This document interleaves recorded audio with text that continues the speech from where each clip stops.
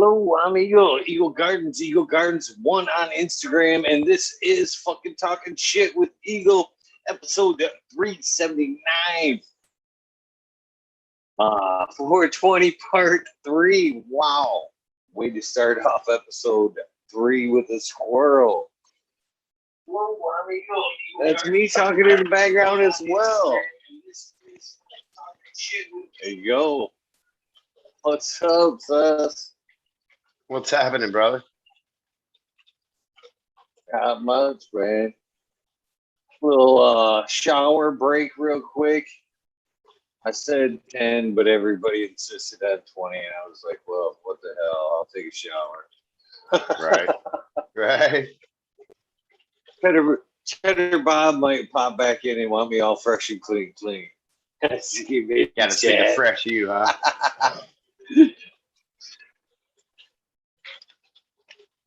Well, what a day it's been, right? Yeah. Oh. Yeah, it's been a good one, man. Oh, yeah, son you've of had a a real bitch. nice turnout. I'll be right back. Yes, sir. Can Yes, you sir. see chat? Run chat. I'll be right back. Yes, sir. Let's see if I can get this pulled up here. How's everybody doing? Hopefully everybody's enjoying their medicated 420 holiday. Let's see here. That's like burnt stuff.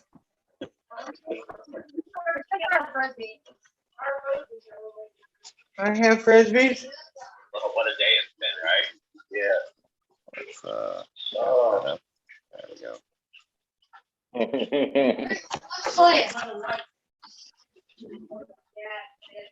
Burnt toast. All right. Let's see. It's 25 of us in here. What's happening, everybody? Let's see. We got 808. That's Sage S. What's happening? Sudden Hazards. Chad Westport.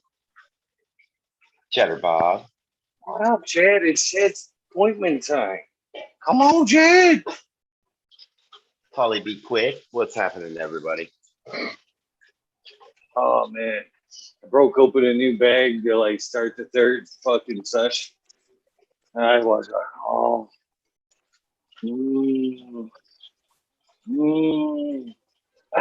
Fucking, this is some smash cake that I grew.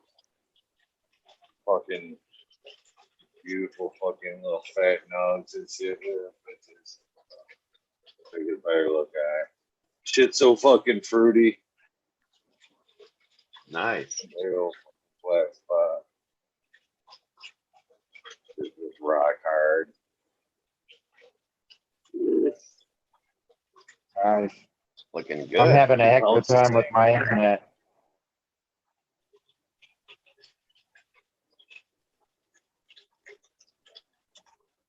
Comes Chad Westport. Hey yo. What's happening, Johnny? What's happening, Chad Westport? Hello. Let's see here. Hello. Hello. How you doing? Pretty good. We just got finished eating pizza at a friend of ours' house, and we went downstairs and did our evening duties down the grove. Nice. I just finished up some dinner too. I finished up some dinner. You guys were on air when I went to dinner, and then I came back and I was like, wait a minute, where did they go? Did Eagle fall asleep on the keyboard? What happened? You're just starting part 3 though. Never. I wasn't sure exactly. YouTube will cut you off at 12 hours is the cutoff. And they said 11 hours, and I wasn't sure how close I was getting. So I was like, yeah, I better just cut it. Might as well. And I do notice the wardrobe change again.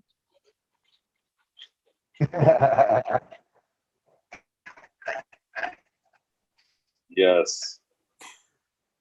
Yes, I was not going to make that mistake a third time. I was not going to make that mistake a third time. How you doing, Johnny? Cheers. What? I'm doing good. My internet is really suffering today. I'm not even sure what's going on. I keep losing everything. So I'm hoping I get to stay in here. You know, Mine's pretty shitty. I've already, I've already lost the feed at least 6 times. You know, just crazy. Must be having some solar weather. Yeah. No, I had a Yeah, we'll theory do that. the other What- day, Johnny, when we were trying to connect during the day, because we had connected during the night and it was totally fine, but then during the day it was hard. There's probably a lot more people trying to get on the internet at that time, and you're all using the same kind of like Yes. funnel. And so that might be what's going on now. It's still like prime hours for usage, because you never have an issue at night. It's always smooth sailing in like the wormholes. Right? Well, yeah. Completely makes sense.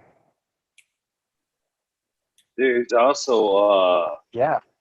Even when I was outside, I kept losing You, the day. a lot of Zoom today. Sorry. There's a lot of people on Zoom. Yeah, there's a lot of people on Zoom. So it could be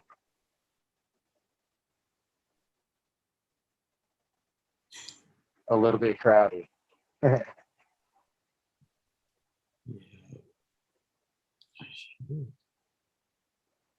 Yeah, everybody's frozen on my screen. I don't know if I'm still here or not.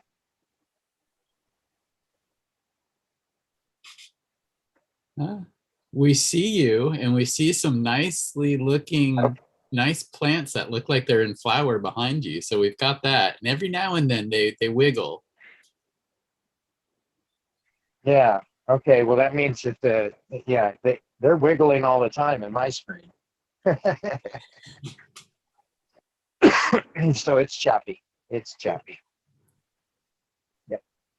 That's one thing I don't see Eagle experience too much. That's something that happens to me all the time. Well, fairly frequently, but I never see Eagle. You never really seem to get like choppy or glitchy or lose that internet connection. And it's one of those things, like Johnny was saying, he's seeing everything fine in his screen. And I've totally been like making like such a like, in my mind, a good point while I was talking. And then all of a sudden everybody is like, oh, he's back. I hate when that. Oh, cool. Everybody's moving now. That's awesome. Wow, that's awesome. Okay, cool. Best girl, you It's just not showed just up on the you, screen Johnny. just It's now. me too. Yeah? Okay. So did we have a lot of winners I while really- I was gone? I wish I could say yes, Johnny. There's been a few, but the show's just kind of been blowing by so fast, man. I have missed a lot of 30s, man. I have missed a lot of 30s today. Wow. Definitely got some stuff to give away. That's for sure. Well, we're coming up on a 30 in about 10, 12 minutes here. So Here's a question for all you guys, and I'm sure chat too. This is one of the things that I ask in my mind lately is, if somebody has like a lot of seeds, but it's from something that they did like 6 years ago, and they may not be, who knows what the germination rate is going to be. Is that something that, you would still, or that people would want or would still try? I don't know if that just makes any sense, because I have some older things that are old and I don't know what the germination rate would be. And there's certainly more than I could ever get through. And I'd like to give some away to people, but I just don't know if that's like people are like, don't waste my time or not. I don't know. Have you guys experienced that at all? Just germinate them. Yeah. I do have the plan recently to yeah, I'm sure. I was going to say that, it's not necessarily a waste on their part unless they paid for shipping and all that good shit. You know what I mean? It's more of a waste on, you're in because you're out the money of shipping and all that good shit just for them to go, it didn't pop. But other than that, they've just wasted a few days. You know what I mean? It's not like there's a whole, months into it and then the crop fails.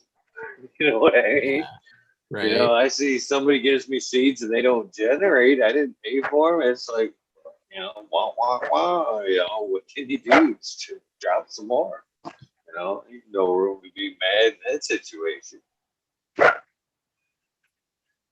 That's cool. That's good advice. That makes sense. Again, it's like I don't mind spending like $5 or whatever to ship out to people. Like that's such a small thing in the big picture.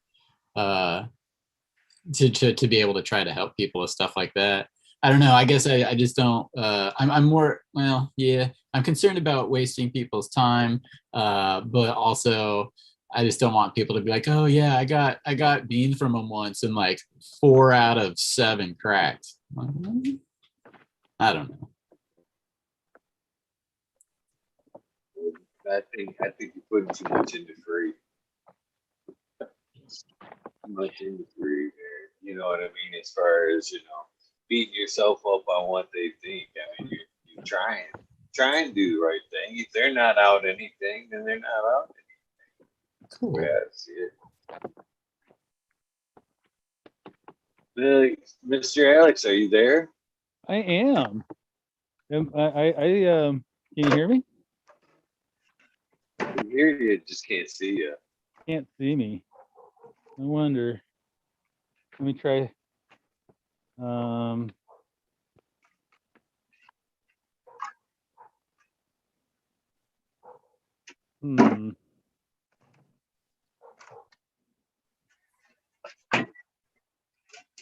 faring much better than I did last year.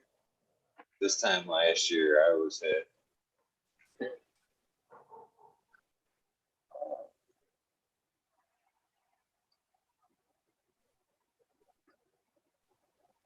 I'm in safe driving mode, I think. Let's see.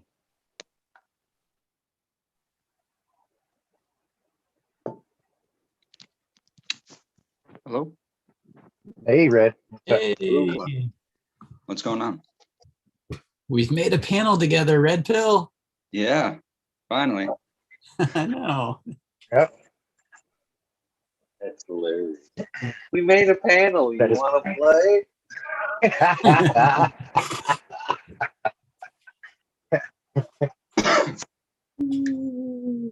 That's funny. So are you driving, Alex? Ooh.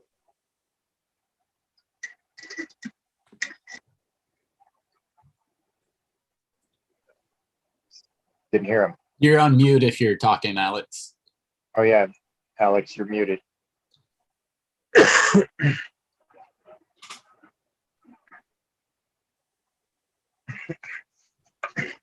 Wrong button. Hopefully he'll be back. Always good addition to the conversation. Trying to clean my pipe out, right? So, he's back. He's back. How was your 420 there, Chad? Holy crap, man! My 420 was good. It was I'd say it's been a really busy day actually. a lot of interneting, a lot of smoking. Happy. I kind of told my wife today. I'm like, okay, I'm probably gonna be around a computer for most of the day today, but tomorrow it will close and we will go into nature and have fun. So fair trade-off. Fair trade. Yeah. Yeah. Yeah. I appreciate you think like that, to be honest with you. Well, thank you for asking, man. I'd ask you how yours was, but it's been very public and it's been enjoyable too. There's a highlights, man. It's going to take you days to probably comprehend it all in your head, but yeah, lots of highlights. I'm not even going to ask you for your favorite moments yet. Man, it's been a great day, that's for sure. I'll be sleeping good tomorrow. That's no doubt there. My tolerance will probably be off the roof. probably won't be able to catch a buzz for the next few days. But other than that, I was trying to hang with you guys last night just to see how far I could go, and I was up till a little after 4:30 my time, and pulled probably about 5 hours of sleep. But when I got up, I was still stoned. I didn't even smoke for like 3 or 4 hours, not even thinking about it. I was just like, oh, I haven't smoked yet today. You know, I felt that same way, and I don't think I've I don't think I've waken up stoned since like high school, the way I did this morning. So hey, can you guys hear me now? Yep. Got you, Alex. Chad, you're asking about your seeds and the viability, and a great thing to do is just take 10 of them and soak them and see how they pop. You know, Yep. that might be similar ways to something, the germination test, and it's kind of standard with like organic food seed producers. If they got seeds that's a couple of years old and bulk, you generally have the seed germination rate right on the packaging, and that's something. If I'm getting questioned about how old it's been, I'll run 10 just to see if they're still popping fine. That's a great suggestion because, again, it's like I'm not going to miss 10 of them. I could pop 10, see what happens, and then just put them in the woods or something. Yeah, and or whatever, or use them for a sprouted seed tea, whatever it is, or you eat them in your salad. But it's you'll know if you're getting 6 out of 10 or if you're getting 10 out of 10 or whatnot at that point, and just tell people too. It's like, hey, these are a little bit older. 6 years is about that point if they're not stored in a freezer. Yeah. If they're refrigerated or just kept steady state, 10 years should be fine. But they got to be, after 10 years, you got to start really treating them with special love when you go to germinate them, and scarification and different enzymes and stuff that you can get from coconut or aloe. so Yeah, I Alex, got you remember something. what your girl looked like when you sent her to me? What's that? So Alex, you remember what your girl looked like when you sent her to me? Oh, yeah, little scraggly little number 13 boar, breath of red dragon. Is it ready? Is it ready to cut out to people? Not quite that far, but she's looking good from just being in the mail not so long ago. There she is right there. Oh yeah, There she is. yeah. That'll blow up. It goes, and if you were to flip that right now, it would triple in size. It wouldn't stretch. It would just be triple in size with big old arm-sized colas off each one of those. Oh, nice. But Can't wait to get her a flock. grow that out though, and clone it and take cuts and give them away to people and get that out to the world. That's that thing is, I think is people are gonna love that. Welcome, What, Miranda. what is the makeup on it?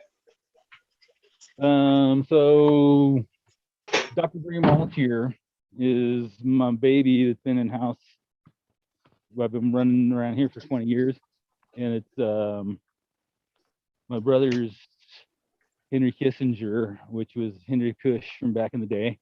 And he ran that for I had better than 10 years before I got a hold of it and worked it into the super skunky stuff that I ended up, my mentor had 22 landrace crossed up for 26 years he worked on and handed me that, and I crossed them together. And then I crossed in the original San Fernando Valley OGK direct from that dispensary I got in 08. And that bottleneck to there to the single cut that just does, it's Dr. Dream's All Cure. And that out to people, I crossed it with I'm crossing it with a bunch of landrace, and one of them is the Nigerian Yoruba Bantu. And so that's what you've got there is, I think I ran 60 of that F1, and here's this was much smaller than yours when I flipped it. And we're at 75 days, I think, and 15 of those outdoor. And it's about done. To give you an idea what I know it's not the best light in here right now, but you can kind of see relatively what that's going to do. It'll produce a pretty big tree. When I thin out the bottoms when it gets bigger, for sure. But when it's small, you can just flip it over and it turns into a nice set of colas. A little bit looser than some, and which is great for making hash. And yeah, that's what that's all about. You can. I live right under a helicopter flight path. It's always fun. You might be able to hear that in the background. No, it's not coming in. Oh, good. Have you ever tried that strain inside? Do you get a So similar? that one was run indoors for the first 60 days. This particular girl right here, and that's the closest I've run it to fully indoor. But I had a cycle change and pollination things that I needed to do and had to pull it out. So yeah, it with that intense light, it's a little more than with the outdoor work. And well, greenhouses here, I tend to have a little less light in the fall. So I think in the full sun, especially in Southern California or some other places, it's going to go crazy. People have grown some 20-foot with that Nigerian in California. It's got potential. But definitely, it doesn't seem to have that stretch that a lot of sativa will do.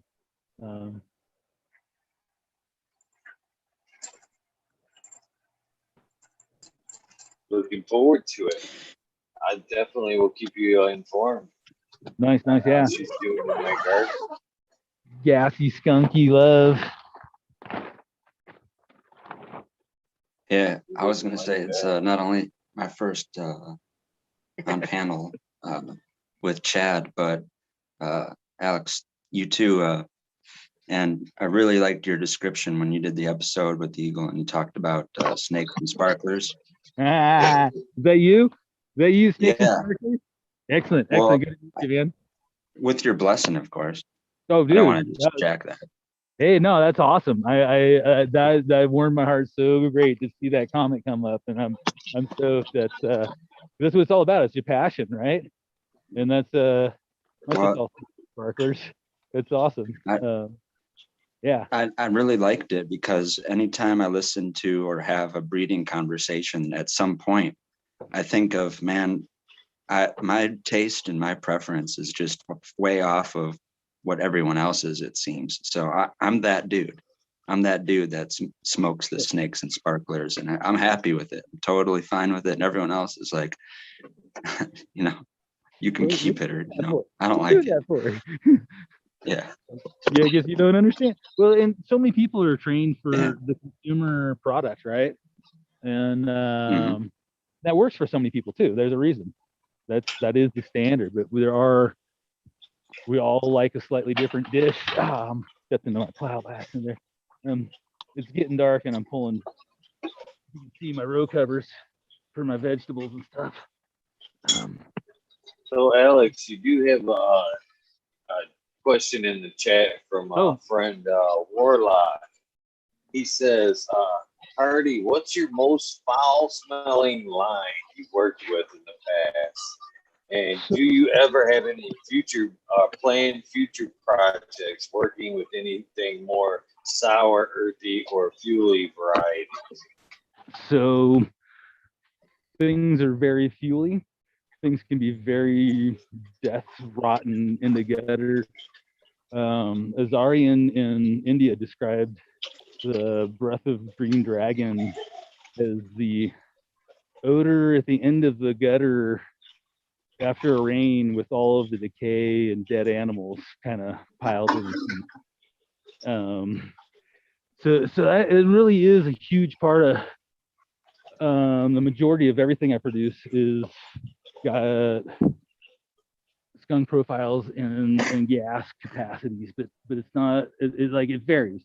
There's so many people who say I got this skunk, but everyone's idea of what skunk is a little different, right? A lot of stuff I haven't released yet is I haven't tested it, or it's not satisfactory to me in my instability. Something like this Breath of Turquoise Dragon I'm working right now is definitely got to have that inherent skunk and gas profile.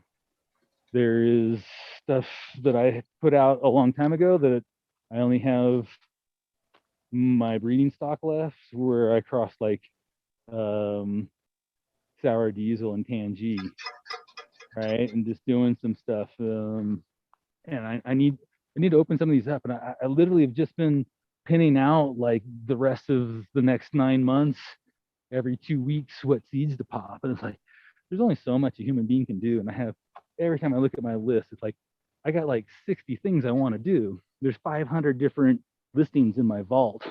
And so to say this is the stinkiest and or et cetera, things like that's kind of tough. There's some things definitely that might have a little more floral to them, and my better in my head, once I write this stuff out, it'll all be there for everyone to read, and I'm going to start getting things onto EU Seed Finder, and it'll spread out and propagate through Leafly, whatever. That the physical response are the things I tend to really concentrate on toward, you know, people's medicinal response, more than trying to advertise. Because me, it's like if it's saying terpene, gassy, skunky, and really loud, it's just not making the cut. I'm not gonna, except for to preserve maybe a land race, I'm not gonna continue working with it. Yeah, so things that are available right now, like this number 13 is just foul itself. I don't like to claim that I'm putting out a skunk, because there's so many diverse concepts of what that is, or again, people's memory as to what skunk is, and or things like that. So many people claim that they've got skunk. I heard of one guy who spent $40,000 on seeds over 10 years trying to find skunk the way he remembered it, and still, last time I chatted with him, said, no, I've given up. Kevin Georgery, the same thing. He's like, yeah, I can't find what I remember skunk being, right? He did a 3-year project with everyone sending them everything they could. And so I've brought up with Eagle on here what you said, and it's kind of a good hypothesis, and I like the combination of that with the hypothesis that I have. The one you mentioned was the sulfated diesel fuel, right? Just either being some amount in the atmosphere and then residually getting its way back into the soil. Yeah, whether or through the stomata even. Right? Yeah. Well, the way I thought about it, with that combined, and what you don't have a concentration of people doing, because you don't have. Well, maybe you do. Maybe it's either changed or it's just become a smaller piece of the pie chart. But the guerrilla growers that were out there that took advantage of the outdoor season and didn't necessarily blow up their indoor spots or their houses with indoor. Almost everywhere in the United States, you got to deal with an area that is habitated with deers. So everyone that grows outside, they're gonna at some point have some amount of their plants or entire plants eaten by deers. And one of the, I would say, little little tangos that happens, not necessarily prey and predators, is the deers and the skunks. And the skunk's defense for the deers to kind of stay away or, deter them is their spray. So I always wondered if, plants and, their relationship to all the mycological, if there's, let's say, skunk and deer in the same area cohabitating, and both of their, waste or their feces are going into the ground, all those microbes are eventually, thriving in the root zone where plants are growing. Is there a way for the plants to realize that, oh, I can use these compounds to make defenses for the deer not to eat me? I'll make myself smell like a skunk, and that way the deers are less likely. Has re-evolved multiple species. Something like 16 times have taken the form of crabs, right? Like nature finds the best solution to various answers or questions, right? And the convergence. In Future Cannabis Project, when I talked with Azarian about landrace, and he discusses his observations about how in different regions things have evolved, coinciding with the weather patterns and the pollinators and the pests, just like you're describing, and how the skunkier stuff, the more potent death smelling stuff from the Afghanicas versus the sweeter, less alcohol pungent, and that's what the skunk is, an alcohol, that comes out of the rainier tropical monsoon areas, right? And so whether it was through a pathway of dispersal and things in the soil, or just trial and error over hundreds of thousands of years, that comes to the same solution. It obviously, that I think that is definitely part of the overall scheme of how it came to be like it is at this point. There has to be two sides of it, to where it's a genetic thing, but it's also something that we don't have. It's lost to environmental things. You know, on a scientific thing, I guess, to prove that, you could always replicate what we would, you know, our hypothesis, replicate environments where the plant are getting sulfur compounds through their stomata, and they are getting native IMO in areas where there are deer and skunks, you know, populating that area. You could do that and see what that would happen, and you can do that on the genetics that it's more, you know, likely to be displayed in. So people who are studying, they're looking for a undergraduate thesis in cannabis, you've just got an amazing science project set before you to put in the laboratory on a college campus. It would be really neat to know these kind of things, because we do have a lot of these genetics still are both in seed, and some people have clones that are 40 years old of the stuff that they were growing back then. And so it's not impossible for us to find out exactly. It's a matter of desire and funding, right? Yeah. If the person with that 40-year-old clone is already halfway there, then yeah, millions or billions of dollars funding should get that job done pretty fast. Right.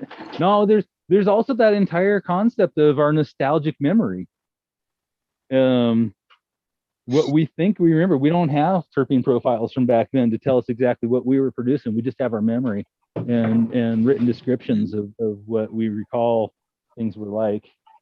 And that could be highly divergent from the reality of that. I know is when I trained as a law enforcement, that was part of our training, was you got to get as many stories from as many witnesses, because that guy's going to say that was a blue car, that guy's going to say it was a red car, and that guy's going to say it was a silver car, and that's what they saw, and that's their truth, right? And it's kind of the same thing with that guy was looking for something he remembered, but that memory might not even, it just might be an injected memory.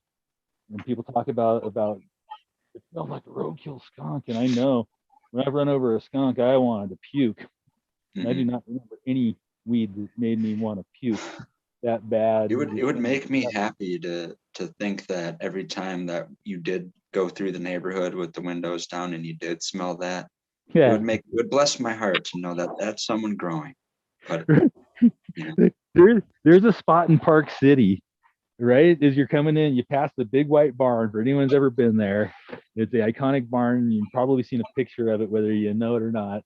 And there's this spot where there's like a marsh, a river kind of flows through, and year round there ain't no houses anywhere around there. And even when the beaver dams are all frozen over, it smells like that smell. And you're always going, man, there's someone growing around here? You're like, it can't be. But it's that more mild thing that smells like you smell someone's grow. It isn't like I want to puke. I just ran over there are some, like that pine tar. That pine tar makes me kind of ill. Sometimes it's so intense, and it's, you know. I've had a lot of ones too that are skunky when you crack the jar open, or the smell that you get when like it's lingering and you got a bag on you, or the smell that it leaves after you smoke, and the room is filled, and then come back to it from 15 minutes later and it still smells like that. Right. But usually those ones, when you crack the nug open, or the taste when you're burning it or dabbing it, is completely different than that loud Yeah. skunk smell. Well, and again, so it's a phenol. It's an alcohol that we're getting. If you look it up, what its chemical constituent is, so it's highly volatile. It quaffs off at 70 degrees, right? Just sitting at room temperature. So it's like it's not something that's gonna be a commercial these days, where it can be a full year for some states to get to market, right? The other thing is when you Is there any way we can pause this for just a second? I'm sorry, Alex. Okay. Be rude, but No. Miranda Family Farms has been fucking good as shit to everybody in chat today. And I'm pretty sure he's wanting to get on and to take care of his third and final giveaway. And he's waiting so patiently in the background. We'll do two. Take care of it. Yeah, no, So totally. it's the fourth? Oh, we're going to do two? We're going to do two right now. There we go. How are you doing, Miranda Family Farms? How you doing, brother? Doing good. Like my sweatshirt? Oh, I love it. You know, you got one of the last black ones that I had. Nice. Yeah. So, I'm ready whenever you are. We're good. Cool ass shirt. So this one is going to be, turn it around. I'm going to do this like a ash catcher thing for a dab rig. I don't fucking know. I don't do dabs. Thanks for collecting. Mr. B's green tree. Cheesequake. Bike seat.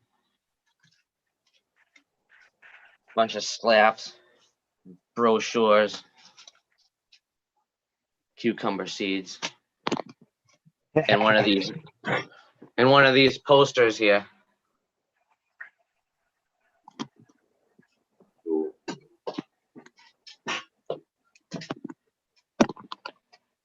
So we'll do that one first, and we'll do another one right after.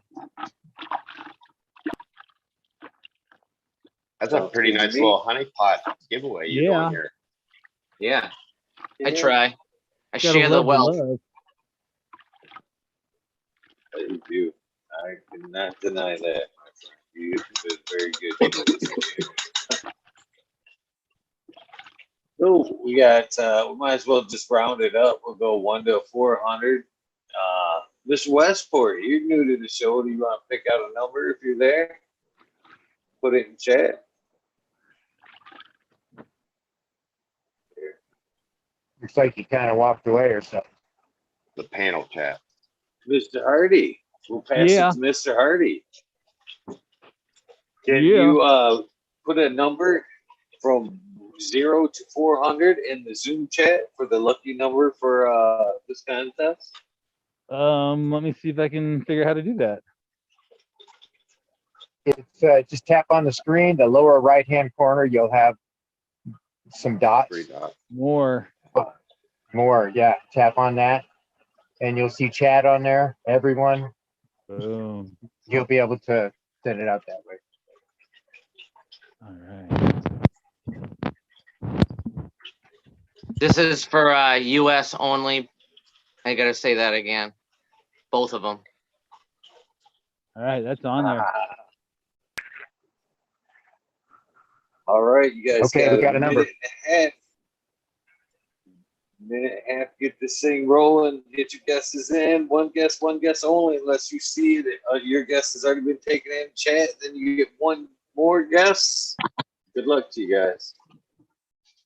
Cheers. Thank you, Miranda Family Farms. Thank you, Alex Hardy, for picking out that winning number. Up, we got a winner. Damn. That quick? Dang. They are all over it I'm telling you what, that- it blows me away that they hit these numbers right on the money. Looks like shit. It looks like Shredder 0911. Yeah. Uh-oh. Email either mirandafamilyfarms@gmail.com or DM me on Instagram. The winner.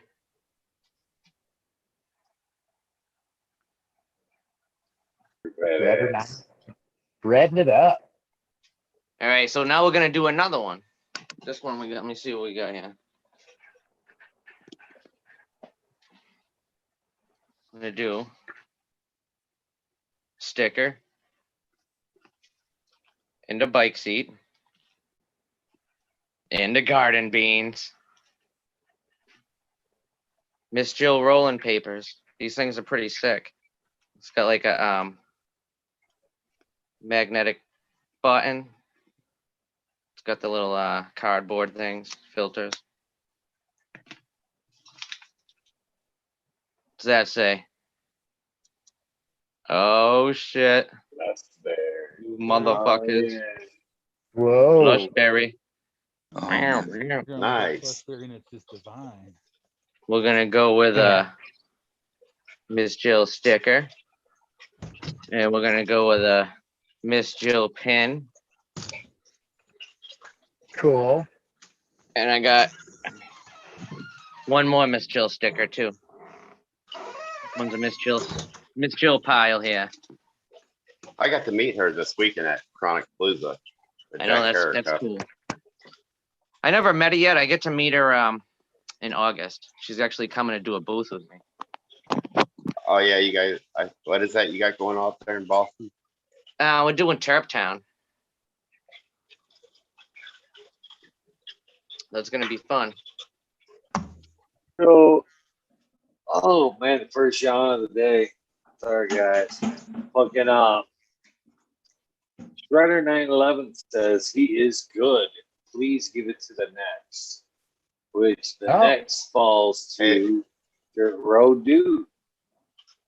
So Dirt cheers, Road Dude. Thank Nice. you 911 for Shredder 911 for being a Yeah. gentleman. And That's offering awesome it of to you. the next. What a blessing, man. That's awesome.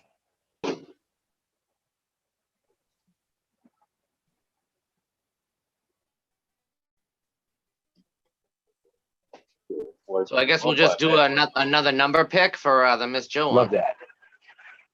Yep.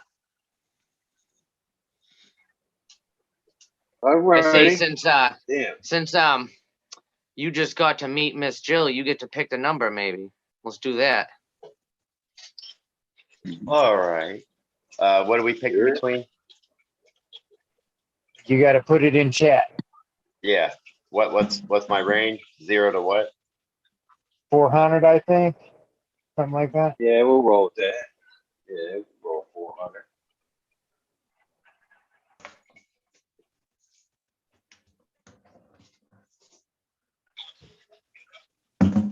Cool. Good one. All right. All right. Start is in chat. You guys know the deal. Good luck. Good luck.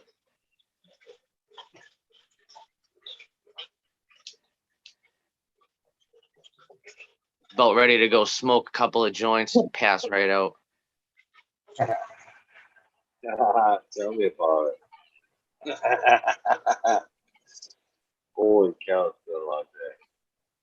All the Yes, it Smileys has. Gardens leaving now, man. Smiley's in here. Yeah, chat. Okay. I know. There was somebody real close at the beginning. I don't know if you guys were watching it, but Red Man versus Method Man on the verses was popping off. It still is, I think.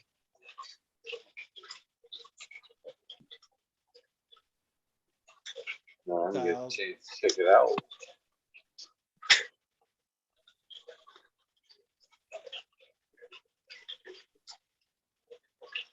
Holy shit, 21 seconds.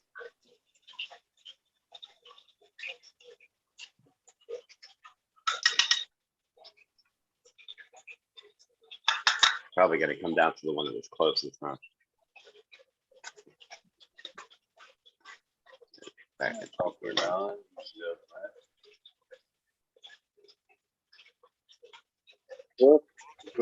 Stop in chat.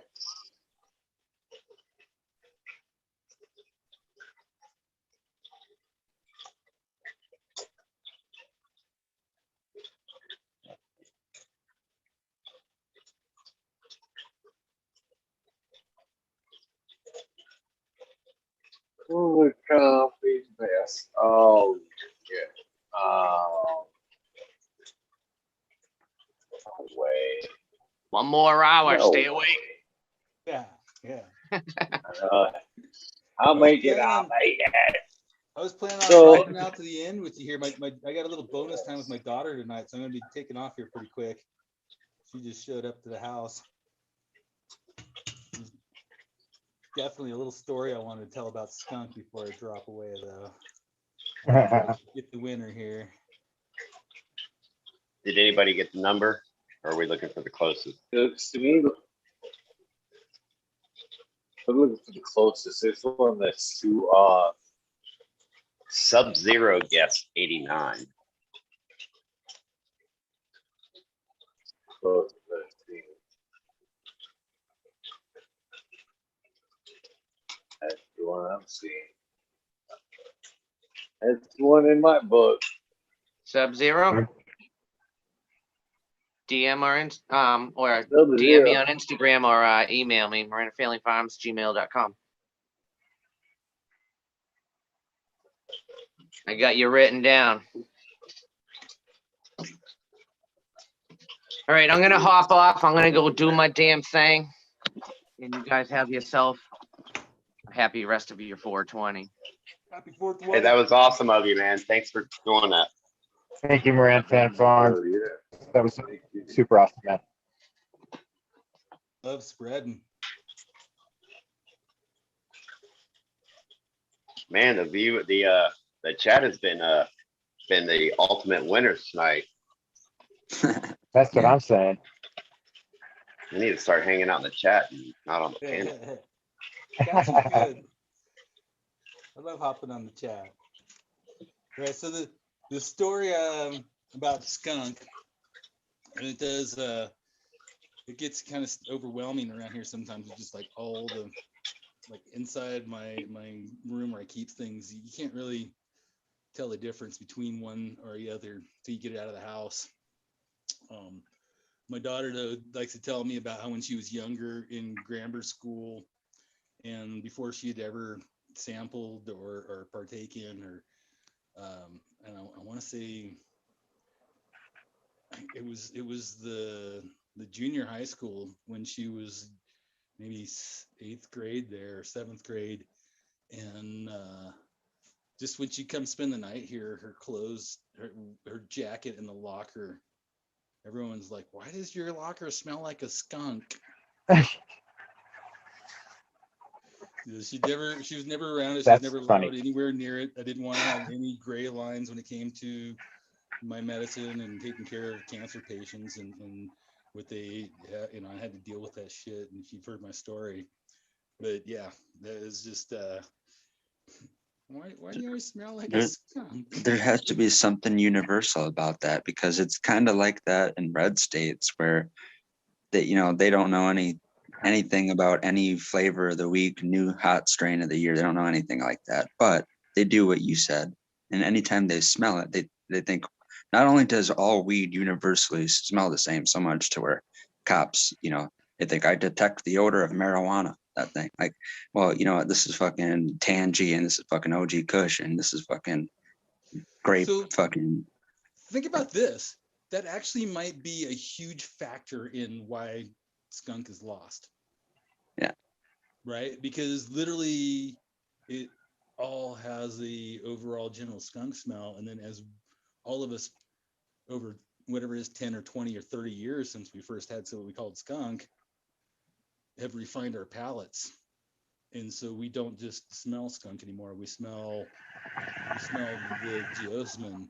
It's the earthy dankness component of skunk, and we smell those fruity florals right? And that lavender, and we smell the onion, and we smell, right? So that's why a whole nother factor that this discussion just opened up. Like, that's why skunk doesn't exist, because we have such a more intricate understanding of We're what just chasing a damn skunk dragon. You know why Yeah. skunk doesn't exist? Because there's moments like I just had where a cop shows up at your door and they want to talk to you for a while.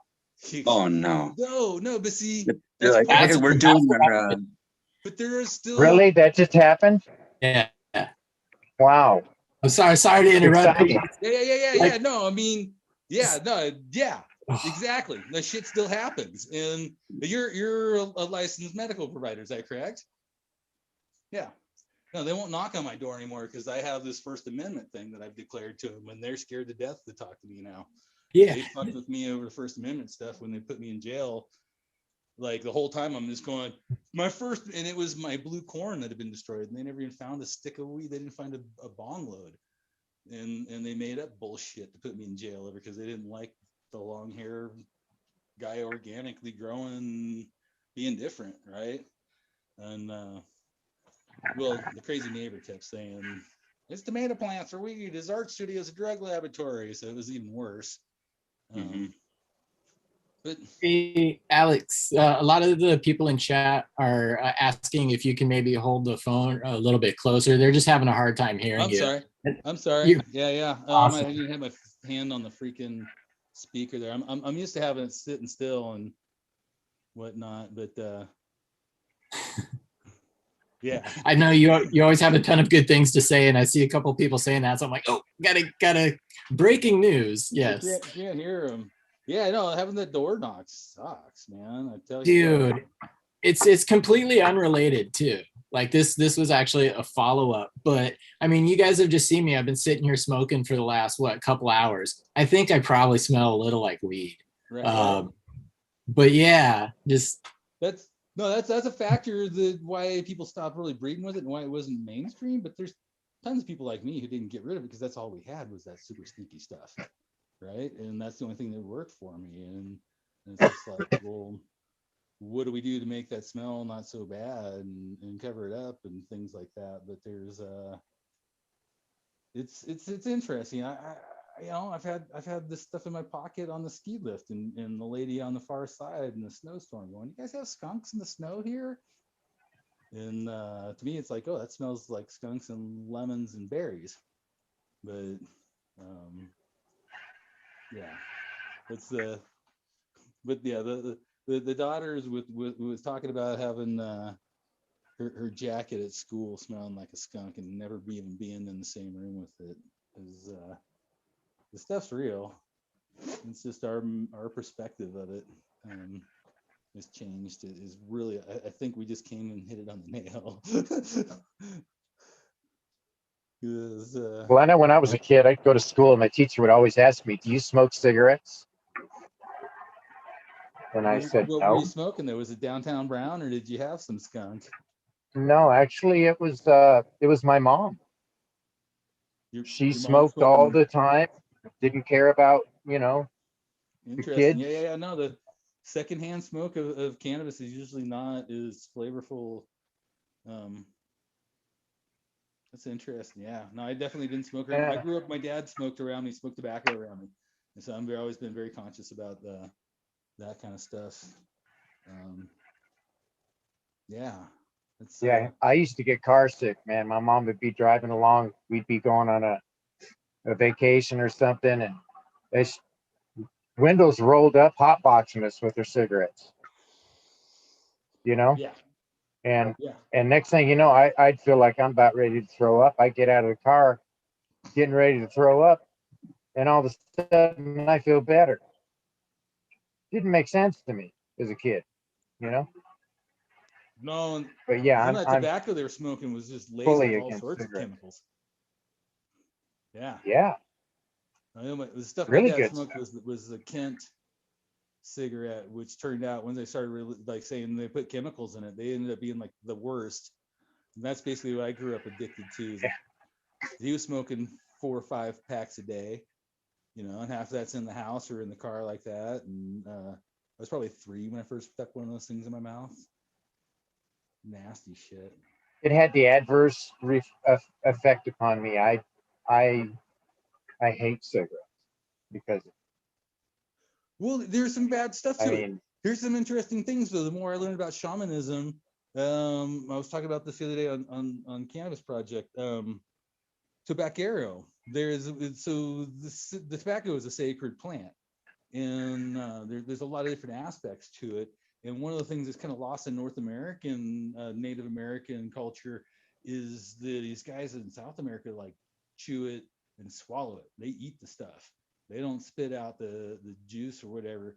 They literally train their bodies to completely ingest it. And it's as powerful and entheogen is the DMT cactus that the other shaman are using, the San Pedro practitioners particularly, right? So these guys are like an alternative or comparable shaman with the tobaceros as the and so I started realizing in my youth I used a lot of tobacco, and I would chew snoofs, a chaw, and have a cigar, and sometimes a tobacco cigarette in the other hand at the same time. wow, Yeah. Super that's dosing of dosing. tobacco. 6 packs a That's day dosing. sometimes as a youth. Just incredible amounts of intake of this stuff, and I started realizing like that might have actually led to some of the clarity of mind I had as a child or growing up. But my college professors always asked me just flat out, "You smell like a skunk." you reek, man. But there was nothing they could do because I commanded the class. I broke the curve and all the lesson, all the tests, and they had to reset the distribution on account of I had it all figured out and sat in the front row, read the book beforehand, took notes, and asked questions. And that's what they wanted every student to do. My favorite high school experience, getting called out for smelling like weed or coming back from lunch or something smoking. I had a 4th period lunch, and then 5th period psychology, and then I would go out and skip or whatever 6th period class was. So you have 4th, 5th, and 6th period were our lunch periods. So I could just go and not come back from school, or I couldn't, just go out for all 3 lunch periods. But I would come back just for that psychology class because I liked it so much. And I got along with the teacher. And this chick that always would tease me for probably because she liked me or something, had a crush on me. But she told the teacher that I was smoking. And then she'd like ratted me out, and I came in the class and she's like, "Don't talk to him, he's high," something like that. And then my teacher, because the way she said it kind of went more in like a playing off what she said, like in a joke. He's like, "Is that true? Are you stoned?" And I went like, "I have glaucoma." And he's like, "Oh, I'm sorry to hear that." And then just didn't like get me in trouble or anything past that. What year would you say that was? 2008. Man, I'm young. Yeah. No. It's awesome because it's so different. Junior high school. I was just thinking back to the first time I got in trouble in junior high school, and it was my gym track teacher, and I was like the fastest white kid in Southern California, and they had access and they just go right through your stuff, right? And so for whatever reason, he went into my gym locker and found it was a closed cigarette tin, but it was full of bats, like finger-sized bats, and but he couldn't get it open. And he found them. He's like, "I thought you were an athlete." And I'm like, "Well, I am," and I'll give him back to you after school. But apparently, he got them open and then called the police. Yeah, and that was the first time I read that. I did also get expelled the last quarter of senior year. I got expelled because that, even though that was still modern, we had a very strict no electronic devices. Even though now, you think this year pastor is crazy. we have that kind of law in school because Right. one, no one was even at school. They were using the electronic device to do school. And then, but back then, it was just before that change, like 2 years after I didn't graduate because they expelled me for having an electronic device and taking my phone and finding pictures of pretty much my very first grow.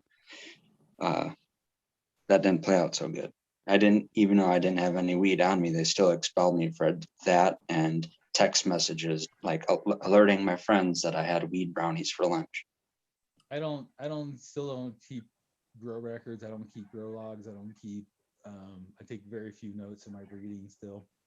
As in the late 80s, I got in trouble and they found my notes. My grandfather kept meticulous notes of all of his business. So I'd kept notes and that was all used against me.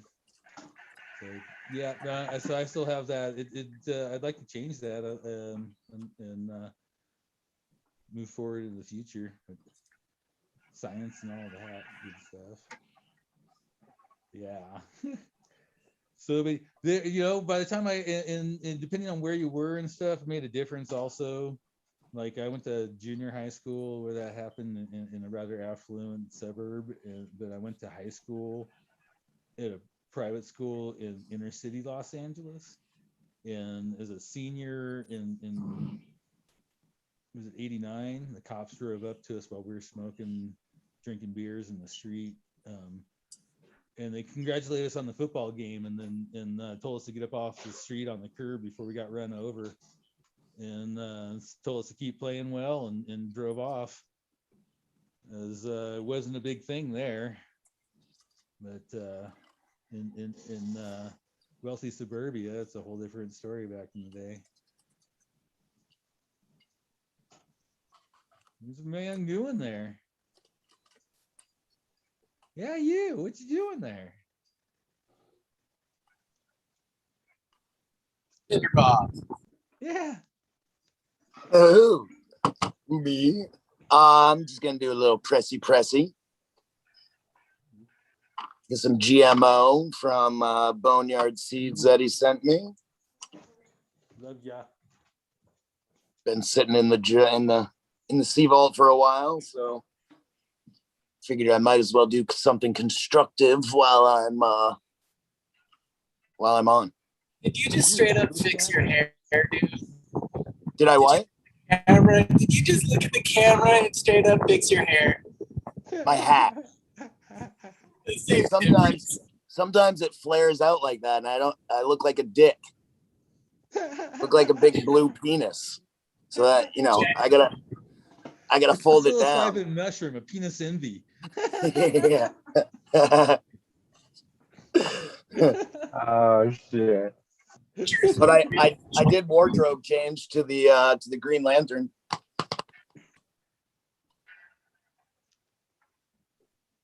Looks like a crazy dragonfly. Yep. I guess if you Depends on how many blue mushrooms you ate. That's a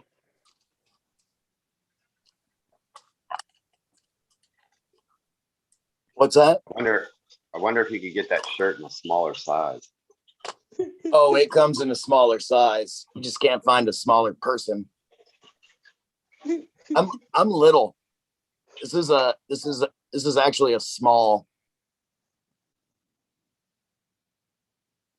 Save money that way, man. Shop That's right. in the kid. I do. I can shop in the kids section, especially for pants. I have like a 28-inch waist, so I can totally fucking shop in like kids section.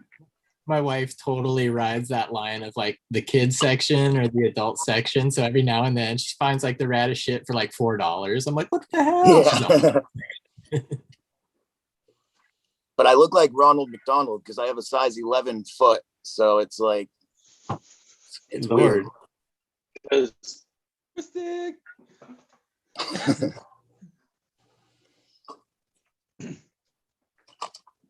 Well, it just got awkwardly quiet. Well, Yes, I it was did. heading back over to my Gmail. Just the superhero shirt. Dude, it's like the psychedelic freaking dragonfly. Yeah, man. I love these shirts. These things are awesome for working in the garden. I've said it before, but I like these a lot better than just the Still can't help but boots. wonder if the shirt increases yields. Well, it depends what color, green, helps with penetration, into the lower canopy, the reflection. So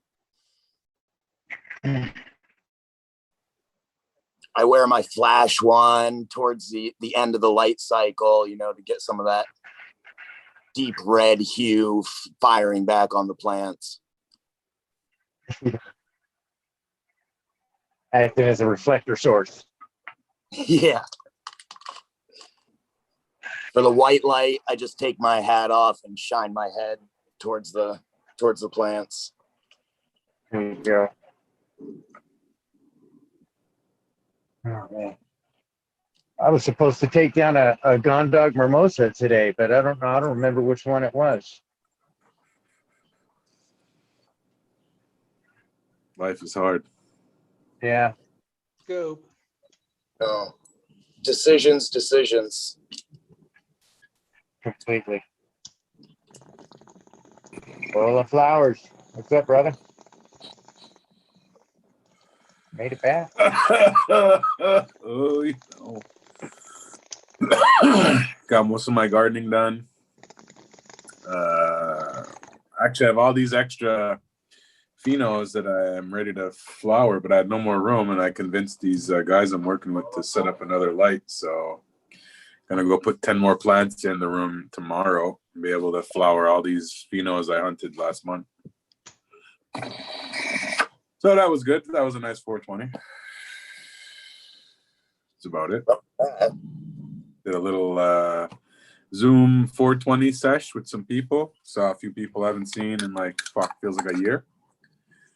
One of the guys I toured with in the band, he came in, which was cool. I hadn't seen him in literally since last May, maybe. Yeah, probably over a year. So that was cool. When are we gonna have a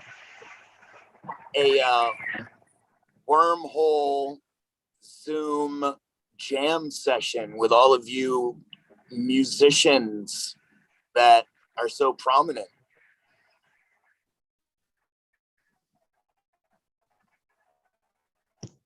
Good question. What would that entail? Yeah, Chad, I know Question. you're big into music.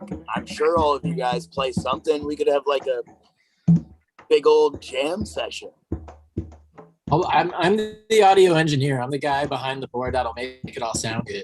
I used to be in bands and I played guitar and I played bass, but nobody was as motivated as I was, and they just kind of ticked it off. So I was like, okay, well, I'm going to be a DJ.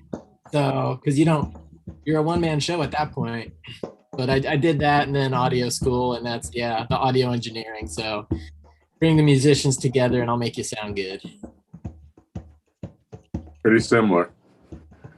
Played in bands, then got into hip hop, started DJing. Well, I've been doing radio since '91, but got into hip hop DJing in '99, and then production.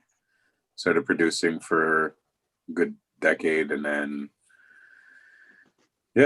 joined another band. I actually joined a band in the middle of all that just because I was like, oh, let's see what it's like to play with a band again, and got pretty far. Put out an album and did some touring, but then I became a tour manager. Actually, I became an audio and engineer too, but in the end, just ended up becoming a tour manager. And when you're on tour and you're touring the world with a band that you're pretty much a part of, you don't really have the motivation to want to hey, you know what? I should be making my own album right now. It's like, wow, you're literally helping what you're involved with do what it's doing. So it's like, why focus on what got you where you are, not some selfish fucking need to be famous too, or put out music too, Yeah, there's two total different aspects or personalities to it. I did a little bit of artist management too, and it's I was talking the other day in a group about patents and growing in plants,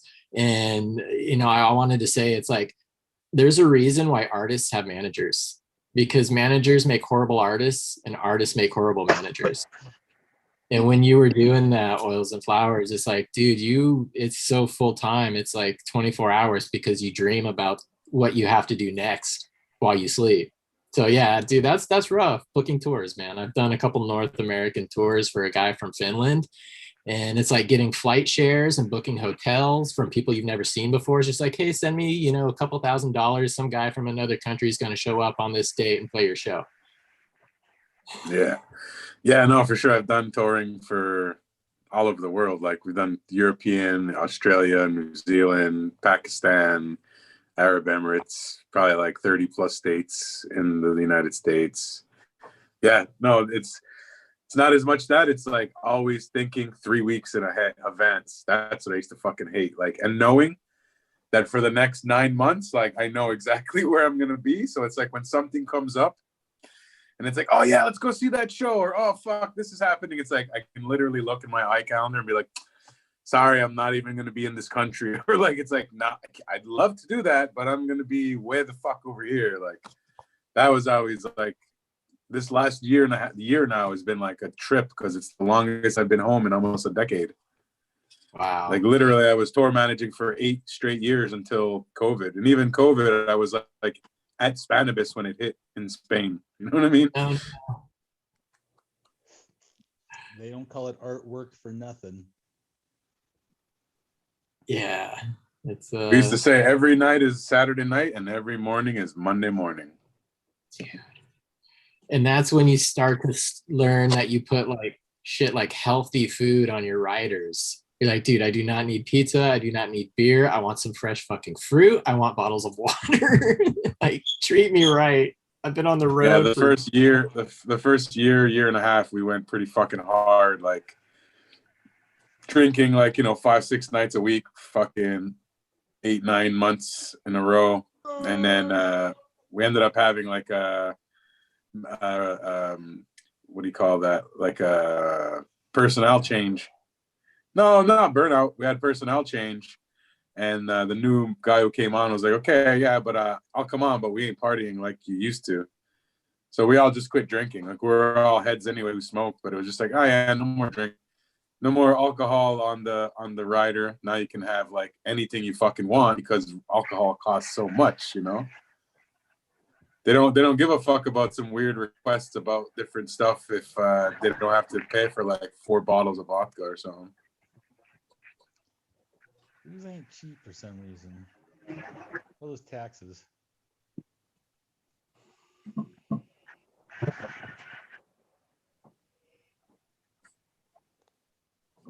Nice. Yeah, selling art's not the easiest thing. Doesn't matter what kind of art it is. If you're selling music, you're selling paintings, you're selling prints, you're selling records. There's a bunch of people you're competing with, and selling seeds it's kind of the same thing. It helps to have someone else saying, hey, this guy, doesn't matter. You get your nose to the grind when you're working. I just looked at my calendar for seeds for the year. It's like, yep, I'm pulling tarps for the next 4 months. I ain't going anywhere. It's work. When you get finished, you produce good art. Though it's both worth it for what you're doing, as well as the recipients, the consumers of that art really love a good product. Yeah, and music and cannabis, they're both, completely subjective. Like, I love a lot of the electronic stuff. I know that's not Eagle's cup of tea. So, you have to, same thing with cannabis. You have to find the people that are kind of what are into what you're into. And then you just kind of, you go from there. But yeah, cannabis is definitely an art, and it's something that a lot of people can do, just like music. But the more involved and the deeper you get, you do kind of recognize those little nuances between somebody who's been really dedicated for 20 years and somebody who's good but has only done it for a little while.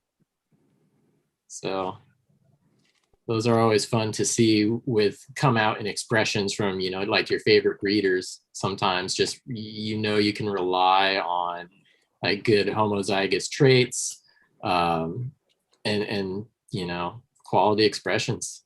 That's an art form. it is indeed, there's different ways of getting there, and it's not necessarily always what somebody's going for also, and so you're looking for full disclosure from a breeder and what it is they're doing and why when you're getting something from them, fully understanding what it is they're doing. A lot of people are just like throwing names on stuff and going off to that hype, and then there's other people who are making snakes and sparklers.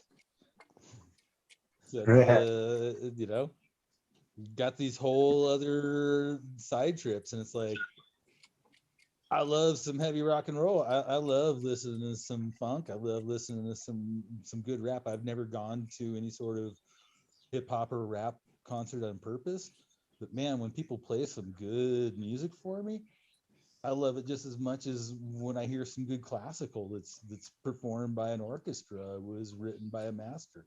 Right. That's where I'm at. The most music I listen to now is the music other people appreciate.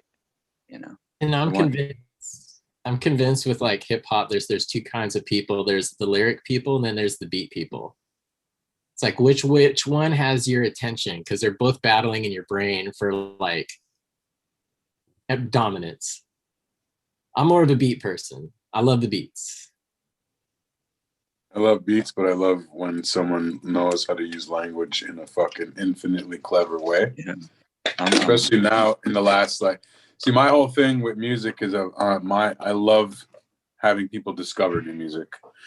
I have a radio show that's been on, I joined it in 99, it's been on since 97, and it's basically just independent music. So like, I pride myself on always finding new things, looking for new things, and sharing new things. So there's been like a resurgence of like, you know, mastery of language and fucking and just like, yeah, like, yeah, so there's a lot of cool people coming out of like Buffalo and like New York State that are just having some really cool music. There's some really awesome, it's called the genre like called nerdcore. It's like hip hop, but like this guy like MC Lars, all he does, like he just like raps about Shakespeare and MC Squared, like, or MC Fronts a lot. These are all guys. It's like, it's straight up nerdcore because they're talking about like geeky science stuff, but it's like set to rap, so it's kind of cool. But yeah, dude, that's really awesome that you're breaking that ground, because that's the true heart and spirit of a DJ, man. So hats off to you. Someone was like, it's too bad that guy doesn't rap, because listening to him go freestyle with all his knowledge about growing would be the dank. That was something like that was in the comments earlier. It's I didn't type it in, but it's kind of neat when people take the scientists and remix them to a beat, right? And we get into whole other genres of art. There's this guy, you can look him up. He's an English major, but he's MC Paul Barman. But yeah, dude, he just writes like the sickest, most correctly grammared fucking, I just butchered that sentence, but it is like poetry. It's so awesome to listen to him. But MC Paul Barman, it's the geekiest like shit. Eminem talks about him. Does he Eminem really? has like rhymes of like talking about like rapping like Paul Barman. Yeah, exactly. Okay, good. Because Eminem is another one of those individuals where he uses the language and his voice as an instrument, like mastery. Like when I first heard of him in '99, like he put out a record and it was just like, what is this? Like, and then that was like right when the internet, like as far as not streaming yet, but downloading, you know, stuff from the radio or whatever was really getting big, like with LimeWire and Napster and all that. And there was so much stuff surfacing because he was just going everywhere, going on the radio and just doing all these things. And before he ever put out a song, he was dazzling people with his fucking, just his skill of language. Doing stuff that nobody ever did, almost like some jazz shit. Where jazz, if you understand music, jazz doesn't, you know, a regular beat goes 1, 2, 3, 4, 1, 2, 3, 4, and certain things sit on the 2 and the 4. Jazz, it might go 1, 2, 3, 4, 1, 2, 3, 1, 2, 3. You know, like it'll cut back early. He'll do that with language in rhythms that you're like, what the it worked in my mind, but I don't understand why. Like, that's what I love. When you hear something, you're like, I don't know why that was so good, but I know something clever just happened, you know?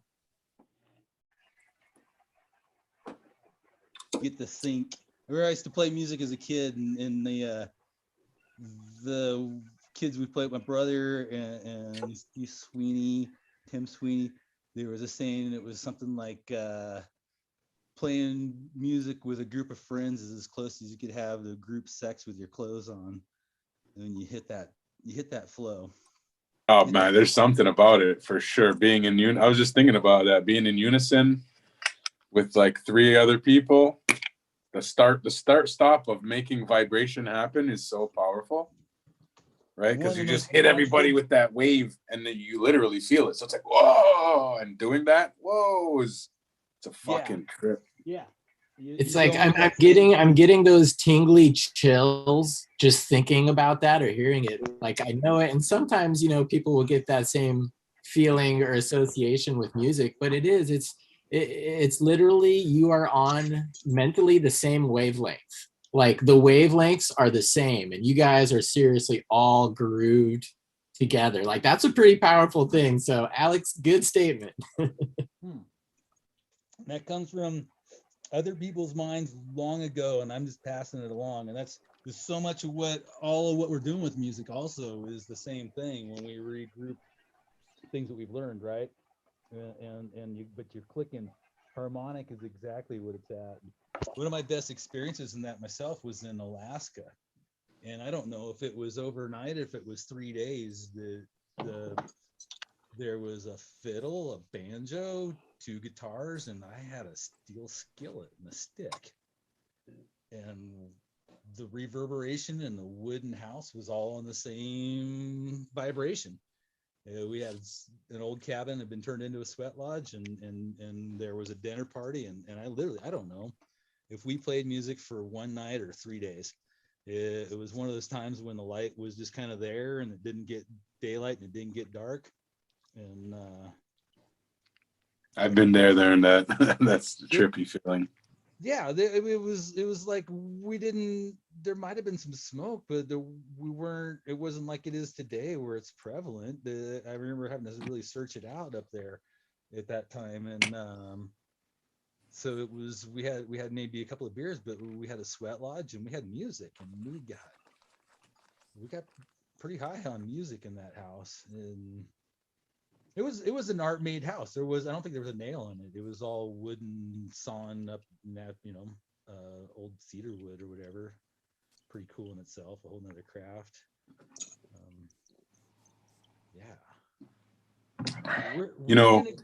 Where you headed soon now that things are opening up? Nowhere right now. No, the band just did the whole music for a new TV show that just dropped on Showcase. I think NBC in the States, Showcase in Canada or something. It's Will Helm, who was like the guy on The Office who kind of took over Michael Scott's character. He was also in the Hangover, he's known for. So this guy's got a new show. This guy's like the main character in this show. And so they did all the music, all like the soundtrack and the music and the Folly for the whole season. Excellent. And they also have a new record done, but I don't know when that's coming out. So touring, I don't know. We had touring booked for this month as of last year for Europe, but that's obviously been canceled. So I don't know, man. I've pivoted and gotten deeper into my hash making and into just growing or being home to be able to grow rather than growing remotely over the last year. So I don't really fucking have no clue what's gonna happen, but kids and their phone dialed in grows. No, just everything on timers and me calling my nephew every 3 days to have him check on things. Right. But you had it set up to where I could leave for 10 days at a time and go out to visit family in Cali. And I ran everything flood and drain, so it's just it would just be checking pH and ppm and then refilling the reservoir. I would do the gardening and then he would just do the maintenance, you know, and fucking did that for like 7 years, 6.5 years. Where I would only always have someone checking that reservoir. One person check midweek at minimum. Yeah. Well, now I'm actually been able to build a whole new room, and I'm doing a whole other style now. But yeah, I just actually took on 2 new patients. I'm helping caregiving for them now. So I got a chicken farm going. I've been working on my beehive. I'm doing beekeeping for the last year. So just nice. Expanding, doing a bunch of different shit. And then if I go back on tour, well, then I'll go back on tour. But that's like probably the last people who are going to go back to work, if anything, you know, like. What kind of birds you got? I incubated 3 Araucanas, the blue egg layers. And so I incubated those about a month ago. And then about 2 weeks ago, I got 24. I got a dozen Colombian rock and a dozen Plymouth rocks. I gave half a dozen to my niece. And then I lost one last week. And then I'm actually getting a dozen more on Friday. And they're all exotic birds. So I'm getting similes, which are these all black fucking birds. Their skin, everything is black. Their skin, their eyes, their tongue. They're crazy looking. Their asshole. The cocks get pretty big. I heard the cocks are chill, man. Like, I don't know. They're chill. They can be chill, but all roosters can also be not chill. But yeah, of course. The one I seen with the lady I know that had one, it was fairly chill, but it was definitely a big black cock. Yeah, well, that's what I want. I definitely want a big black.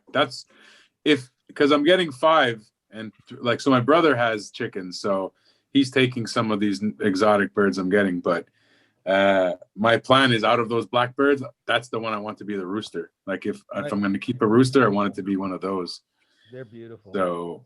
So I don't mind if I have a black cock. That's the point. I'm either going to call him Mayhem or Corpse Paint. You know, because that's like those Norwegian death metal bands. Call him Shane Diesel. Shame Diesel.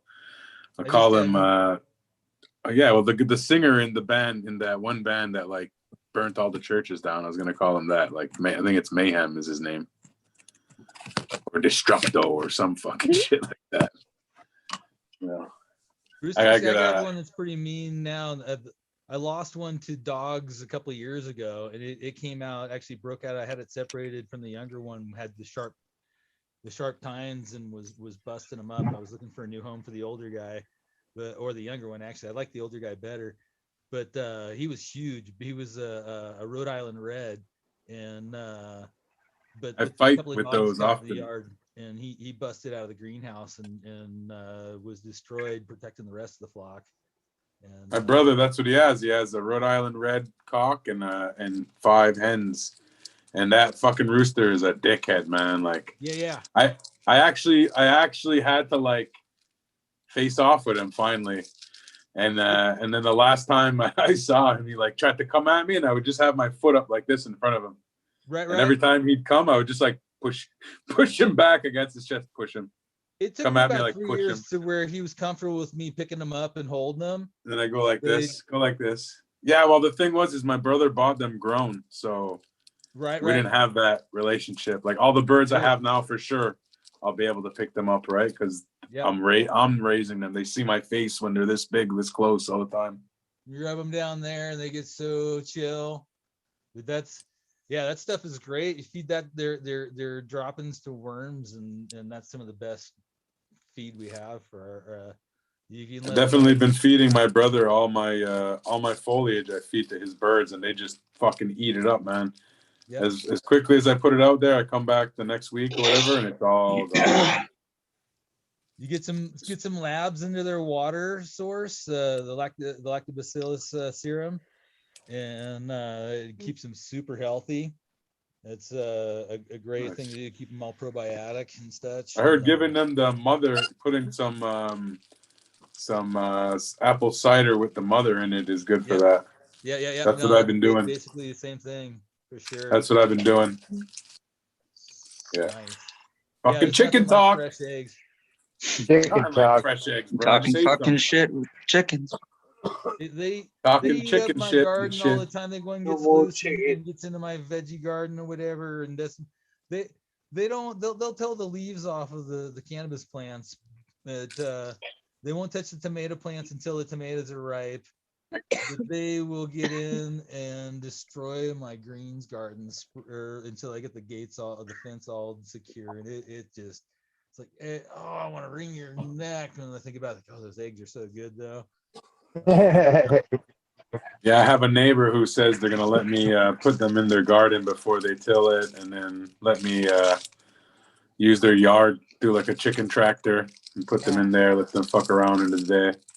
Yeah. If you're in their yard with their garden, the chicken tractor, make sure it's secure and they can't get out of that thing and tear the garden up. But it's No, like awesome. I'm gonna let them get in there before they beforehand get in. and pull them out after they plant. Yeah, okay.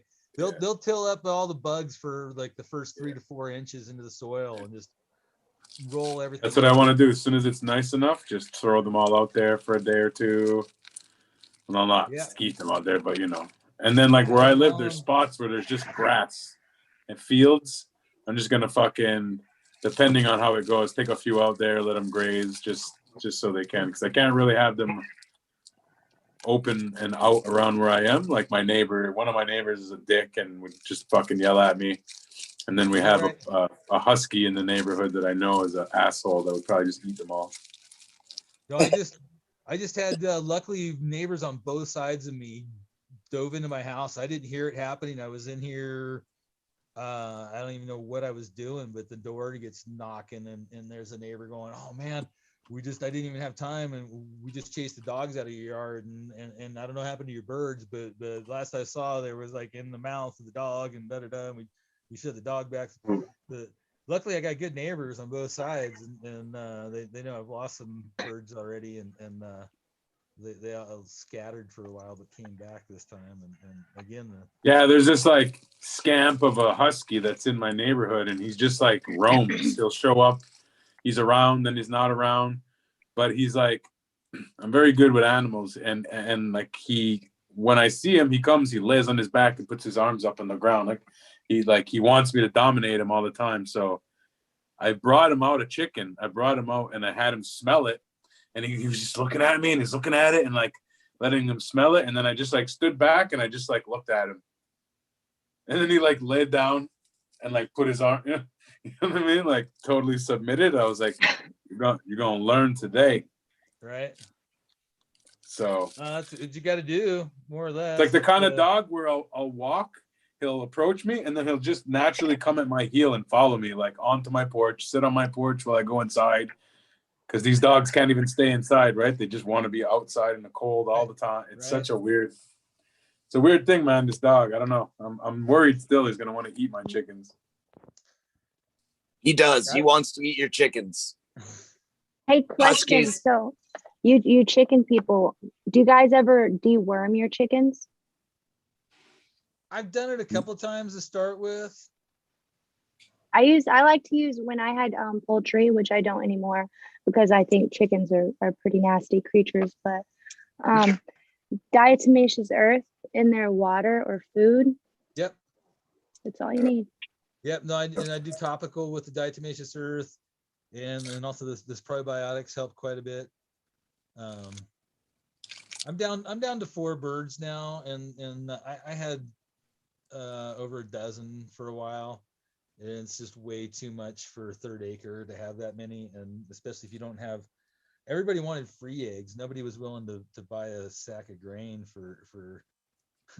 So fuck all that, man. I'm gonna hit up the places that are like breakfast all day and be like, hey, man, buy local. Yeah.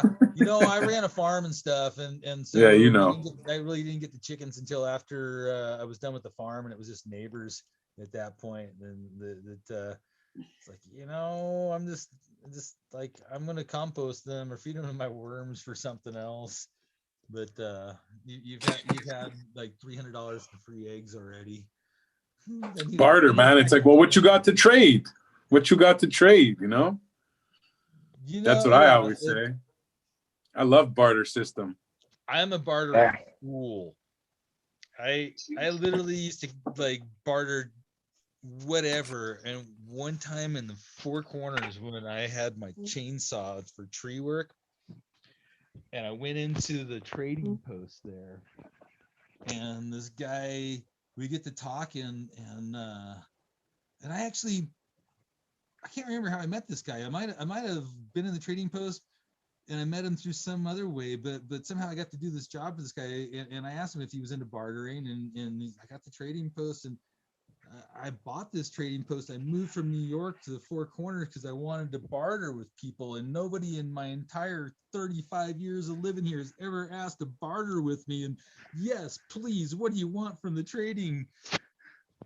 Oh yeah. So yeah, I traded out a bunch of trade goods out of the Four Corners trading post for some tree labor I did. That was one of my best trades ever. Is that in Alaska too? Is the Four Corners? Four Corners is in the Southwest, so it's Utah, Colorado, Arizona, and Nevada. Oh, okay, yeah. I know. So I had the pleasure and honor to live in Mesa Verde National Park, and I was there as what they would call a fuel specialist, and we were clearing out trees, old growth around the ancient rock dwellings and stuff to protect them from wildfire. It was my primary job. And I also fought fire there and stuff, and did a bunch of archaeology stuff. Nice. Part of how I learned about dry farming, actually, which someday I'm going to start teaching a little more of. And people don't realize that you can actually really dry farm some pretty good cannabis. It's an art. Dry farm? Dry farm. Not just rain farm, but like, you know, some places people like, I'm dry farming, and it's like, well, you're getting 20 inches of rain in the season. It's not really dry farming. I mean, you get an inch of rain every week. Like I produced some. Yeah, we get like an inch of rain. Yeah. Maybe. I had 2 inches of rain last summer, and I had some hemp plants that I topped them twice as, like an imaginary fodder cut, and then I still had 5 to 9 foot plants at harvest when the seeds were ripe. Wow. 2 inches of rain after the ground thawed. I have a friend in Arizona. She was into that and would always be posting her gardens and stuff. And I always thought that was super interesting, like trying to thrive in the desert, you know? Google up some Hopi dry farm tech. And there's some folks who do it here in Utah too. It's getting less and less and less, but there's been dry farming continuous years since long before a white man showed up. I don't doubt that. There's we had it going on way before y'all got here. But even like one of the things that really clicked me into it with cannabis was seeing our friend Azarian over in India, and how he would go out and show us the wild fields there. And I can't wait to travel over there and see this stuff and where they make the Shiraz. And I know we were talking hash earlier today when I was in the chat room, and he's been going out there and showing us the actual fields for several years and collecting seeds for people to get primary. Awesome. Oh yeah, there's a guy. His name's Boba 71 something. I'm not sure, but he's like he's from Afghanistan, and he posts all the old tech and all the old timers there that like are still smoking with the old style hash and showing the old style hash. And he actually, I don't know if it's him, but he posts account about, I think might have shut down. Is Bubba Co with an under. It just opened back up. Yeah. Not Baba too long ago. And Baba is like like uncle or teacher or old wise one when they say Baba. He also posts for, it's called Afghani Selections or Afghanistan Selections, and they're taking landrace genetics and making them available. which I think is super cool. Some old school land race stuff, you know. That's my primary That's awesome. zone in breeding, is working with the land races. Man, when we went to, so we were lucky enough to go to Islamabad about 3 years ago, and so our old booking agent, one of our old booking agents, was from Islamabad, grew up there half his life, and then moved to Toronto and lived there, became an agent, did his whole life. When that company split up, he went to work for whatever the big company is in the States. It was like the East Indian version of that, like Rock Nation or something. So he was like, yo, I'm out here now. He's like, I wanna get you guys out here. And he was finally able to bring us out, and man, what an experience that was. Like, he told all his friends, like, I need hash for my friends, they're connoisseurs, so like bring me some hash. And the guy showed up with like a gram, and he's like, no, this isn't enough. He's like, these guys they need more than this. He's like, well, I asked 5 different people, so I'll go back and get it from the other 4 different people. And he ended up showing up with like 5 different kinds of Pakistani hash. And it brought me back. Like, I'm from outside of Montreal, so we had like real hash back in the 90s from all these places. So it brought me back to that. It was like, wow, I haven't smoked something like this in 20 years or something. And we actually ended up going to eat dinner 30 miles from the Afghani border in the mountains. And like, we're smoking hash. When we're literally flying to Abu Dhabi that night. And we pull over on the side of the road, and the whole trip we're there, we'd be driving, and I would just smell cannabis. I'm like, yo, I smell weed. And my boy would be like, it's everywhere. I'm like, but I don't see it anywhere. He's like, because as soon as it's ready, someone fucking picks it. I'm like, true. So we pull over. He's like, okay, I'm going to pull over here. Let's finish this joint, and then we'll go to the restaurant. I'm like, okay. I'm like, let me get out and look. So I get out of the car. I walk around the back of the car, and 5 feet into the side of the road, there's a fucking field of weed right there. And I'm just like, oh my God, like, he's fucking right. And I look, and there's all males, and they're all open pollinating. And I'm just like, what the fuck? If I was not going to a country where they'll cut your hand off for having weed, I would totally have been taking some paper, anything, to fucking collect a bunch of pollen and just bring that home and spray it on as much stuff that I thought was worthwhile, you know? Yeah. That was my story. That's awesome. That's a good one. Yeah. I can't imagine having all that local flavored hash. We didn't have anywhere to smoke it in a pipe or nothing, so we're trying to do like an apple pipe, and it was so melty that it would just drip through the apple. You know what I mean? Right. We ended up having to smoke joints with tobacco because everyone smoked cigarettes there, so it's not the best way. We would toast it, the old school toasting style to try to get the taste out a bit, but it was an experience. It was some of the best hash I smoked since I was a teenager. Nice. The more I learn about watching those the old school style and these guys in the hash regions, and I think about what we call the gold seal that we used to get with the red wrapper and such, and we got the junk. We got the commercial grade California that we called the Afghan, and yeah, I see now. I make this full cold melt stuff that it just flattens out on its own weight just in 24 hours from a temple ball, and it's dry sift, right? And you let that sit for a year or so. It's just all greasy, goopy, looks wet, recrystallized inside. Well, they used to say, right, all that stuff never left the valley. Yeah, exactly. No, you talk to your friends, you talk to their friends who yeah, they're like, we got to show these guys the good. And it definitely, that stuff is, even when they're showing it on those shows, that's the best of the best. It doesn't, when it comes down to it, like that's 10% to make the cream like that. When they're like that, and it's just like, it's like peanut butter on their fucking palms when it's just so melty. All I think of is like that chocolate floral. Made like my first experience with hash was like my late brother brought me to an ZZ Top concert, and him and his best friend were like sitting on each side of me, smoking this like, yeah, that smell. That whenever I smell that kind of hash, it's like it brings me right back to that moment, man. It's crazy. Right.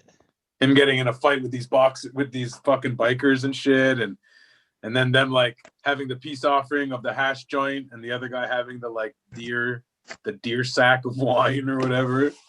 So old school. It had to be like 89, 88. Big.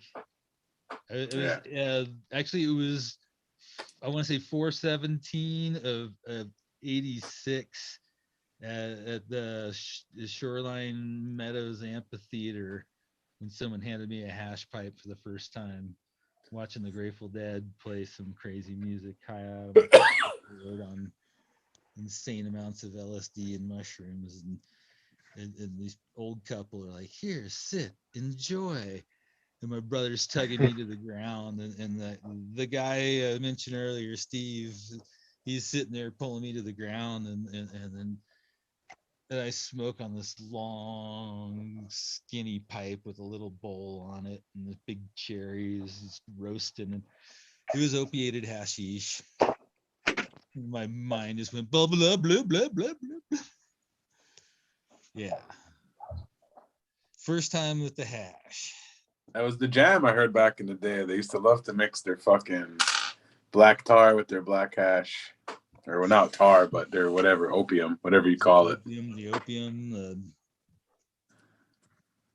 Yeah. It was always interesting, in opium hash.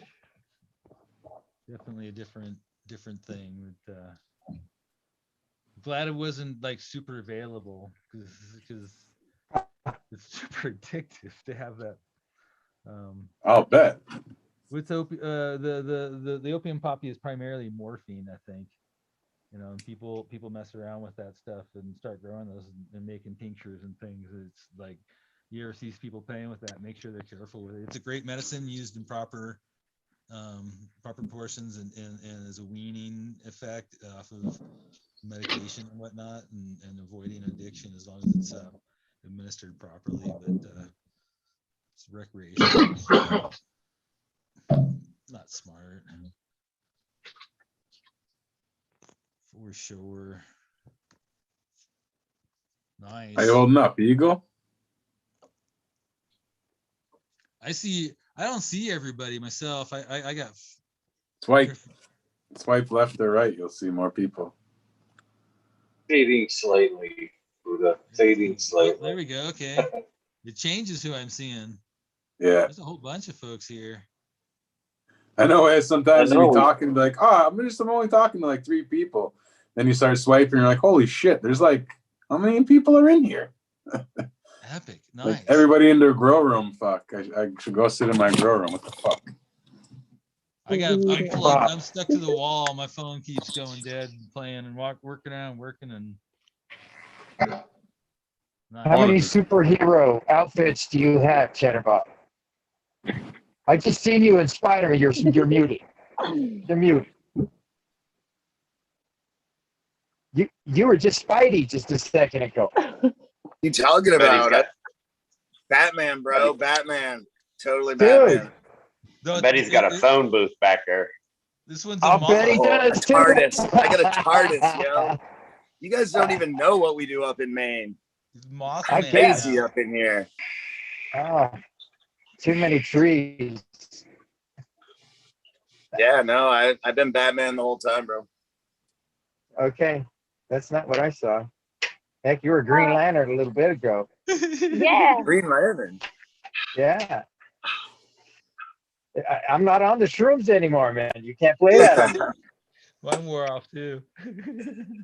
No, I have like 15 of these shirts, all different folks. You almost look like a rash guard. BJJ. I don't have a rash. No rashes. You know what a rash guard is. No, I was just checking. Too good. pretty. Look at that structure. Hey, Paul, how's it going, man? Wow. Dude. Hey, everyone. Go. Odjebe, mamo pichka. Chad. Here's Paul. Good to see you, and good to see Cass down there too. We've been neglecting you guys down there.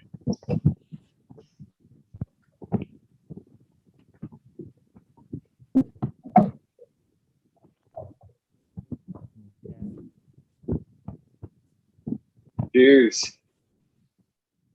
Cheers. Mike's open. We're close to a 420 someplace anywhere. Always close to 420. Always. Have those plants made any special noises today? Do they know it's their birthday?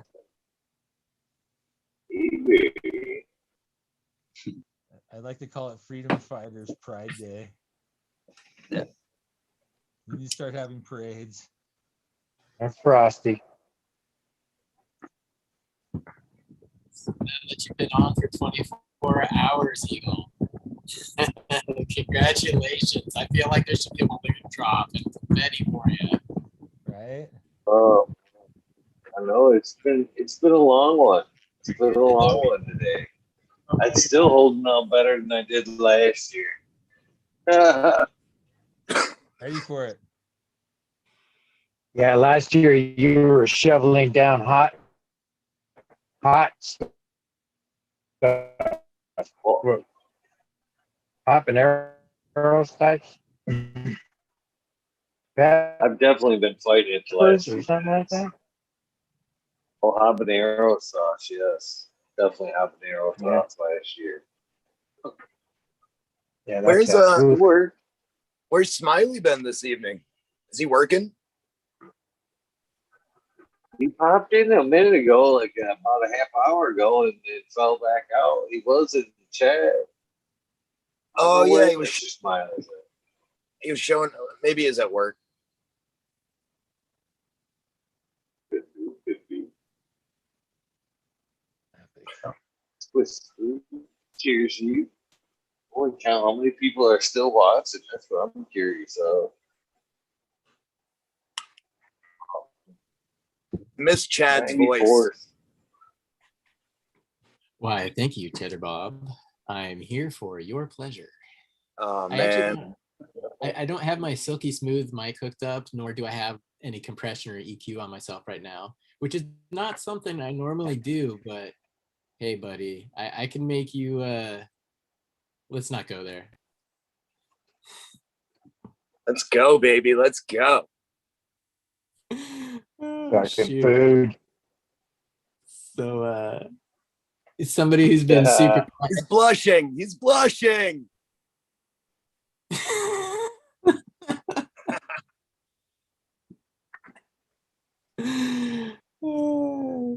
I want to hear from Cass. He's been awful quiet. I know. You came in and you've been very Lots of polite hits. and you have waited nicely, and I feel like we should actually give you a little attention to say something. Tell us what you've Happy been dabbing 420. on. Happy 420. Happy 420 to you, Cass. What you dabbing on there, Earl? Smiley's still at work. I got a plethora of dabs going on here, but I've been really liking this Green Dot Picasso and Green Dot T Kitty 13. That one's really good. Really like it. What are you guys snacking on? Ooh, I'm mostly smoking derivatives of Dr. Dreams All Cure tonight myself. Currently, some 9-pound hammer. Nice. I hope to be dabbing some Green Dot soon. That's my favorite concentrate company. What is this Green Dot? You're like the third people tonight to speak of this. outside of That's what here. is green dot? No, inside of here. Oh, I've never heard of it out this way.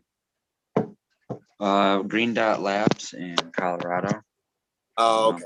My preferred concentrate company. Do you have to? You're in Michigan, right? Do you have to drive down there to get it, or do they send it to dispensaries? Like, I'm in, yeah, well, regardless, I'm not in Colorado anymore. I'm in Wisconsin, but I don't know how things have been post COVID, because I left like literally 2 days before, the start of all that drama.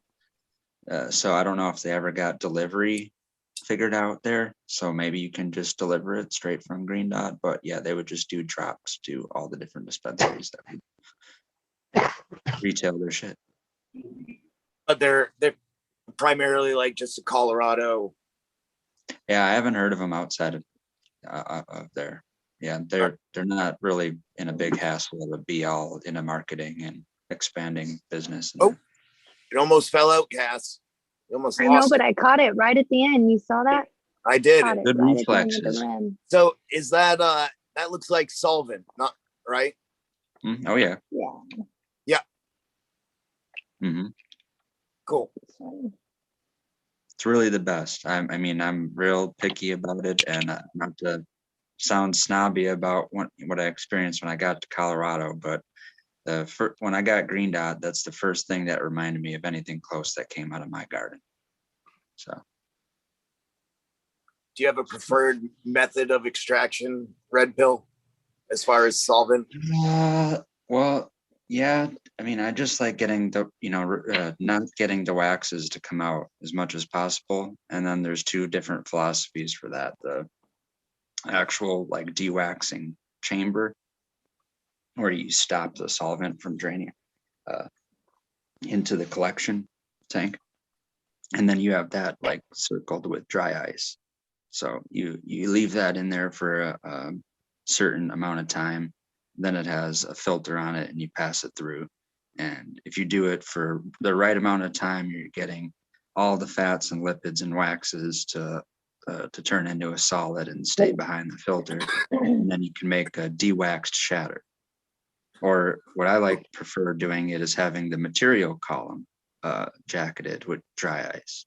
And then you just get everything as cold as possible. The solvent itself, butane or propane or mixed gases, you get the machine and the tube and the collection tank and all that and the hoses as cold as possible with dry ice, and storing it in freezers or coolers and such.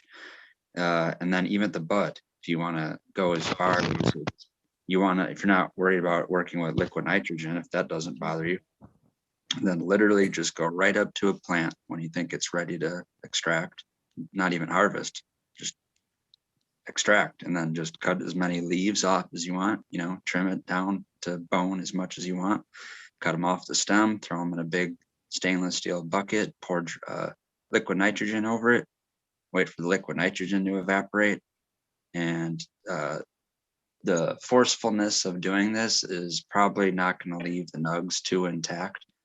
They're pretty much going to contract and compress almost into nothing.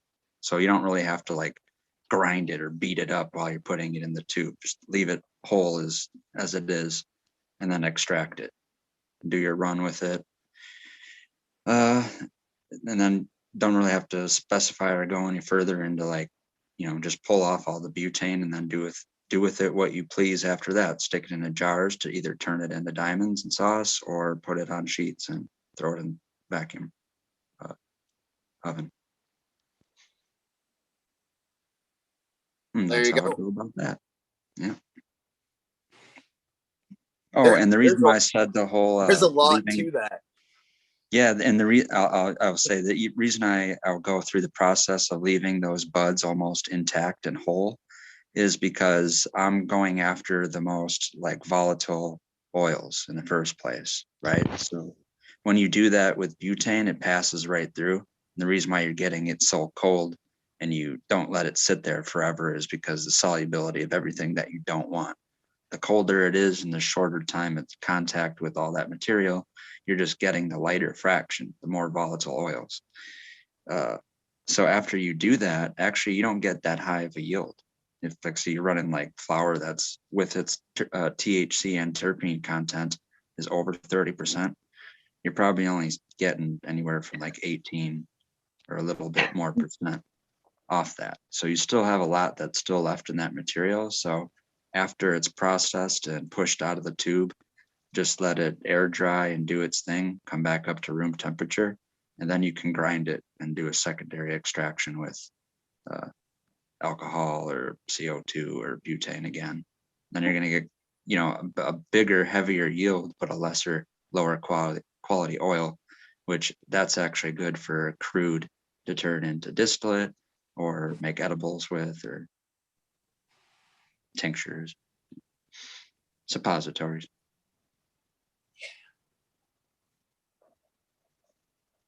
Nice. Gotta love it cold. Alex, I'm having a real hard time hearing you. I'm not saying much. What's that? I wasn't saying much. What? I didn't say much. No. How about now? Can you hear me now? Can you hear me now? Sorry, man. I'm sorry.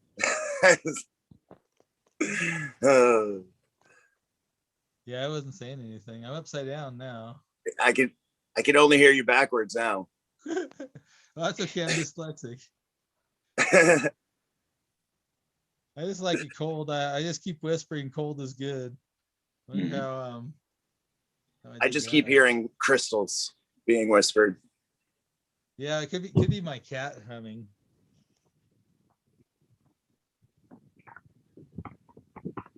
Wasn't Flash frozen like all of the rage 3-4 years ago, and everybody was trying to buy a super like cold thermal freezer so they could flash freeze their stuff and then process it? Is that still the rage with concentrates? Or I think that's like a whole nother blessing that I probably won't get to experience. And in those people in those situations that have investors go out and buy them an $80,000 ammonium freezer to hang dry and cryogenically, you know, dry their plants or freeze dry, like you're saying, their plants. Yeah, I'm never going to be, that's not going to be a DIY or a home scale setup in my future. So, but like I said, I've done, now I'm like, feel like I'm handing out advice that I need like a disclaimer, a white lab coat to do. But everyone go out there and do your research on liquid nitrogen and then see if you feel safe using it. But I'm at that point, so it would save me a lot of money just to get a Dewar's flask and free liquid nitrogen. You pay for the container you keep it in, and because they don't even, in most cases, they don't even charge you for the liquid nitrogen itself because 79% of the atmosphere, and so easy to obtain. But yeah, you just need a big old stainless steel bucket. I just gotta say a random question for Alex, the Perry Mason moment. Do you have a phone case on your phone? Phone case? No. Okay. No, I got a few phone. It could be I'm going dead, actually. That might well be what it is. I think that might have been happening last time I was on the Future Cannabis Project this morning and was going dead, and they were saying the same thing. They couldn't hear me. And I don't see my charge here, but I know it's down below 15% and plugged in, and I tend to lose the charge as I'm talking. So that might sorry to distract the topic there, redpill. Somebody at Denver had mentioned that in chat. I'm like, shoot, that's a good guess, possibly. But okay, not the case. We're trying, Alex. We like what you say. Thanks. Sorry. I'm listening to this hashtag as I just like it going cold is all I've been saying. I actually work in the winter with more of a passive system and use plain ice and just like working below 20 degrees outside, and I'm able to get a good chatter. A lot of that's where I made these discoveries here in Wisconsin, and I figured the winter is the safer time to do it, so you don't have boiling and butane and gaseous vapor form. And sometimes it gets really cold in Wisconsin. Sometimes it's below zero with -15 wind chill. And then butane actually acts like it's isopropyl alcohol, and it takes like a whole night or a whole day for it to all evaporate away. It's super cold. Yeah. I get a That's problem fall. with, where if it's right around or above freezing and when I open the canister up and there's still a little bit of tane in the mixture, how is that happening? If it's a little warm still from me pushing it out on the passive buckets of warm water, it starts to bubble a little bit, right? And then if it's cold air out, it freezes the shat and it forms a layer, and it like starts honeycombing and biscuiting up right as I open it, and I haven't really figured out how to get around that one yet. Kind of sucks. So I've got to kind of do a bulk this collection, and can't really get a diamond out of it when it does that. But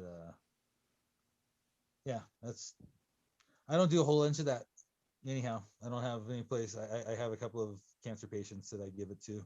I don't use a lot of it. I don't sell it. It's definitely something. My first closed loop extraction was in '92. I've been doing it for a minute. Different, nothing huge, nothing commercial, but interesting chemistry all around for sure. I love seeing what kids are doing today though. With where'd Cheddar Bob go with his press? You get some good oil out of that thing, Cheddar Bob? Yeah, I mean, after pressing certain cultivars and getting really high percentages from just flour, like when you get what's considered a decent return, it feels like even less. So I got like almost 2.5 grams out of 14, which is not terrific, but I'll take it. But like with the Royal Chem I was pressing, I was getting, like just over 9 grams per ounce. So it's kind of like, whoa, it's staggering the difference between. Yeah, no, they all different. They all press out differently, I guess. And I haven't squeezed flour really yet. I've tried it with an old vulcanizing press that I was given by an old schooler from a co-op in California. That's what they used to press things with back in the day for the first early co-ops for cancer patients, and I now have that as a relic of, having in the hair straightener stuff, but it's like this is like a lot of work, and I got a lot more to do than to try and figure this out. I see people doing it; it's awesome. I want to get a real press. That slab right there, I forgot I had this. Is a slab of that fresh frozen bubble hash that I did. So I'll probably press that tomorrow. Nice. See what comes out of it.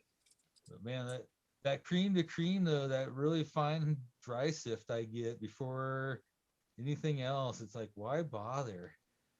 That stuff, it recrystallizes just almost like some of that really good butane can do when it's a high THC butane extract, and you get the butane out and the whole thing just goes to little microcrystals, right? I've had some of this dry sift super cold melt where it's 60 degrees, it flattens out from a temple ball of 5 grams to a little mint wafer looking thing, and it's all recrystallized at that point, like by 3-4 days later, and it's full melt on a nail. It's freaking awesome. But again, that's very small returns of that super high grade like that in dry trimming over a silk screen, right? Or really gently dry sifting it in some bags or over a screen on a cold day. Do you run it through bags or just a screen?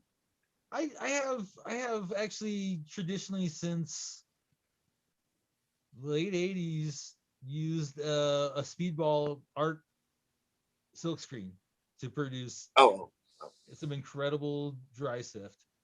And I now have 2 of those. I do have some bags, and I'll use them to bulk dry sift, and then I can make ISO. I use ISO to make my FICO, right? A lot of people don't like ISO, but like he was saying about making the hash, talking about the nitrogen. If you don't understand it, stay away from it. If you're comfortable with it, you understand the chemistry, right? If I had a proper laboratory and I was producing raw FICO for people, I would probably be using laboratory acetone actually. And everyone's like, there's what did you say? There's a company out of Brewer, I think it's Brewer, Maine. It might be Orono. They're about an hour and 15 minutes away from where I am. And they produce culinary solvents. And that's the name of their company, Culinary Solvents. And so they can get away with shipping this high grade culinary solvent to every state because it's used for culinary purposes, not for food and beverages purposes. So it's a really good little loophole that they found, and it works phenomenal for FICO and those oils and stuff. It's killer, something to look into. I'm a lucky Wisconsin and I can go and buy the Everclear 190 proof. And that's, if you can get that, that's what the most people can use. Yeah. It's got a slightly different polarity. It pulls things a little bit different, but it's, when it comes down to it, anyone can do that in their kitchen without hurting anybody. Right. What's Chad doing down there? I'm singing the dab song. Nice. We missed it 20. I've been thinking about it today too. The talking shit with Eagle, smoking weed like it was federally legal. That's the version. Yeah, that's a good line. Dang. Yeah. Good bang. It's all about your First Amendment rights. Yeah. Keeping it tight, keeping it real. Yeah. Nice. All right, everyone. I'm heading out. I'm gonna have to check out too. I'm going numb, holding the phone to the cord here. All right, Alex. It was nice to see you again. Good to see both of you. Chetter Red Bob, Pill, Johnny, Yeah. Eagle, Chad, Bass, Oil and Flowers. I don't think we've met, but it's nice to meet you. Who else is in here? That's me. Samsung's at it, and Paul. That's me. Johnny Fantasy. Everybody, and everyone in chat. Happy 420. Yep. Nice. Appreciate y'all. 420. See you, Alex. Have a good night. Thank you for popping on, brother. See you later, Alex. Have a good night, man. You too, Chetter Bob. Always. Do your hair next time before you get on screen. Jesus. Can't see you.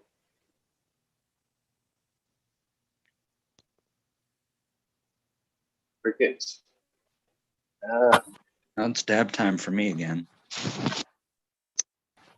Man, I honestly don't know how I would fare if I was doing dabs all day. I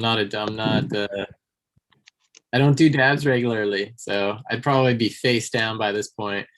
Your tolerance would fix that. Everyone, they would think that, and then you go into like days in a row doing that, and unfortunately, you probably won't enjoy flower as much.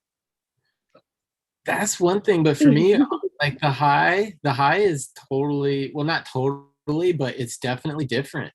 Like smoking flower to me is different than what I get from smoking dabs. And dabs is great. It's a strong high, but I just kind of almost enjoy just the longevity or the staying power of my flower. Mm-hmm. But everybody's endocannabinoid system is different. So again, this is going to vary for every person out there, but that's just, I don't know. That's just how I approach it. I think there's little hacks and other ways in concentrate form to make that high stretch longer too. And a lot of it is the actual cultivar. A lot of way is the key in defining what cultivar, turning it into what concentrate is the best. If it's like one that is really easy to turn into dry sift hash because the trichomes just kind of crumble right off of it, then the dry, it's telling you the dry sift is probably going to be the best for that. Could extract it with a solvent, but to me, that's just like a, like a clue or something, just a aspect or a trait that you can notice, and then that's what gets your attention. And then a little bit of that is then getting really nerdy into the surface you dab on, how clean you keep that surface, how hot you get that surface, what the rig is and all that bibbidi bop, and then getting clever and then going back and forth like what I got, like the distillate, and then what I would like to have the green dot live resin, and going back and forth on that and doing maybe more hotter and higher excess distillate dabs, because you don't have to worry about burning or wrecking the terpenes in there. And then maybe a more smoother recycler for the terpene dabs, and then just doing that back to back, and then that'll get you pretty on a whole nother level, that'll make a whole high level. Yeah. Yeah, Like, that's on a whole other level for me. I have one dab rig. It's the only one that I've ever had. It was like the $45 model or whatever at the store. Is when I started working in the rec store. We got we got samples all the time from companies, and I kept getting these dab samples, and I'm like, I'd have nothing to smoke them out of. So I did. I bought one. It's just your generic dab rig. So I don't have the variety like you do. Mm-hmm. But I have 3 different skateboards depending upon what terrain I'm skating. So I guess we're even there. You get it. Yeah, you get it. As I said, it's involved. It's just a hill to climb. It's whatever. It's like my whole thing was convincing a few, like my aunt that, kind of likes dabs, but her whole thing was like, same thing, like, oh, I got to buy a torch, and then I got to buy the rig, and then I got to buy the dabber, and I got to buy little silicone containers to keep it in. And then I was like, right, but then when you do that, that's just what you use, and then you're not necessarily cleaning the bong every, whatever. And then it's the same thing with how you said it with the skateboards. It's just like proper maintenance, same like what you got to do for your vehicle that you drive. Things break down, you got to fix it. If you don't, then your car becomes a piece of shit. So the same thing is for when you smoke flower, you figure out your favorite way to smoke flower. If you don't like smoking joints, then you figure out you like taking bong rips. So then you go and buy a bong, and then that makes you happy. So like you said, with the endocannabinoid system, we're all going to figure out what's best for us. It's not like whatever the definition of insanity, where they say you just keep doing something or you do the same thing and expect different results over and over again. Just keep getting the same result. Can't figure it out. So it's kind of like that, Right on. My computer is on overheat at the moment. Everything has become just lines. So I'm gonna shut down for maybe about 30 minutes. Hopefully you guys are still going. I would love to come back. I'd love to stay here, but I need a pit stop for the computer's sake at the moment. But yeah, No Eagle. Yeah, Eagle, much love, man. I really hope you're on. If you're not, congratulations. It's been a hell of a day, man. And that also extends to everybody else from chat and previous guests that have come on here, because it's definitely community. I know Eagle's going to be the first to say that one, but Eagle, again, man, congratulations, brother. Happy 420, guys. Hopefully I'll see you soon. Cheers, Chad. Thank you, brother. Appreciate you popping on, man. Yeah. Much respect. Yeah. Speaking of rigs, I just bought a new rig. What'd you get? A mini. Let me share. Let me share on the meeting. I'll show you.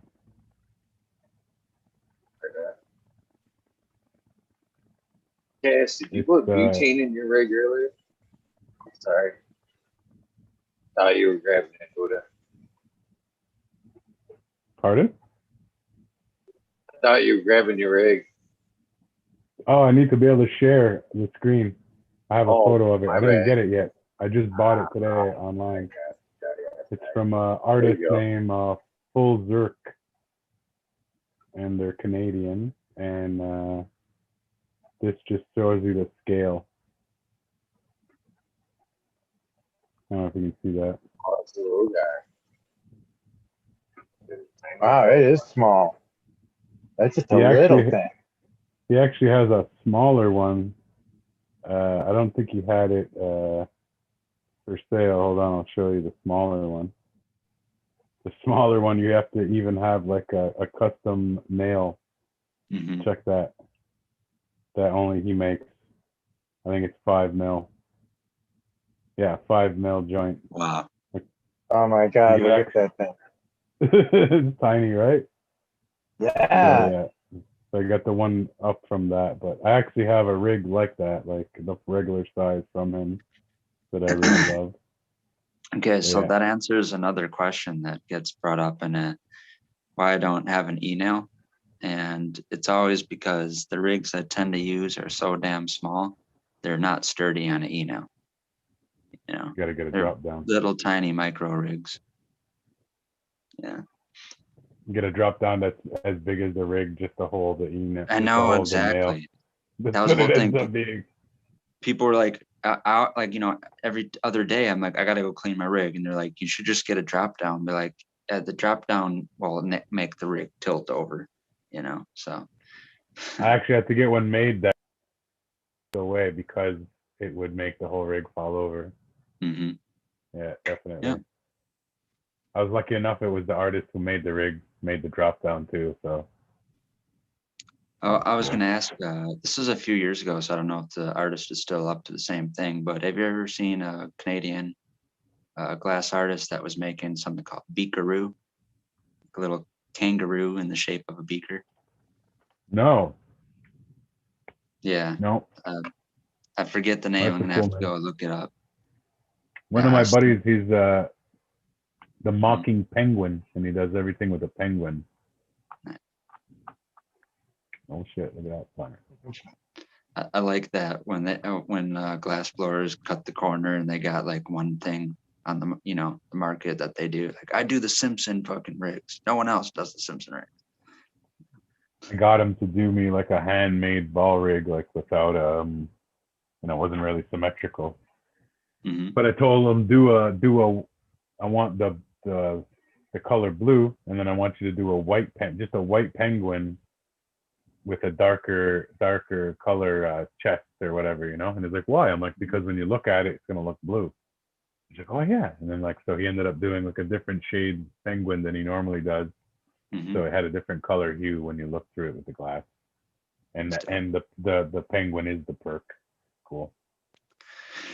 Yeah, I wish I had a couple of examples out here. My buddy, Slow or SLO_glass. He was one of the original apprentices at Salt, and he has really, he has the blessings to do that same style of art, right? And he would do a lot of custom, well, not a lot, two or three custom rigs that I had. The picture I have on my Instagram is a pendant that belongs to the matching beaker to it. It's a normal like banger hanger mini beaker, but it's like a Salt or almost like Voorhees style, where it's just like a goofy, scary looking head on top with like bulging out eyeballs and a jaw, like with the bottom jaw missing and the tongue just hanging straight out. That's back in Colorado. See that? Yep. With Salt, Dabber. Yeah. Nice. I got it in at Ziggy's. I think it was Ziggy's in the Bay. Or wait, it's like a famous glass shop in Oakland. Mhm. But yeah, I looked at this for a year, and then we went back to the shop, and they still had it, and I was like, I'm fucking buying this. Sweet. Yeah. Like Yeah, I I had saw a it one year we were in town, and when we came back, I was like, oh shit, it's still there. Let's buy it. Yeah, I have a buddy that owns a dispensary that's like that too. Like you wouldn't even know he has a glass shop because if you didn't go to the dispensary, you wouldn't see it because he does. It's not like a head shop that he advertises, but it just is an accumulation of every time he went to Age or Champs, right? And he would go out there, and I don't know, however much he would have to drop on glass, he'd come back with, 3 or 4 rigs and maybe like half dozen pendants and dabbers and other such things. And he had a pretty dope ass collection, and a few of them that I really wanted. He had the original D-Nail Dab Tendo, the Super Nintendo that they turned into a E-Nail. Oh yeah, I remember that. Yeah, for sure. Yeah. He had one of those still, and he had I always forget the Japanese artist. He had a few different pieces from Japanese artists. None of them, I don't think any Yoshimoto of or them were something. slammed. Yeah, one of them was made from one of those, and another one had a marble made by The someone else. the Team Japan guys, probably Mhm. one of the Team Japan, which is It like was fuck. it was whoever the one is that's not a $75,000 piece. Then no, not that's who the Team Japan guys are. They're like fucking Yeah. $10,000 for a marble set. Like, Right. that's So just ridiculous. I mean, whew, some of the I price wanted inside, to, but unless someone bought it, I want, because like I said, not a lot of people even knew about it, and people that went in there maybe seen the price and were like, turned off. But he had a couple of those Japanese rigs and that Dab Tendo, and because of the Japanese theme, I wanted to get that. I just never had I never.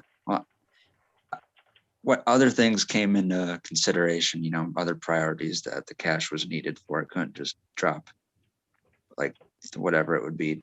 I think he wanted like $950 for the Dab Tendo, and one of the rigs I think was like $3,500. One of the other ones was like $1,750. So. well, shit, the rig I just bought, if you guys bought it, would be like less than $300. Mm-hmm.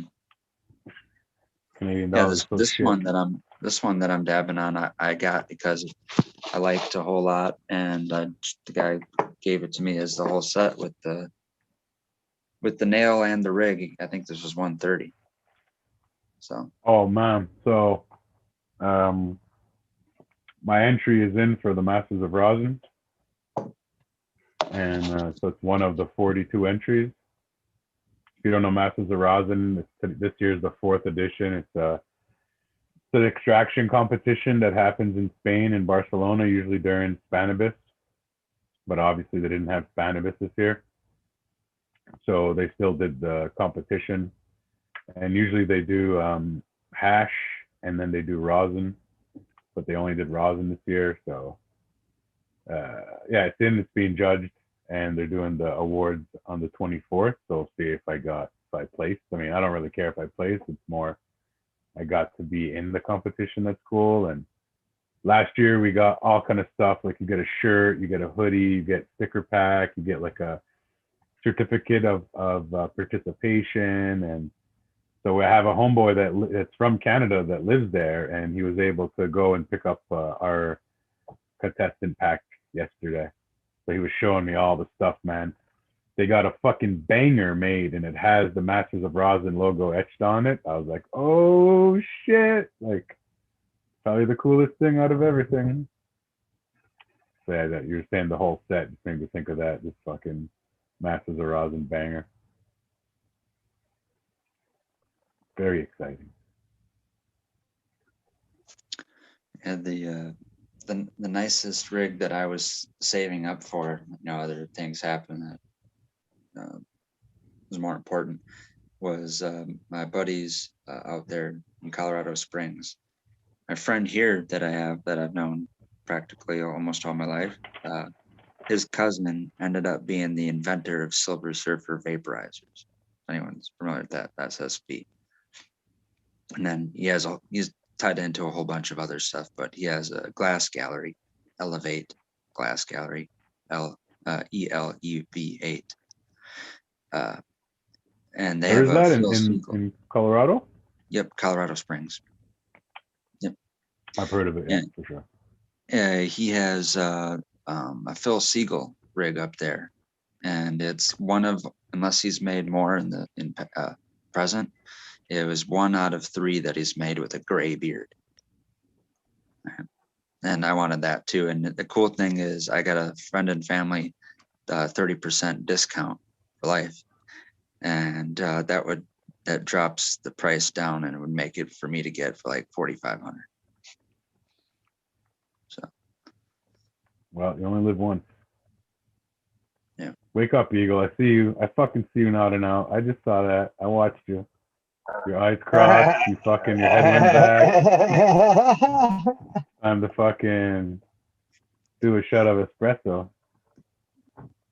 Fucking. A little shot of. You know what you need to do? Get up, go run around the house. Is it time for the shout outs, Eagle? Is this the cue for the shout outs? Y'all can keep going. Y'all keep going. I'm hanging in. Barely. I'm just fucking with you. So I had a meeting, another meeting today with a licensed producer up here in Canada that pretty much are looking to contract us to go and make hash at their facility coming up at the end of the season for their outdoor. So we'll probably be running like around 60,000 kilos of fresh frozen, if it all works out, or a portion of that 60,000 kilos this probably this September or October. And they're gonna the guy's like, just give me your wish list of what you want the lab to have, and we'll get it. And then, you know, he told me how the lab is set up now, and so it was like an open invitation to just get some crazy. You know, I'm gonna do this. This is another you only live once thing.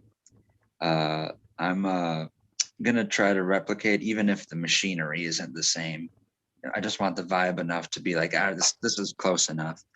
But I'm gonna make my hash and extraction lab almost a close to 1-for-1 replica of the Breaking Bad meth lab that they had in the basement of the washing machine place. Under the place, yeah. Yeah. The guy was telling me, it's like you walk into fresh, clean lab every day. I'm like, oh, I like the sound of that. He's like, you usually have other people to clean it up. I don't have to sit there and wash my fucking machine religiously, like with a toothbrush and ISO every time. That's a funny scene in that show where he gets all the Honduran immigrants to do that are working there, and then the boss is so pissed off at him, he sends like a bus to take him back home to keep him quiet. Yes, he's like, what's the bus for? And he's like, where's that bus gonna go? And he's like, Honduras. And he's like, what's that for? He's like, because they're going home. He's like, no, this is my fault, my bad. He's like, blame me. And he's like, he does blame you. That big. So here's a cool banger from my artist friend from the Pacific Northwest, Byron Kieran. And it's a new style of banger that he does. He calls it a WAP, a W-A-P. So it's a longer tube, but it also has a hole there. And what you do is you put a marble, or because I'm fucking ghetto and I don't have a marble, I put like I have a token, like a milli token. I'll put on top to stop the airflow. And you can put a marble in there, so you can cover it at first and actually feed the dab through the hole, which I find kind of fun and cool. Or you can like feed the dab in and then cover it and hit it. But yeah, pretty cool. New style banger I've been messing with. I really like it. I'm not fond of the name, but I like still the have function. to try out a terp slurper. It's knowing how you like to get high, you'll enjoy it because it'll bring you back to like the first few times you ever did dabs. Like it fucked you up. Yeah. Like, I had that. I had a brief experience with that because I was stuck on distillate literally from Christmas Eve till just like can't remember now, a month ago or something like that. But when I got, and this is just mids shatter, and smoking this or dabbing this took me there, where I was just doing it all night, seeing how far I can go. And I almost got to the point where it was a little mushroomy. I almost had like auditory hallucinations, and I was laying in my bed, closed my eyes, and straight in a kaleidoscope world.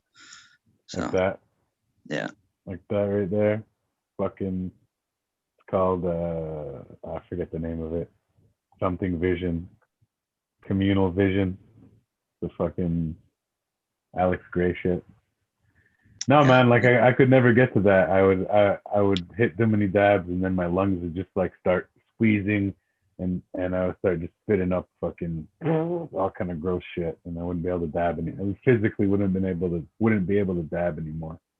We'd be just like trying to do more dabs, like I can't even hit it. All right. I'd be like, all right, we're done. Like even I do if you wanted think to do about more. my longevity with doing that. Like, am I abusing my body right now? I want to be able to do this when I'm 60. I don't want to over indulge and then blow it. I'll say this: smoking solvent is a lot more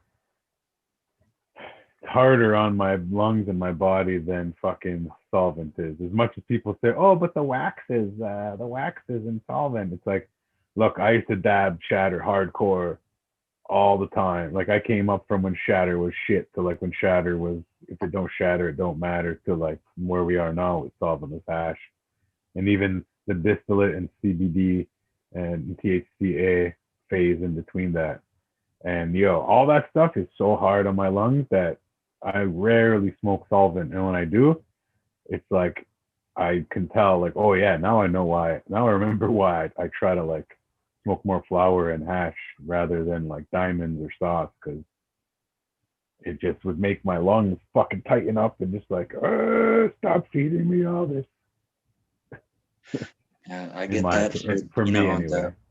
I get that dab recovery moment, but I love that though. That's a good dab.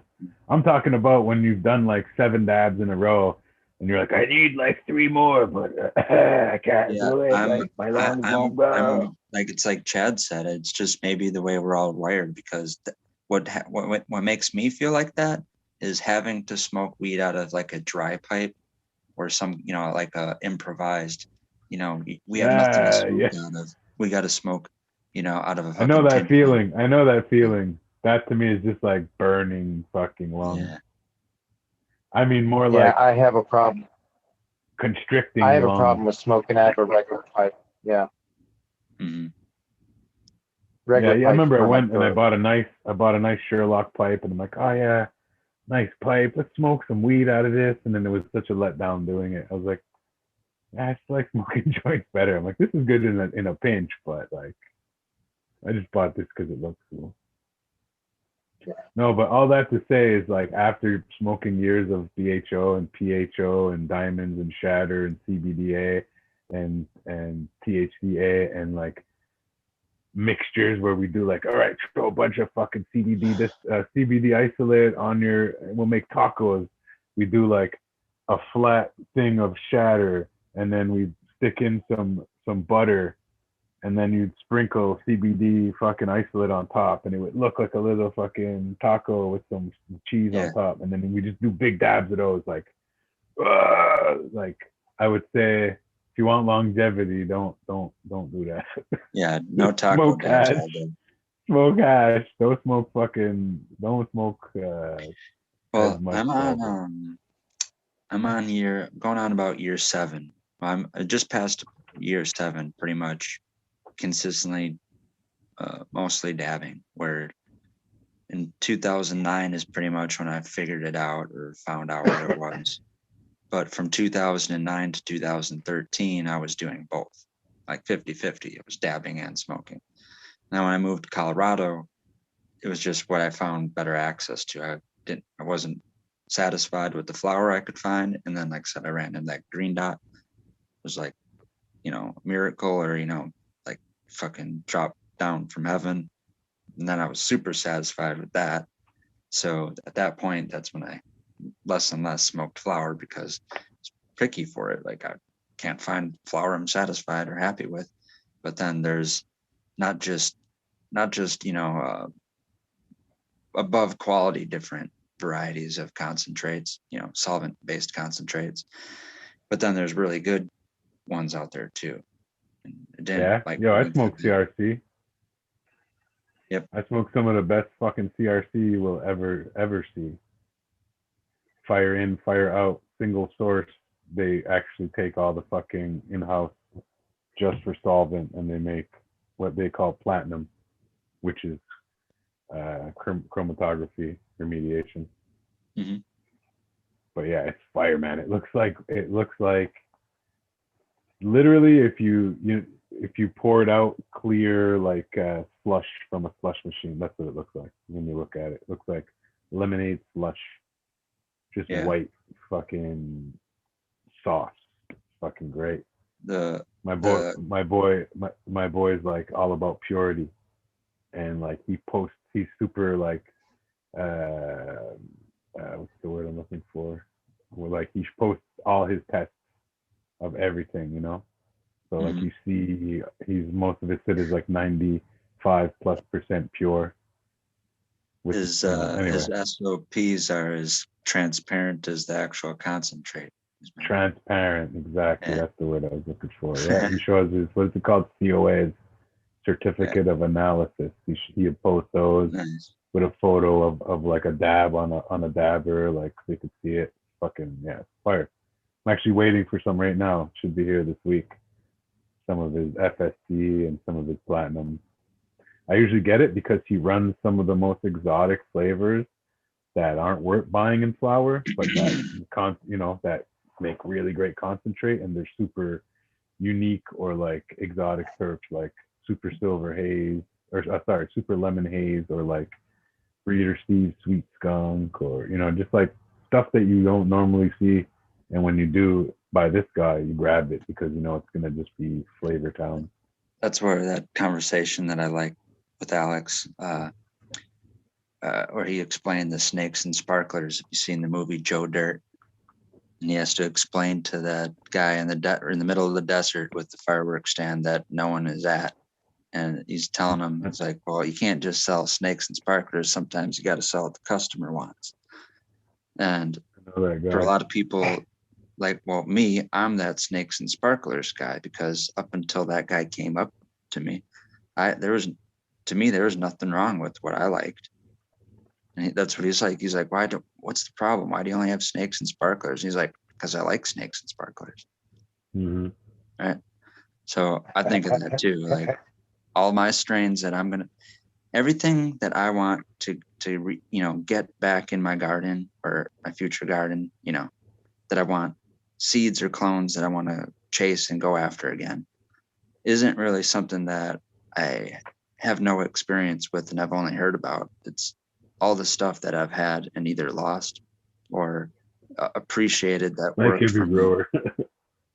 Yeah. And a lot of that is, the stuff that you get and you only got one time because you didn't have access to grow it. It's just a weed that you really liked one time. And maybe it's also in medical dispensaries too, that I've had this happen. And you would think because it's medical, they would get you access to it. You'd explain to them that this is the stuff that really worked and you can't get rid of it because it's what helps me. But that actually didn't end up happening. So I'm trying to get the seeds and the clones to, I basically I have to go through a big pheno hunt all over again, because 3-4 years of growing, I figured out, I cracked a whole bunch of seeds, and maybe it was like 25% of the ones that I cracked I really liked. But then over that 3 or 4 year period, if you keep all those seeds or clones that you like, then eventually you fill up your space, or the available space that you have, with those, say, 8 to 10 different genetics that you figured out that you liked over those however many years, and that's when I want to start breeding. So I got a room full of fucking shit that I'm trying to just flower. Shit. I got so I got these Todd McCormicks that you saw there that everyone liked the structure of, and they finally started putting off some turf, and it's straight lemon haze. I'm curious to see how that's going to turn out now.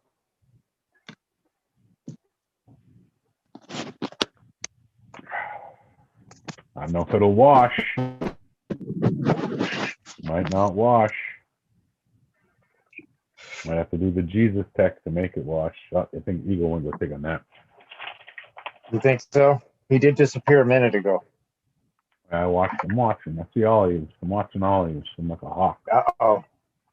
I'm like a hawk with an elephant's brain. Gonna fly in and take that chihuahua. Take it back to the nest for the birds. I got keen eye and a long memory.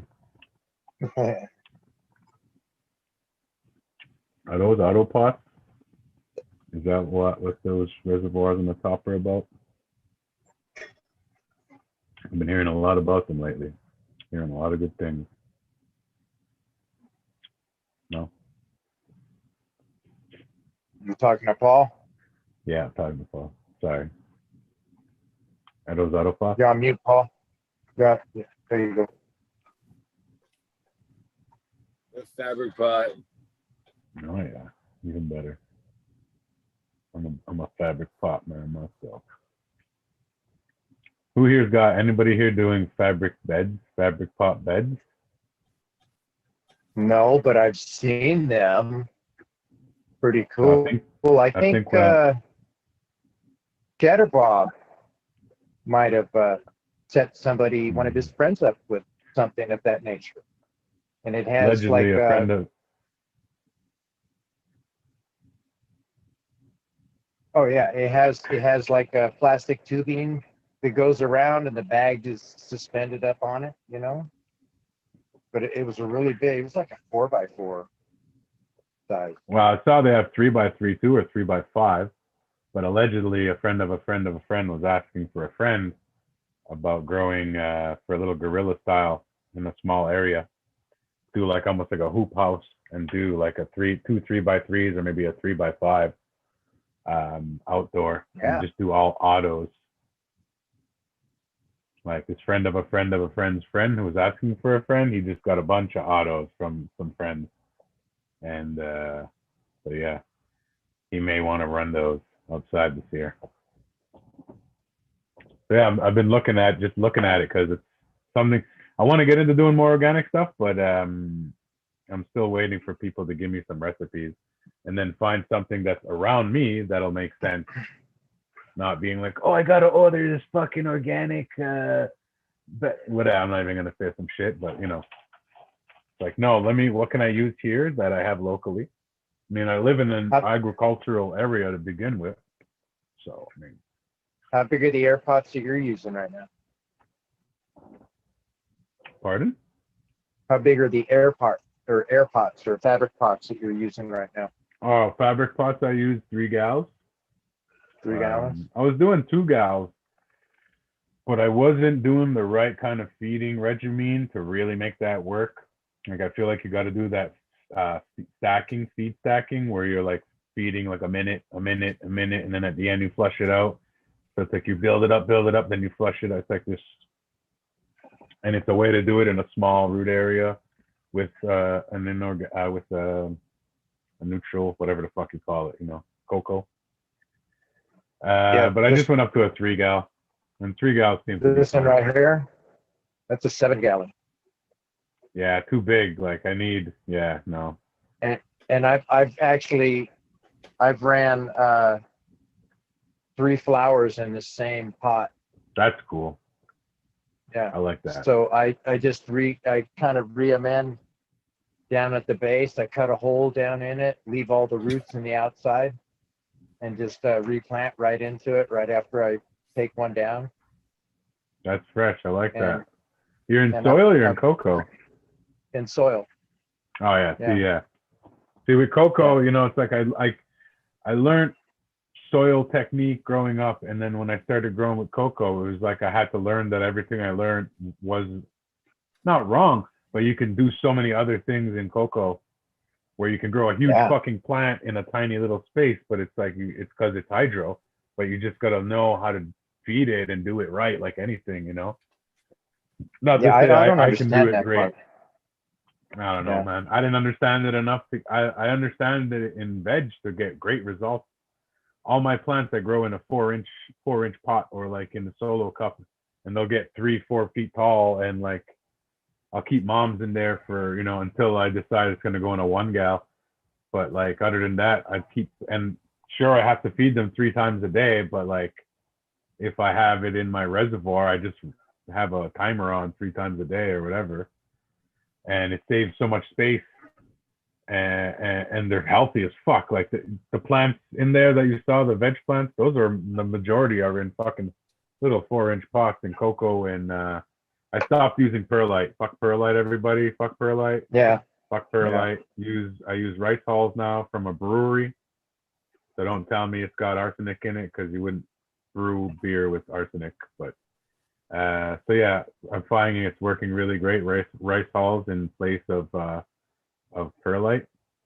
And how long does that last?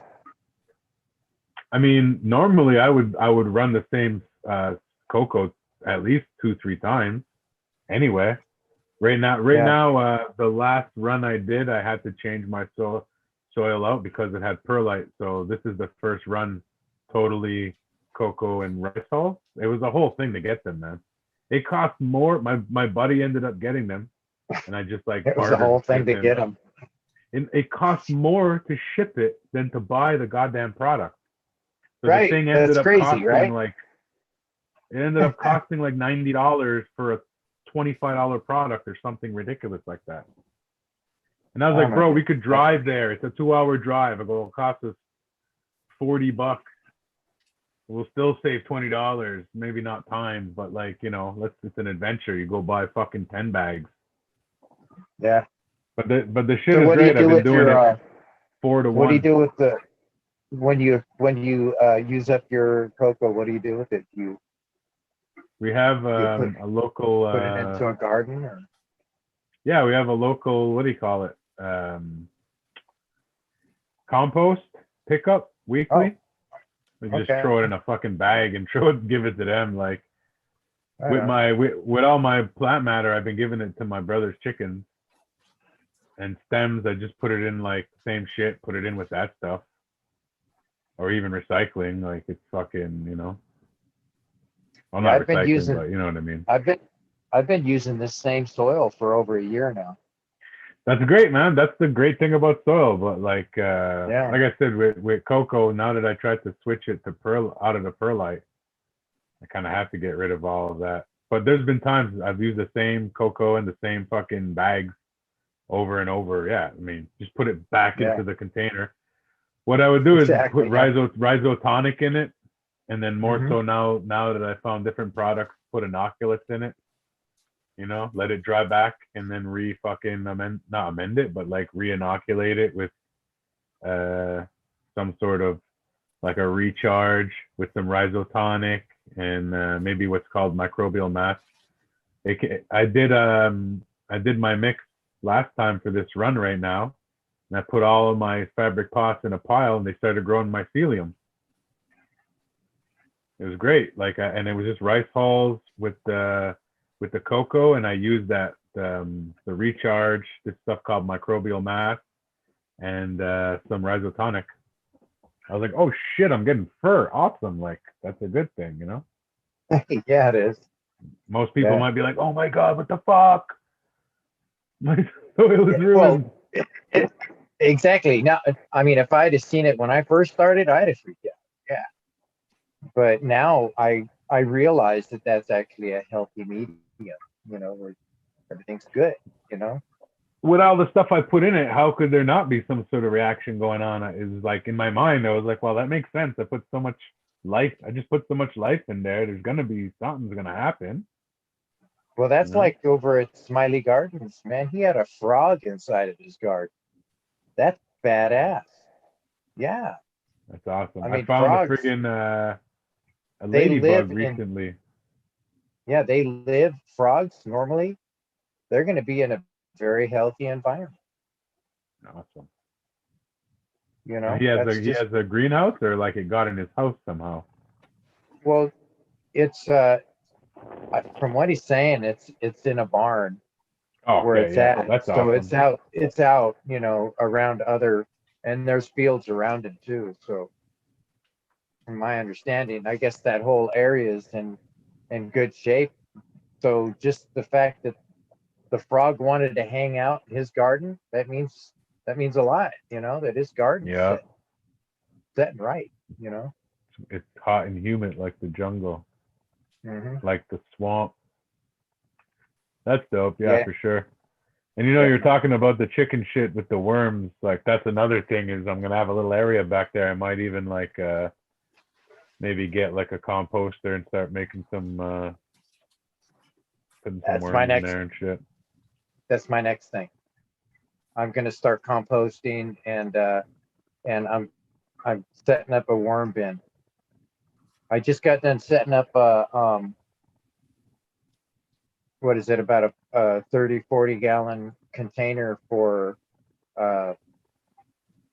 it's kind of like the sip style, got a tube on the side, you know, and it's soiled, but it's got a barrier down below where it's got rock Blue mat. and huh? Like Blue the mat? blue Is mat? I get, I don't know. It's just something that I'd seen somebody build, and I thought it looked like something that would work, you know. So I like trying different shit, man. If I see something that looks cool, I'm on board, man. I'm gonna check it out, see how it works for me, because I find it exciting just learning different techniques. You know, before I even started growing, I studied for 8 months, just learning what I had to do just to get that to grow. I mean, because man, before this, I'd never grown one thing that had ever lived. You know, so it was kind of like a scary thing, you know, stepping into growing, because I had no idea what the heck I was doing. So I literally had to learn everything, and I still don't know. I have so much more Nobody to knows learn. I mean, everything, bro. There's no no, such thing as a I mean, master grower. The only master is nature. And anyone oh, tells you I'm a different is a rookie. fucking, yeah, man. I'm I a don't know rookie shit. grower.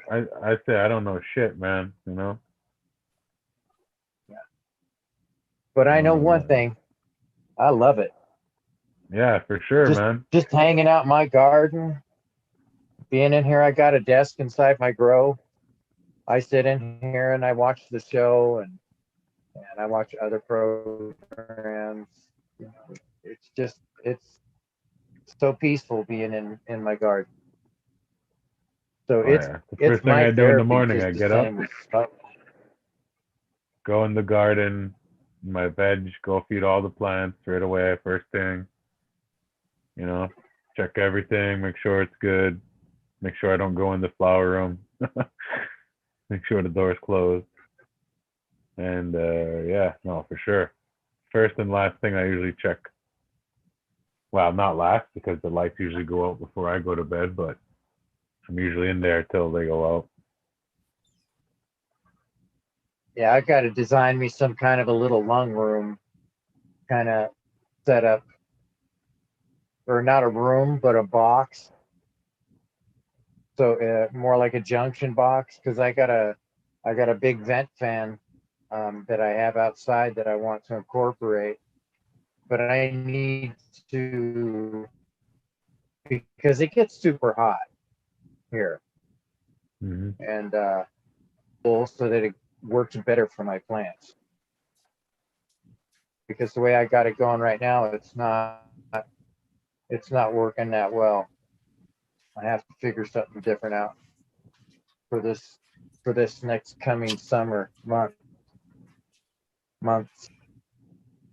Yeah, I took fucking like late July and almost all of August off, and I fucking I took too much time off and didn't get ready for my next run, and then ended up just like taking even longer off because I had to wait for all the clones and everything I cut. You know what I mean? Like I should have took a week off and then cut clones and then just took in time off. Like there was nothing flowering, you know, like I was just chilling because it's so hot. Yeah. But then by the time it was good to go, I was like, oh wait, I haven't cut clones yet. Shit. There's 3 weeks. You know? So do you do perpetual or do you just do runs? No, I try to do perpetual in the sense of, well, I don't know, wait, I guess runs? Yeah. Perpetual that it's always going. It'll come down for a couple days because I've got to clean it or I've got to like, you know what I mean? Like reset it. On a good day, that's like 48 hours, 36 hours. On a bad day, it's 3-4 days. And then there's another one in there. But everything always has to like tree, flower, veg for 10 days at least, you know? Yeah, I've got them at all different stages throughout my garden here. Yeah. And you have an automatic and feeding system, so I can't do that. Yeah, that's yeah, mine's, I mean, I got so many different dates on the flowers that are in my garden. So they gradually come out 4 or 5 a month sometimes. Yeah, I've always wanted to do that for sure. But see, in my mind, I'm always set up for like remote growing because I'm still, well, yeah, like, you're as distant. much as I've been home for a year, I've been growing Exactly. on remotely for so long. It's how my brain goes. But Now, I don't know how you, I mean, that's amazing that you got, you know, your nephew able to come in and take care of stuff like that for you. That's yeah, a blessing just like right there. I got the pulse.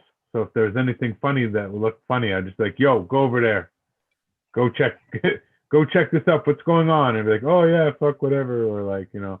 Yeah. The humidifier was low. I had to put water in it, or you know.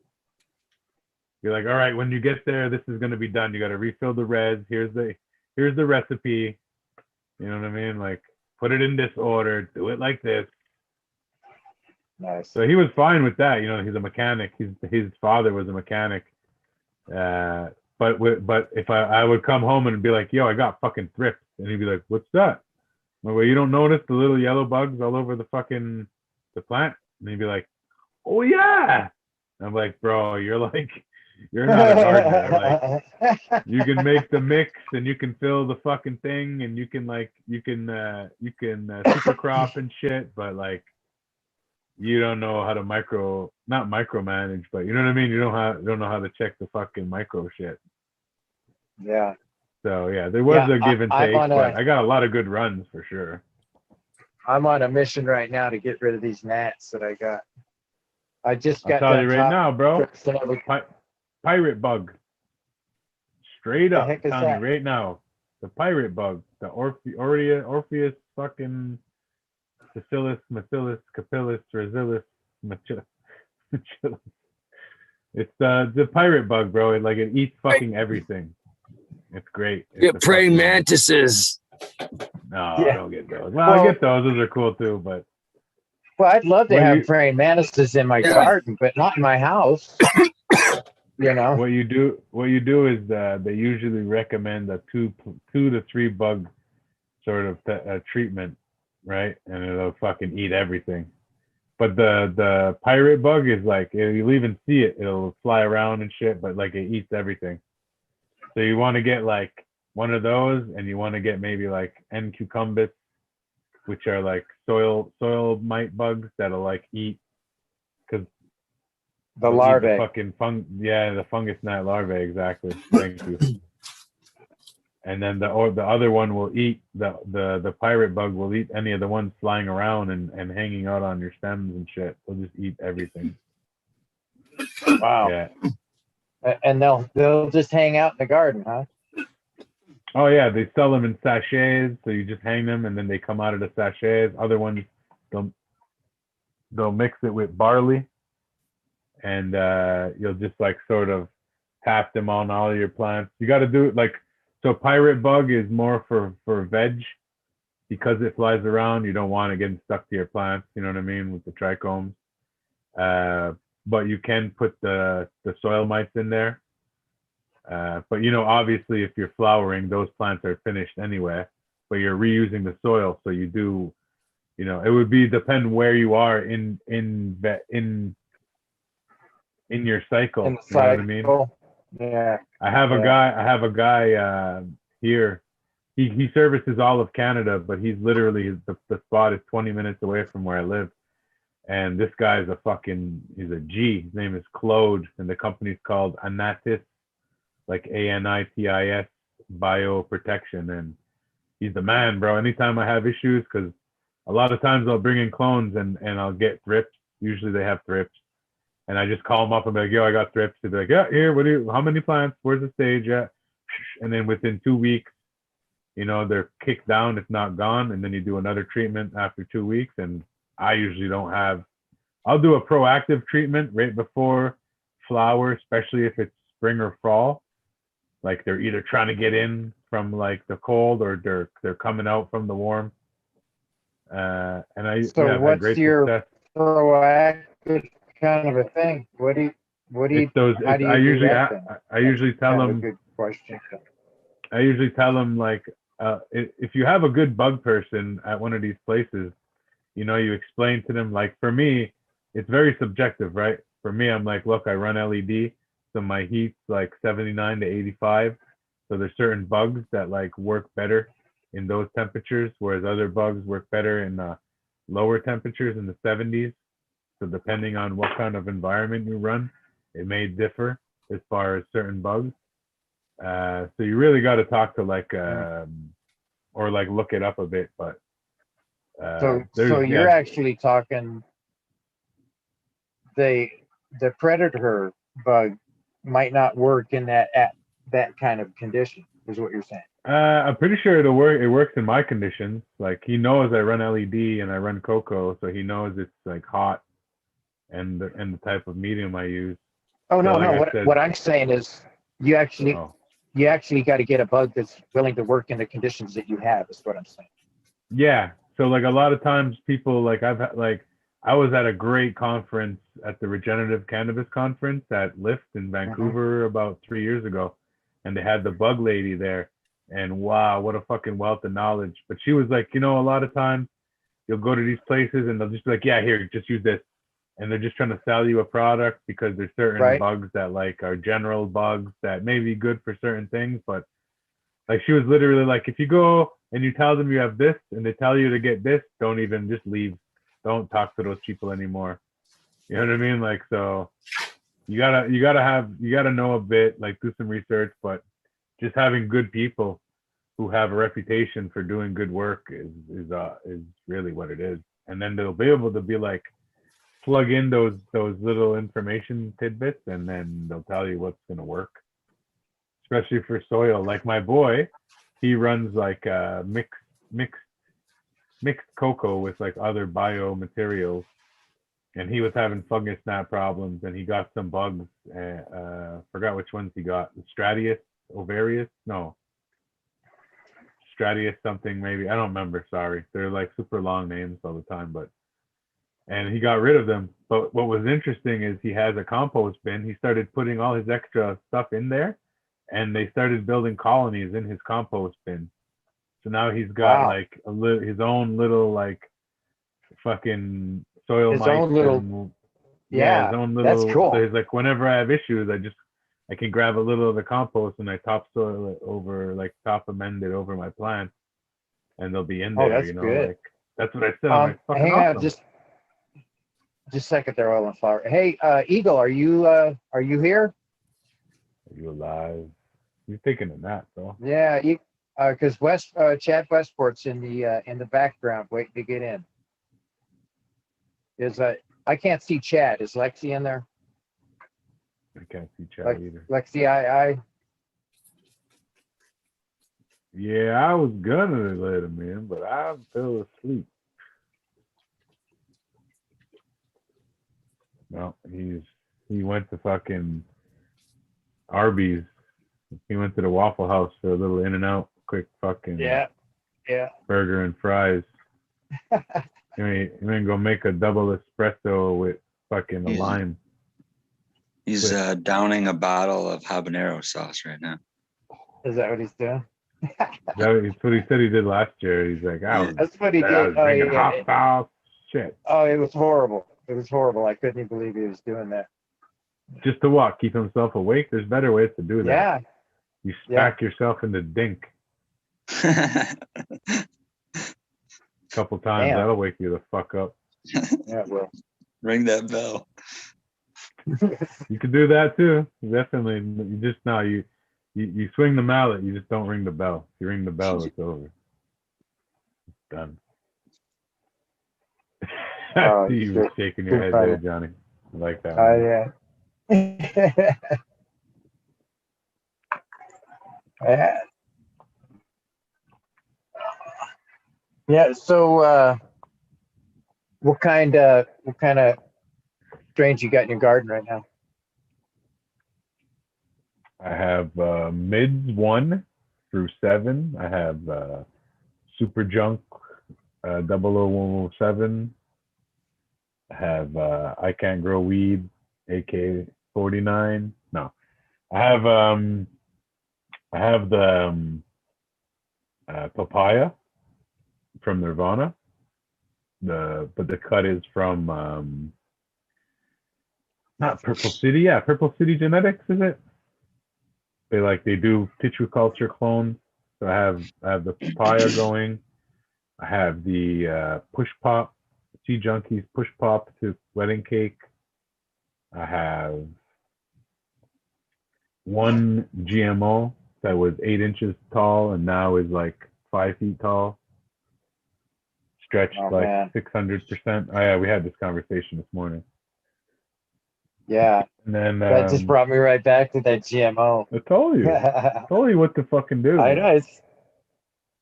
I told you you're gonna get to week 9 and you're gonna be like, "What's wrong with this thing? It's not finishing." It's like it only stacks like at week 10.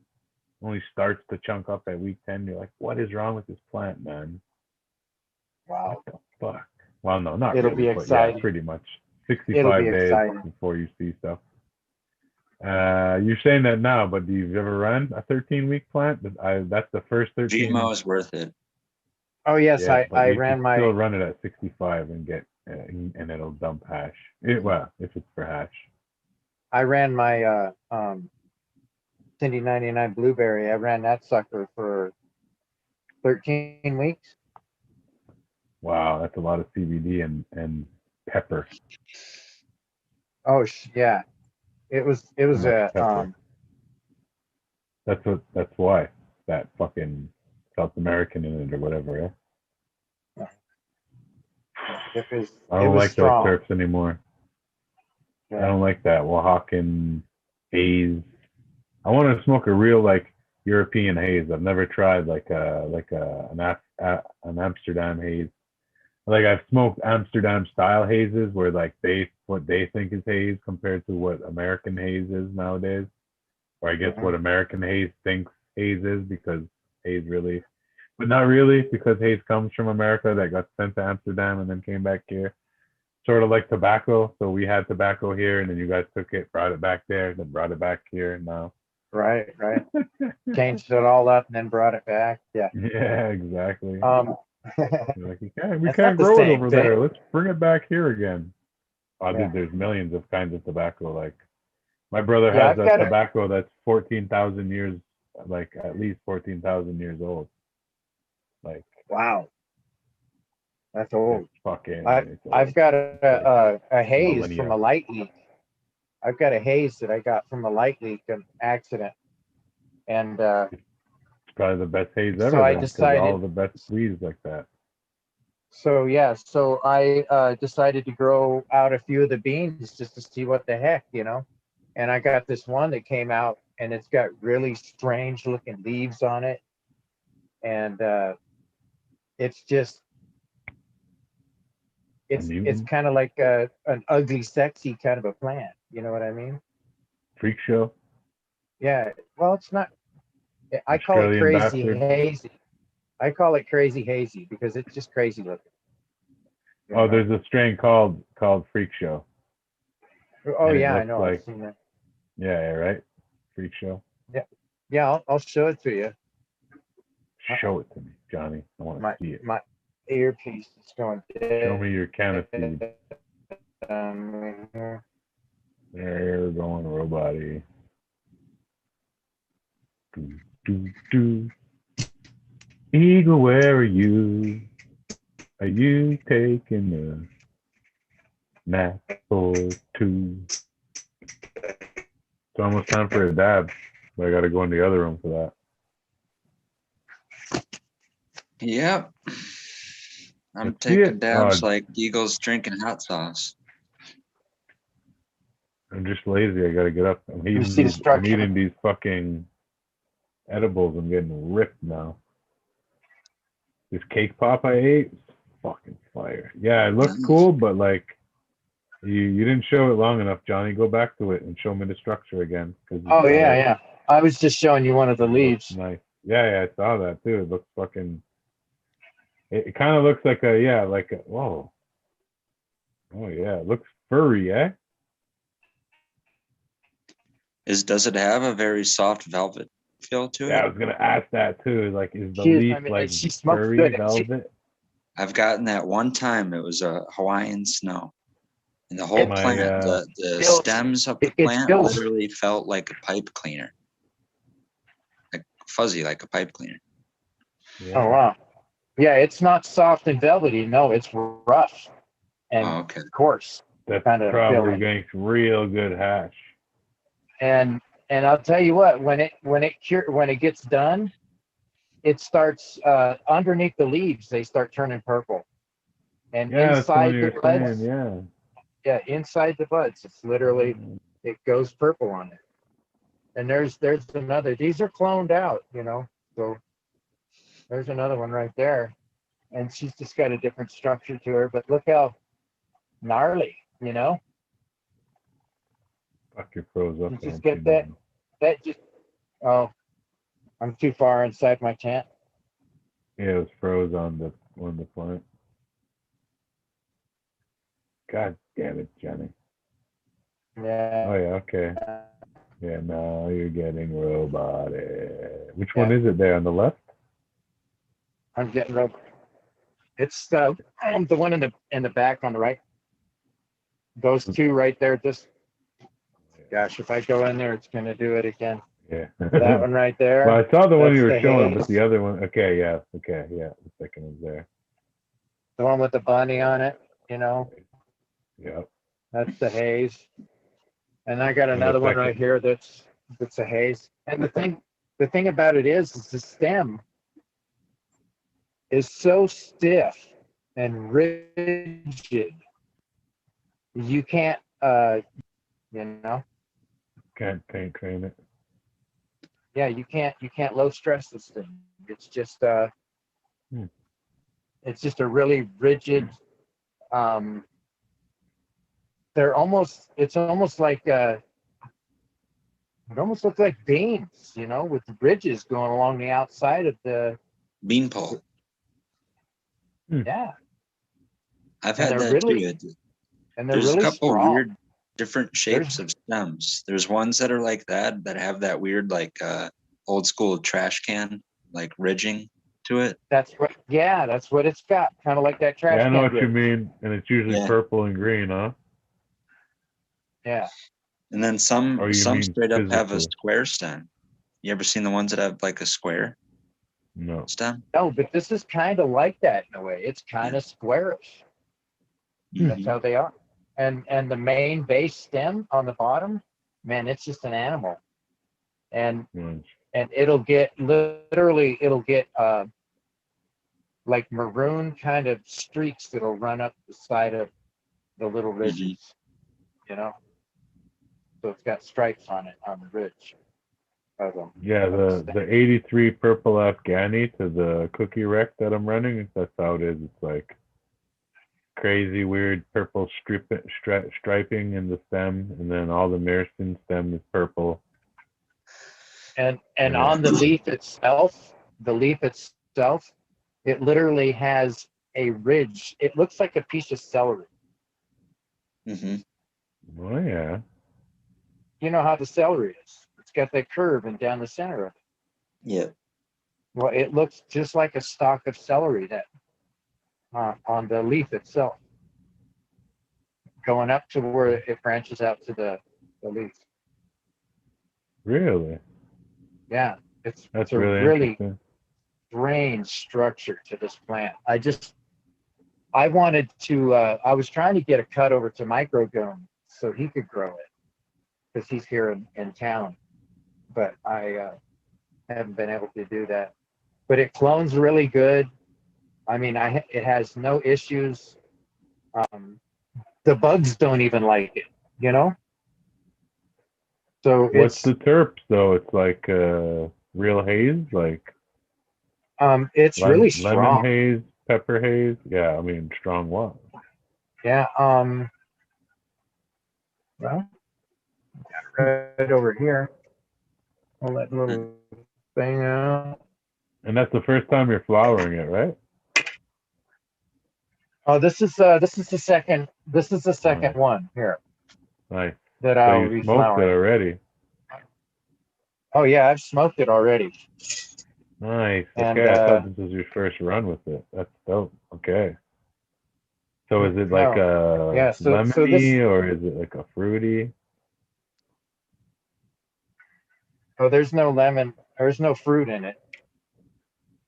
The one thing that I picked up, which was kind of weird, but it kind of had a pickle kind of flavor to it. Oh, dude, I've had that there. Totally. That's I like love the dill. pickle. Yep, dill pickles. like I love it. Dill. Yeah, it like had the dill pickle kind of smell. That's crazy. And I had an OG that after it cured out, it started to get that dill taste to it. It was kind of nice. You smoke it all through different phases so of its cure, and you would it's have a different pickle, And this right? one right Pickle here, and like haze though, but it has like haze, like it has that like sharp, like oh yeah, it's got a sharp hit to it. It does. Mm-hmm. not cheese, but like pepper and like Yeah. To me, it's almost like a coriander or like cilantro type fucking. Kind of like kind of like that in a way. It's kind of got an afternote like that. Yeah. And this one I got right here is a puckerberry knockout, and it's from Chaos Cheese. I'm turning robot again. It sounds like one of those old planes flying by. Yeah, that one there is that's puckerberry knockout, and it's got a berry kind of a red delicious apple flavor to it. And it's really refreshing, the hits. Nice. You know, and what I noticed out of it is when I take a hit from that one there, it takes me a good 20 seconds to 30 seconds before I can even talk after. Mm-hmm. I mean, it just takes your breath away, you know. It's just amazing. I like it. So not good for asthma. Well, I don't know. Well, if it takes your breath away. I guess in a way, I guess it wouldn't be good for asthma. Jokes, bro. It's jokes. Yeah, I guess it wouldn't be good for asthma. But no, Yeah, it looks really cool. I like that. It's like very unique. The other one I got in the back there's Gondog Mimosa, and I got that from Evolve 420 right before he took off from the States going out to Denmark. I ran a bunch of mimosa crosses before. Trying to find the perfect orange, never found it.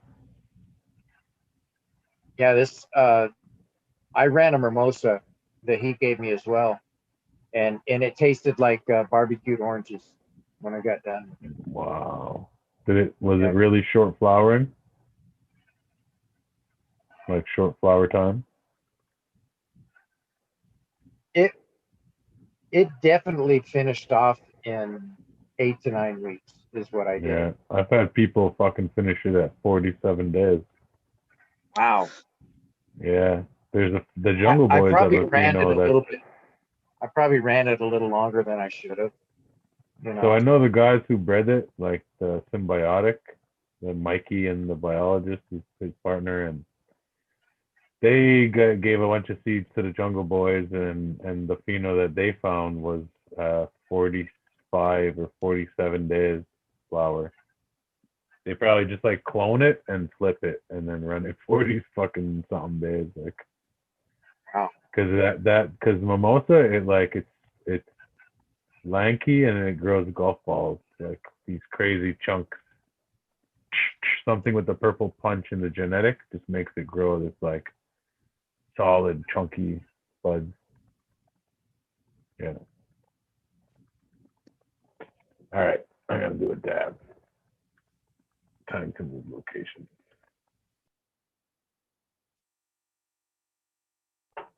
Take over. Pickles.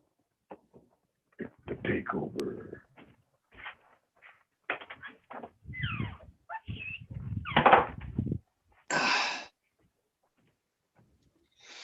Okay. Wow, so are we taking this a whole another, is this going to be a 36-hour live stream?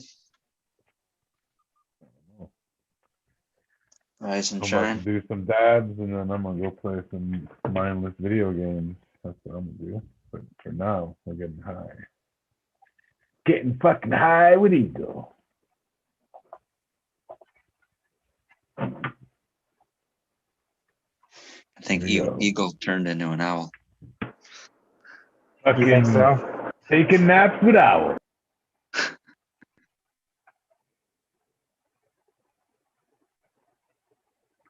Yeah, what happened to Eagle? Where'd you go, bro? He took the blue pill, bro. He woke up. You woke up. I hope not.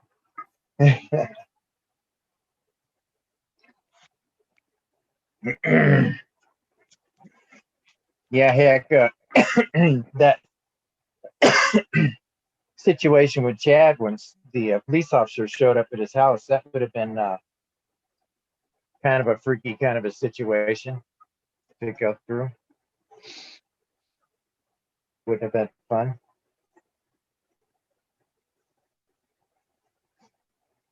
Yeah, heck, I had to call him when I got stuff stolen from my house just last week. And I waited for him out on the street. Right. I did not want him coming up at my door. Need that.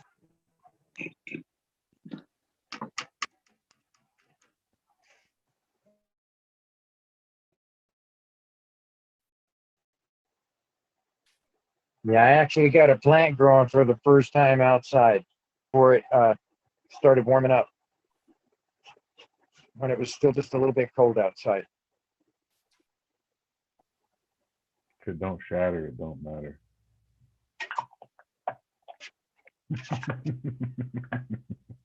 Tell you what, man, she's a pretty one too. She smells way more smell coming out of that plant outside than I do from the plants inside. Fuck, I missed my window. Kind of worries me. It's got another 2 weeks to go yet, so it's gonna really. Imagine people cure their weed in water, so it doesn't smell like weed, so they can smoke it in public.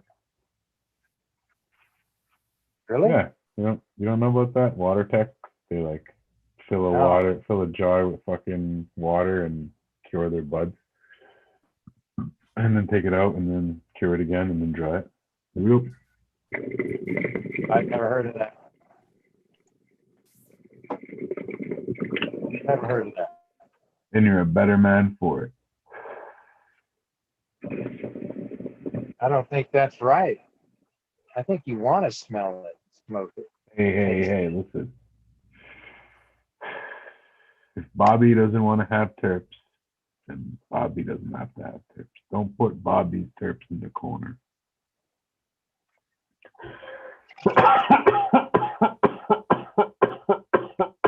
Ooh.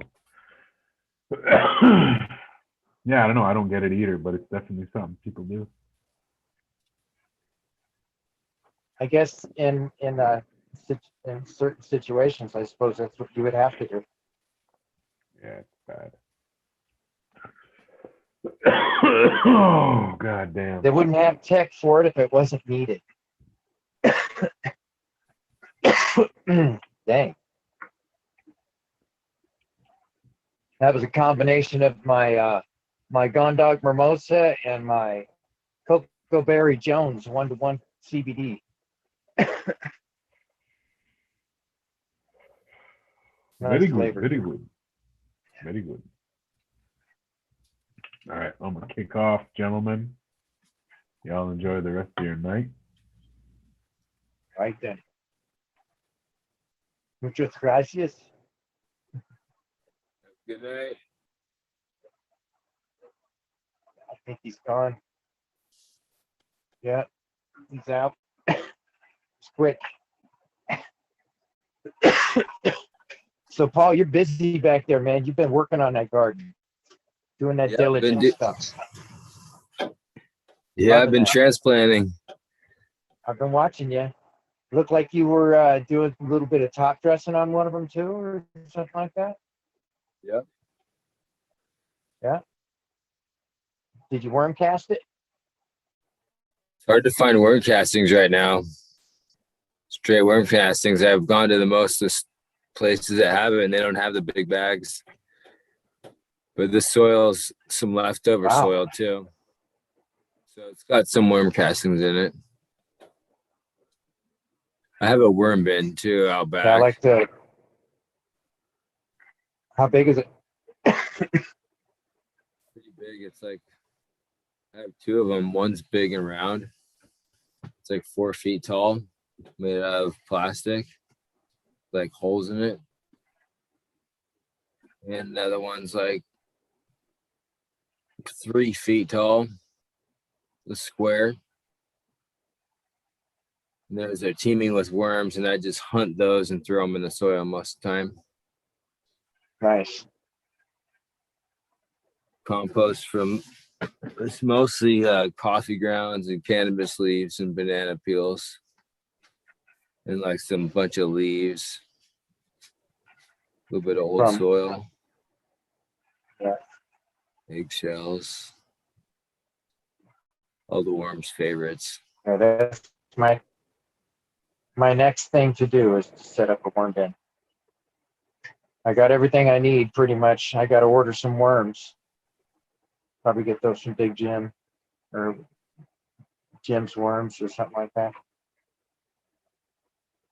But I definitely want to have my own worm bin going.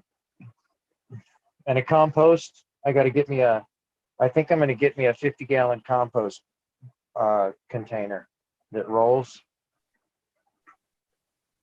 so that I can constantly work it. But then that wouldn't make very much. Might be better just to do it on the ground. Compost.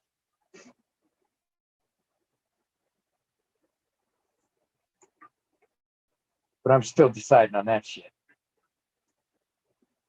Yeah, I got even like a biochar thing going outside. Really? It's been burning for like 3 days, really slow. Mix on some old There's a technique to that, right? You got to keep it really covered, or yeah, it's like a really slow, and yeah, it's just like cooking it slow and low with turning the wet compost slowly into dry and decomposing. I think some of the worms and stuff are like right next to it. It's really weird. You think they'd run away, but they like the warmth. I'm surprised it's been going for like 3 days. I keep an eye on it all the time. All the So garden beds around it are all wet. It's it between like doesn't smolder or anything, does it? Can't hear you. yeah, it just barely smokes, just smoldering just really slowly. Yeah, because I watched somebody do that, and they said that you got to do it a certain way, because if you don't, it'll just burn up just like a regular firewood. Disintegrate to nothing. Turns out like glass, though, right? Almost. Yeah, the clay gets all crunchy and like I mean it almost feels like crunchy burnt clay, the soil, some of it. Yeah. But yeah, you dig down and it gets some like the different types of soil roasted up with all the old leaves and twigs and all the compost pile. It's like a big leaf pile throughout the fall and winter, and then I started up as soon as it could be dry enough to burn, and just started it up like 3 or 4 days ago. Now, can you go take something like that through the winter and just kind of cover it with a tarp or something? I just keep piling my leaves up. I don't even cover it really. Guess it wouldn't need to. It needs to breathe.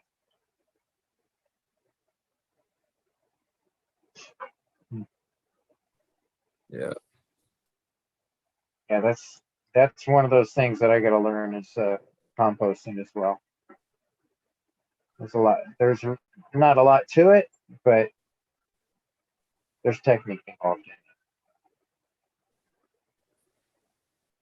Because you want to keep it at what, like 160 degrees or something like that, right? Or vermicompost, vermicompost, where the worms are. Yeah. It's like a worm castle, pretty much. Oh, I don't wow. think it gets that hot. It's just like a big worm castle Oh, okay. where it's slowly decomposing. Food scraps and leaves, twigs and stuff. Some soil once in a while gets layered in there.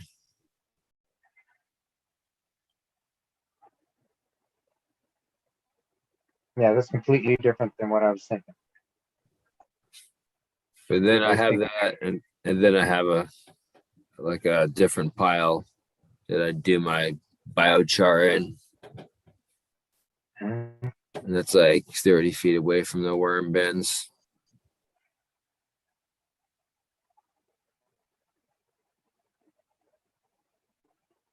So you got a full working garden or farm kind of like setup going, or what?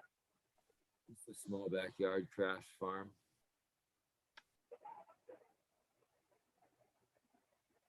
Suburban. Chickens too?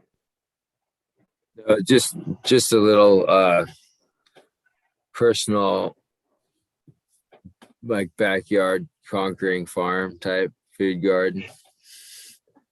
Right, I got you. It's your own paradise. Yeah, turn the backyard into freaking as much crops I could grow.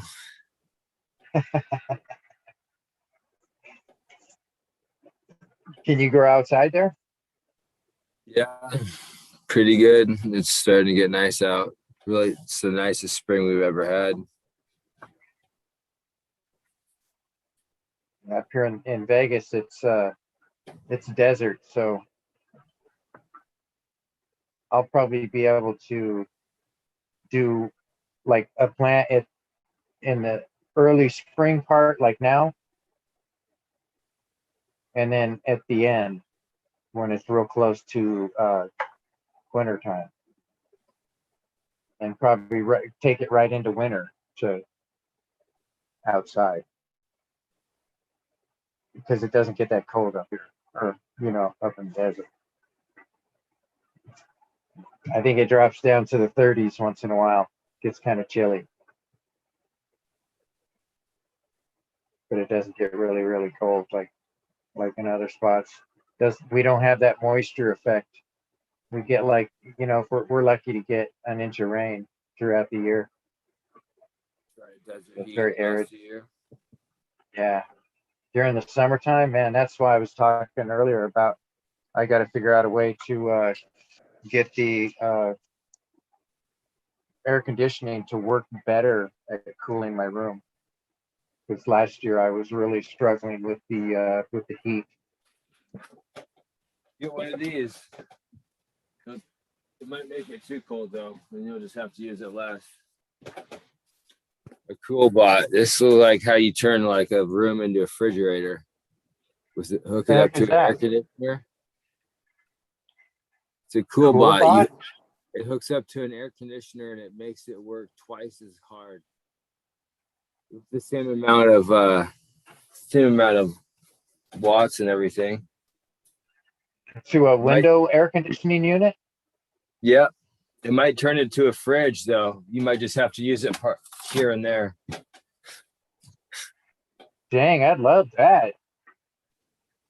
So what do those run? It's like $350 or something. Really? Yeah, $350. Cool bot. People use them to turn a refrigerator, like they'll build a room and then insulate it, put a window air conditioner, hook it up to that, and then turn it into like a meat locker. So they could like butcher meat inside or have meat, walk-in refrigerator in their house. Oh, that's awesome, man. I could cool my whole house with this. That's exciting. I wonder if it would freeze up on the outside though. I don't know. I think it tricks the air conditioner to work twice as hard. I am going to check into that. I like that idea because, I mean, as it sits right now, I got a swamp cooler on the side of the house that I use. And during certain times of the year, it works perfect to cool the house down. But when it gets to the humid type time of the year, it doesn't work anymore because you got that humid air outside as well as we call it the monsoon season, you know. And we don't get a lot of rain, but we get the humidity. And the swamp cooler is using water and air to cool the air down and blow it through the house. Well, if you got humid, hot air all around you, it's not even gonna, it won't even cool the water, you know? So it works against us. So I have to switch to air conditioning at a certain time of the year to even get the house to come close to being cool. And being how it's a trailer, it's like a hot box, you know? I got to do more about the insulation on this thing.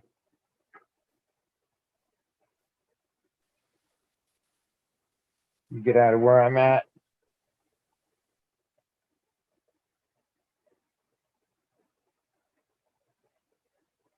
Yeah, I can't hear anything. Is everybody still there? Yes. I'm here, Johnny. Okay. All right. Yeah, I couldn't hear a dang thing. It sounded really quiet. It's like I lost everybody.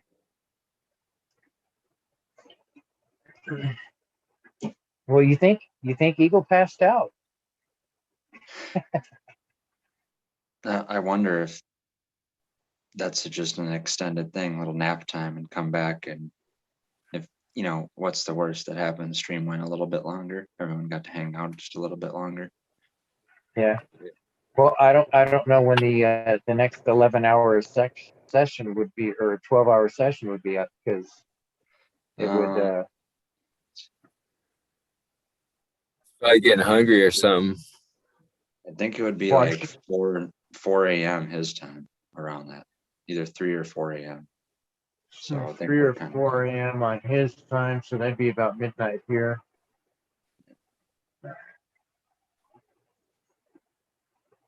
Still another hour.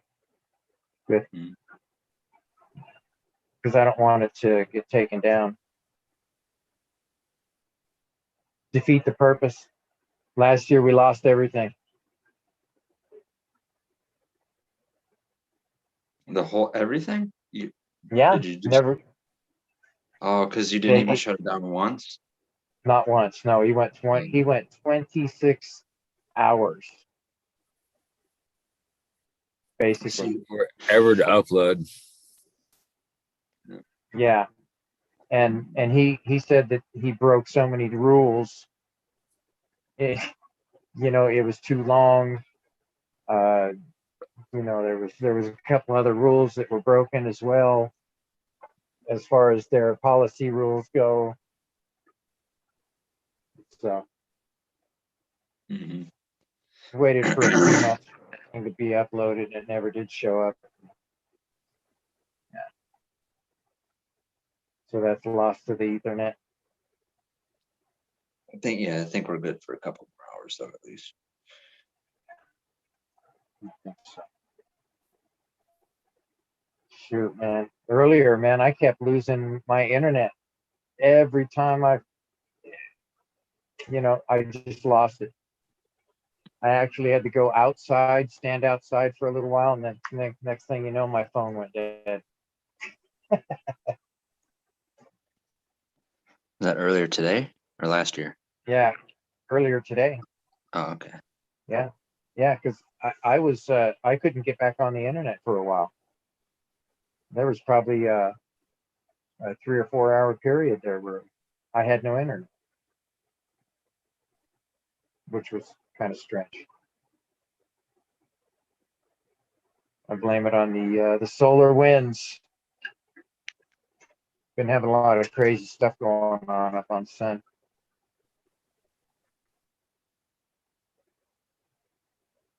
Looking for that Carrington event to show up. You guys know about that? What's that? Yeah. Huh? What's the Carrington event? Yeah.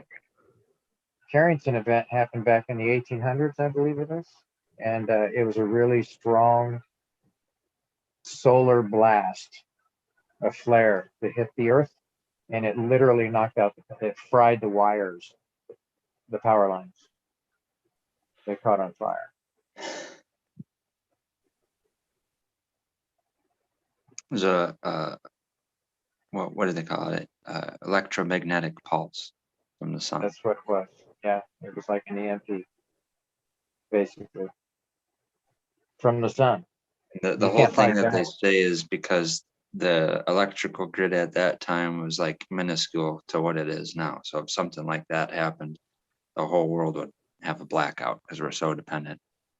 The only thing that would be there is the underground cables. And then even whatever, your computer and all that, if it's not kept in something called a Faraday cage. Yeah. I think it's funny. Carrington event and the Faraday cage, funny little names. I know, right? The outside of a Faraday cage is completely resistant to electrical conductivity. So it's like rubber, or, plastic or something that doesn't conduct electricity. And then the inside is lined with something that doesn't pass through. It's impervious to what's on the outside. So you can put electronic devices in this box. So the EMP goes by, and then the electromagnetic wave just kind of like bounces off the box, and all the radios or batteries or medical equipment, anything, our cell phones or anything like that would be stored safe inside. That's exactly right. Yeah. Yeah. I think they've been, I've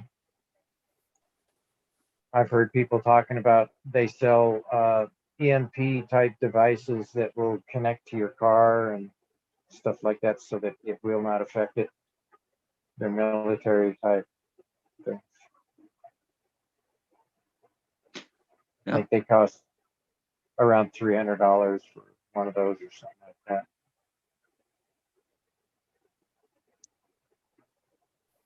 Heard about that the other day. Wow, I wonder where to get that. If people could get those, or I'll look into it. I remember seeing something. I can post that up. anybody's interested. It's always good to be prepared about some things. So, Paul, did you see my sand tech? My cloning? Oh, did you clone in the sand? Yeah. Yeah, I picked something up from a regular garden show, and they were talking about tried and true and tested cloning tech. And I said, well, shoot, I gotta see this. And they showed they were taking cuts off of little trees and little shrubs and stuff like that. And they were sticking it, just shoving it down into the sand. And after a little while, it would have a really good root base. And I tried it. I'm on my third one right now. The first ones I did, I had 100%. The second one I'm doing right now is a monster clone where I actually took a forming bud off of one out of flower and stuck it in there, and in 6 to 7 days I got full rooting on all of them. And it's in sand that you get at a Home Depot. $5 for a 50-pound bag. I'm trying to tell everybody because I think it's a great, simple, really simple way to get clones. I think we lost Paul. And what did you say all you did was for rooting them in? Not the sand itself, but what did you dip them in, or powder, or not just straight No, up in the I sand? used my aloe vera Okay. plant. I cut off a portion of it, Mhm. take a little bit of the meat out, put it down into the cup with the RO water, whip it up with a fork, you know. Yep. And then after I do that, I just take my cuts and I throw my cuts in there for 3-4 days, and then I shove them into the sand and I pour that water. And not all of it either, because if I poured all of it in there, it'd be soupy, you know. Yeah. So I just pour a little bit in the 4 corners and a couple other little spots, and it once it looks like it's good, I just let them go at that point. Keep them inside the dome. Put a little moisture inside the pan down below, inside that's the the dome pan. Yep. Put moisture in there so that when the temperature gets to a certain point, it dews up or on the outside, you know. And how long do you leave the dome on, or do you have vents on it that you crack open and mess around with that at all? Yeah, I got one side closed, the other side's just got a little sliver of an opening. And then when I'm getting ready to harden them off, I crack them both open and leave them inside there for another day or two. And then I'll start taking the dome off a little bit, you know. And then once I transplant them, a lot of the times I take like a 2-liter soda bottle, cut that baby in half, and I take the part with the lid, you know, the cap part. I take the cap off and I stick that on top of that for a couple of days, so that it's just got that hole breathing into it, and it's still got the partial dome. Nice. And then I pull it off. That's pretty cool. Yeah, and then I pull it off after that. That's real.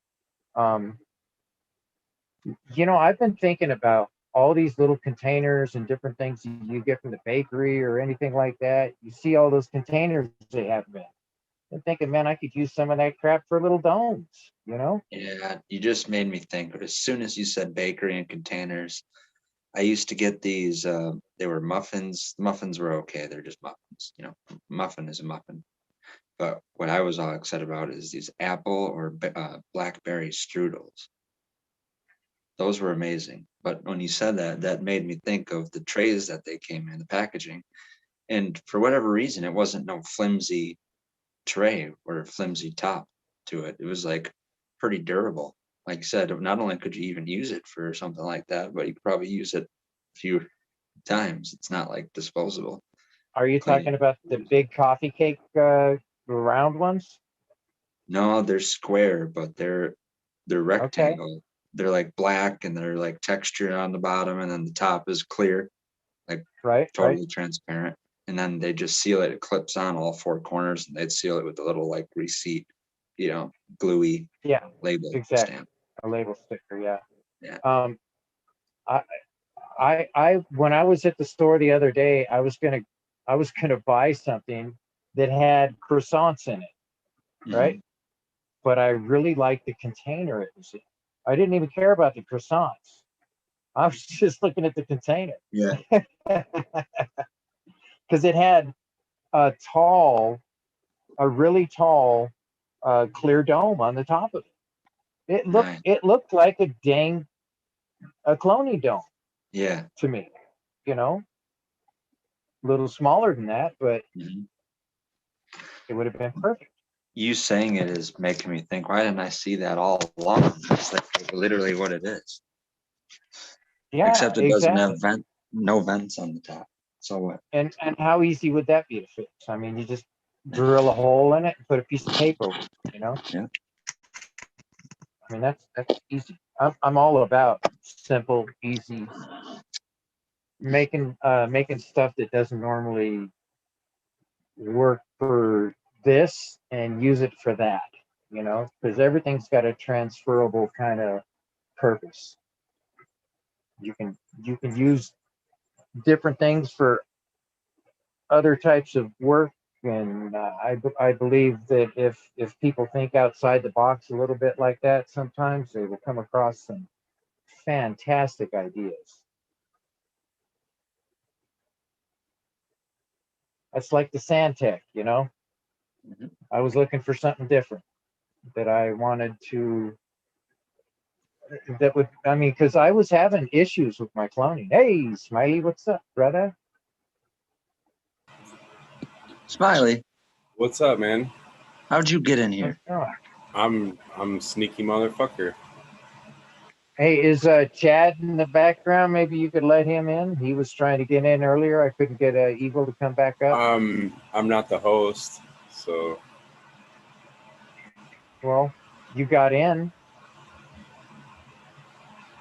So I don't even see where it shows Chad waiting though. Usually it'll pop up with like a little button to push that says admin or admit or whatever. So.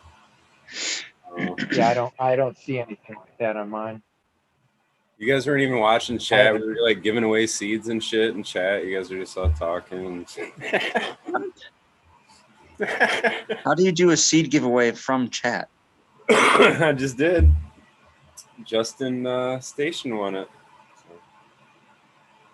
There's two separate worlds going on right now. There's like a whole other thing in the chat, and the chat's like into it, and then we're over here just like on yeah, the you couch. guys are talking and chat's talking about totally different shit. Oh man, that happens often though. Don't worry, that happens often. I do got a few other ones to give it does. We might as well.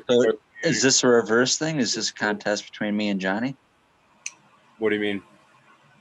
Well, that chat, we didn't, like I said, we didn't know about that giveaway a minute ago. So is this one for us? And this? Yeah, so we could jump in our chat here on Zoom and do a. Do you guys want some seeds? You can give it to one of us. Yeah. I'm just kidding. No, I'll send you some if you want some for sure. For sure. So what are you going to give away? I got a couple of them. I got one called Orange Julius that I think I actually got two.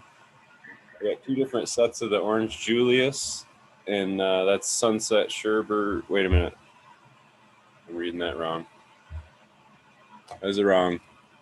Yeah, Sunset Sherbet by Vanilla Shake, but I was reading it off the wrong tag. Then I got another one called Chocolate Shake. That would be an Orange Julius. That smells really good.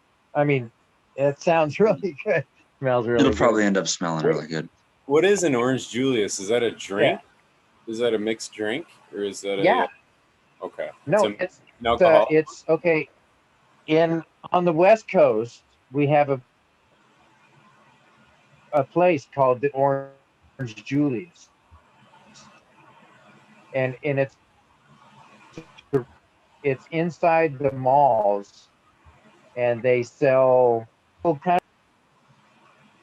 There was the orange and then the vanilla milkshake, right? So that would give you that creamsicle kind of flavor. So Okay. Orange Julius is perfect for that. I mean, Mhm. that's just the name of a restaurant that does a special kind of an orange drink. It's a vanilla orange drink, basically, Mhm. and they whip it, so it's foamy kind of when they do it. Good. So they whip it good. Da-da-da-da-da. Yep, they do that.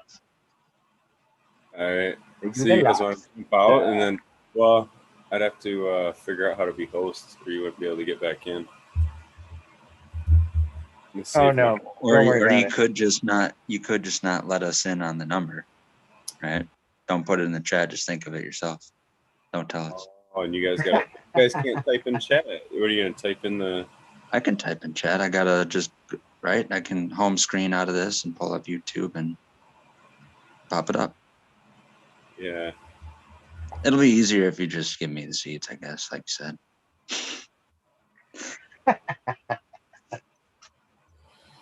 Yeah, that'll work too. Yeah, no, go ahead. Okay, so how many we got in chat? Yeah. How many we got in chat? We got 72 right now, which is crazy. Still. So, what is that? 288. Yep. So you guys, So we'll take it. you guys don't want to pick a number? Or you're gonna pick a number or what? I'll pick a No, number. I'm good. I'll write it down. I never.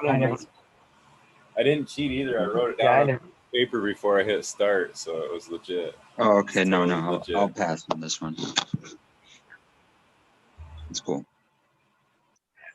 Johnny didn't sell you on the orange juice. Okay, Matt, go ahead. No, he did. I So thought you meant if I wanted to pick a number for the giveaway. Oh, yeah, just pick one. Well, That'd be cool. that sounds really good. Let me see. Yeah, I'm serious. I'll send you guys some of the beans. I got some in the works too, so throw them out to you. Right on. I'll take it. I know Johnny grows everything, so. Samsung. I do. I am not ashamed to say that I'll just put it right into the dirt and grow for it. You know? Well, you can do, man. If I plan it. Right? What's that? I'm not gonna be able to plan all these. I gotta get them out there. Then. What kind of dog you got, Johnny? I got a puggle. Come on up here, buddy. That's my boy right there. Oh yeah.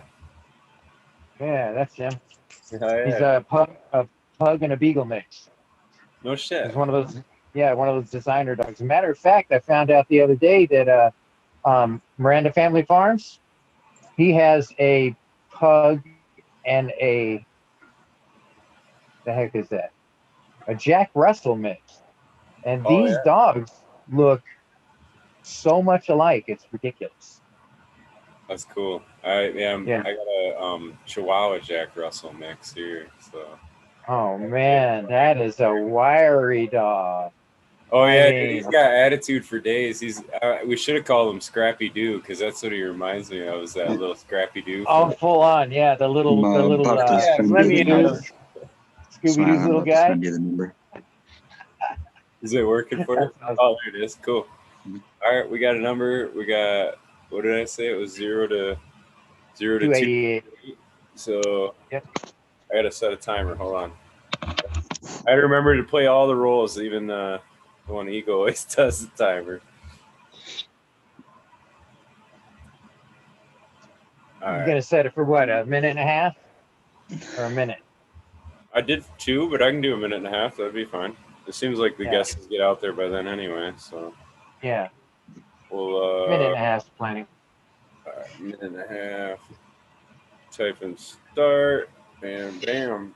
All right, everybody. Here we go. Hopefully they watch it because there is quite the delay in chat to what we're saying. So like they'll see start pop up before I said it. So Okay. Yeah. I see a couple pretty close too, man. They're all up on you. No, that was cool, man. I know it was awkward as hell earlier. It was like I didn't know if he had a plan where he wanted to do a giveaway every hour or whatever, because he said he had like 12 different ones he wanted, or 24 or whatever. So I was he was going to do it on the half hour every time. And I was figuring But he'd stop at midnight. So conversations. But yeah, man, there's fucking star-studded lineup there, so it was cool. Sweet. I couldn't even list all the people that were on. I don't know, not off the top of my head. There's been so many. Yeah, and that's when during that time is when I lost my internet. You did? Yeah. I was standing outside because when Miranda Family Farms came on, I was going to pick the number. I went to touch my phone and the internet just disappeared.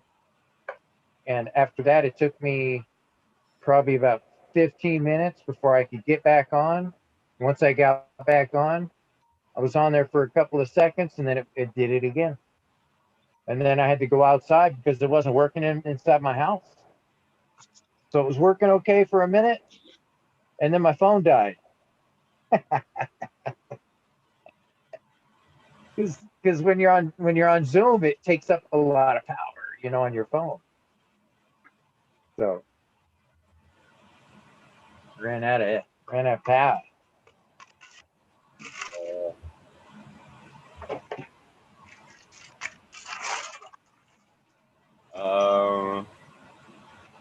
You guys watching numbers? You don't even watching chats. I'm on this all my own. You are on your own, dude, because I can't even see chat. Well, chat can help me out. Number was 66, and the closest I see is What About Bob for the 68. So if anyone dispute that? Different, yeah. If anybody sees something different, speak now. Forever hold your peace. Yeah. So there What you About go. Bob looks like to me. And that was, Right on. What About Bob? Congrats. Julius. That'll be a super one to grow. Orange cream, man. Yeah, the vanilla shake is basically a wedding cake in cross. So that's like so. Is that something you created? No, these are from 808 Genetic. Chocolate Shake is Gorilla Glue 4 by Vanilla Shake. So it's like a Gorilla Glue by wedding cake, basically. Does it taste like chocolate shake? I don't know, Johnny. I really haven't grown them out, so I don't know what it's. Okay. It's as much a surprise for me as it is for anybody that's going to win them. Dude, I've got a hankering for ever since I had chocolate lumbo back when I was a kid. Man, I've always wanted to find some kind of a chocolate strain again, which was, and of course, I had the original Thai stick too, and they say that kind of had a chocolate flavor to it. Can you? But I don't remember that. Do you type in a number or not? What's that? Can you type in a number? To our chat, yeah. We almost got the 20. We're gonna have to like hum the fucking dab song and shit. We'll sing the Tawa Tawa song. Yeah. Maybe that'll make him show up. Make Tao show up? Yeah. I heard him say earlier, he had like 3. All we got to do. He's sleeping like a baby. He did say he was going to chow down on a couple cookies and pass out. Yeah. He had like 3 cookies. Mm-hmm. I don't know, man. I don't know how them guys do that shit. I'd pass the fuck out if I had that. Like that RSO from Modern, he was going like a champ still. Then he ate more, didn't he? He ate more of the RSO, and that did him in. Yeah, and then I don't remember. It wasn't like this time. Obviously, it wasn't. It was like 6 hours ago. He was on here and ate a little bit more too. All right. So did you want me to put a number in our chat here for you? Yeah, if you want. All right.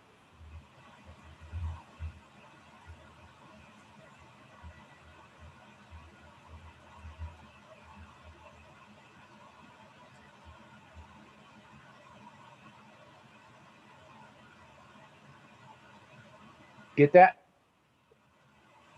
Let me look. Sorry. Yes, we got it. And I almost right. read it. I almost read it aloud. It's like it's like the guy holding a drink with a watch, and you ask him what time it is, and he pours a drink in his lap. That's so funny. All right, let's do this dab minutes to 20. All right. Red Pill said he was going to hum it for us, so. I think he did. Yeah, I remember that. All right. Well, just because it's a fucking holiday. You know that. Trying to get you. All right, that's fine. That's good. We got it. I feel like a Keebler elf. Working in a Keebler field.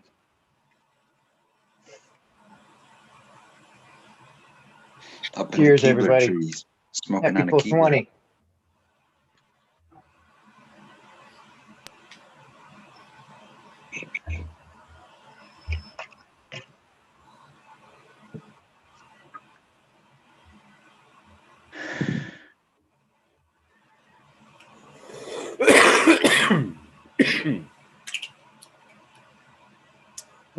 Sorry, I thought I was on mute. My bad. That was a good hit. That was a good hit. That's just Tahoe cure from Smokey. I didn't catch if he made it on or not.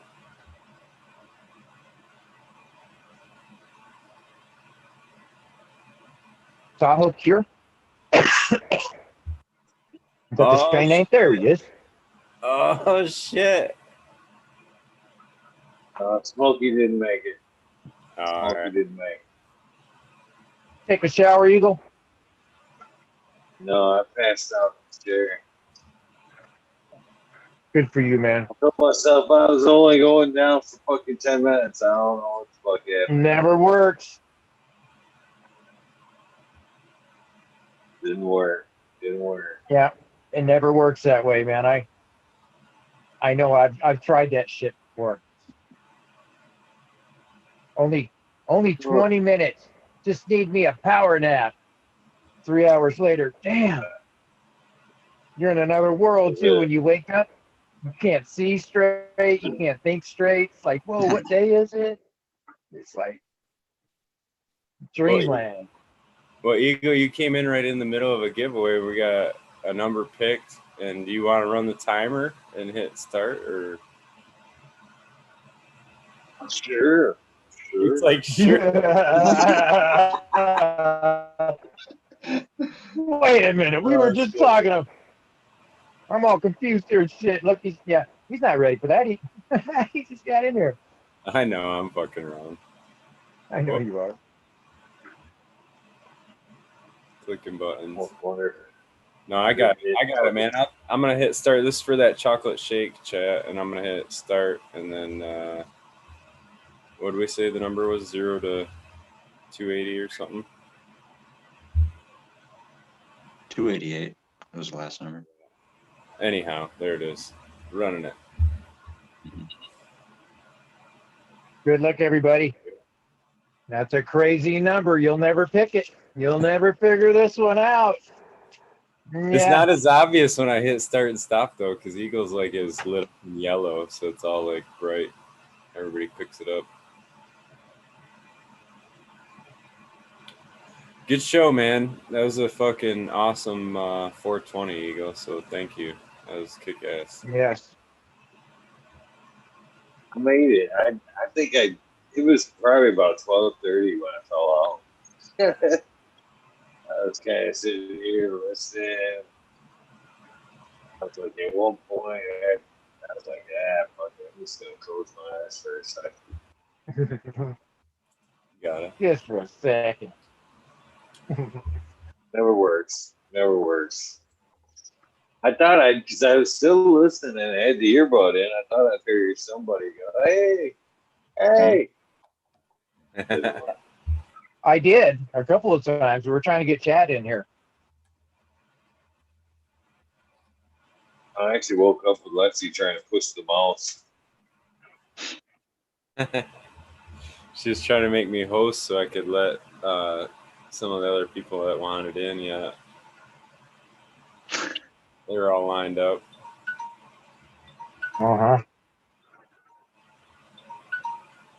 That's the timer. There it is. Here. So Cheers.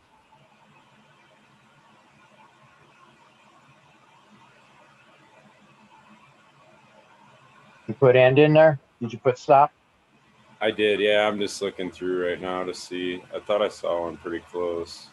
195 is the number. Yeah, BX Gunner had 199 is the one I see. Okay. If there's any disputes. BX Gunner.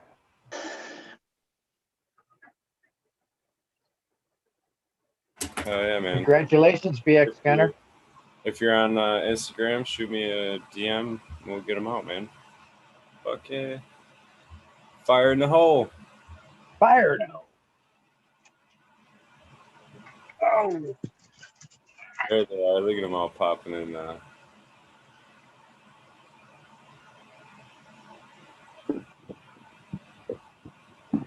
So what's up, Eagle? You doing all right, man? You make her to the 420 again, or what? Oh no. I could, but I'm still fighting that. Like, just woke up, like, anger. That woke up feeling? Yeah.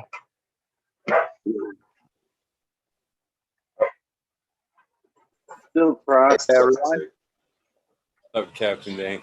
You got your name on your phone, so I don't know if you want to change. Yeah, unless you guys want to change that, I don't know. Don't fucking matter, right? So, at this point, it really don't. How's it going, Captain? It's going great. I thought I'd join you guys for another ending up of a session. It was a wonderful time and great people coming on. It was wonderful.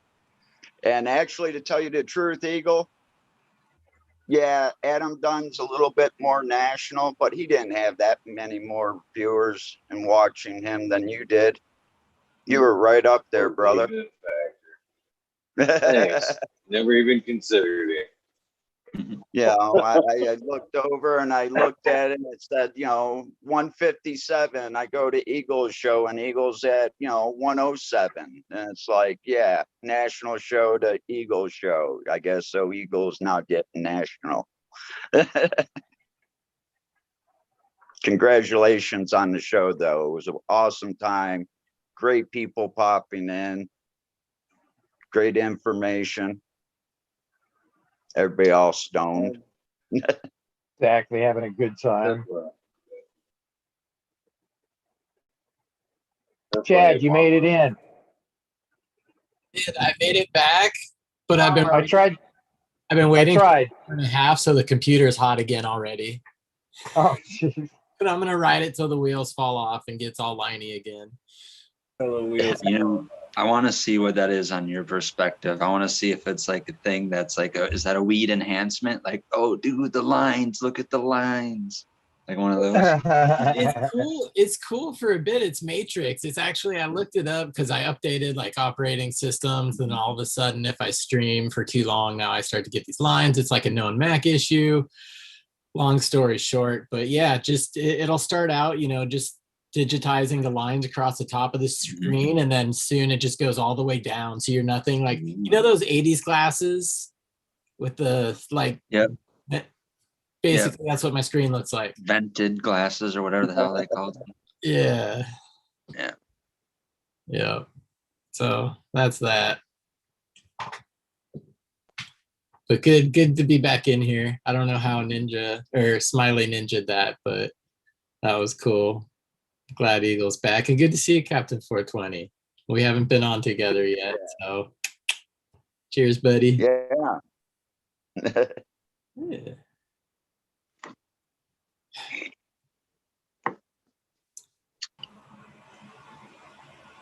But Yeah, it's me just some an cheese and amazing crackers. day all the way around, I think. This is a lot different 420 than I'm used to, that's for sure. Yeah, this is a pretty inactive 420 for me. I didn't really go anywhere. You know, there's not much to do.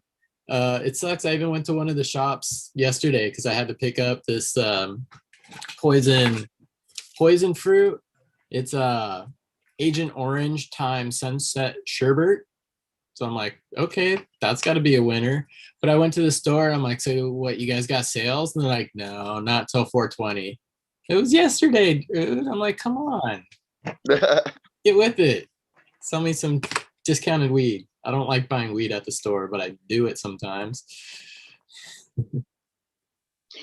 I don't know how people can afford to go to dispensaries and recs and buy their medibles and things like that. I for someone like me, when we start thinking, okay, maybe 250, 300, we start hitting it, and you're looking at a 100 milligram bar that's $20, $30 by the time you add tax.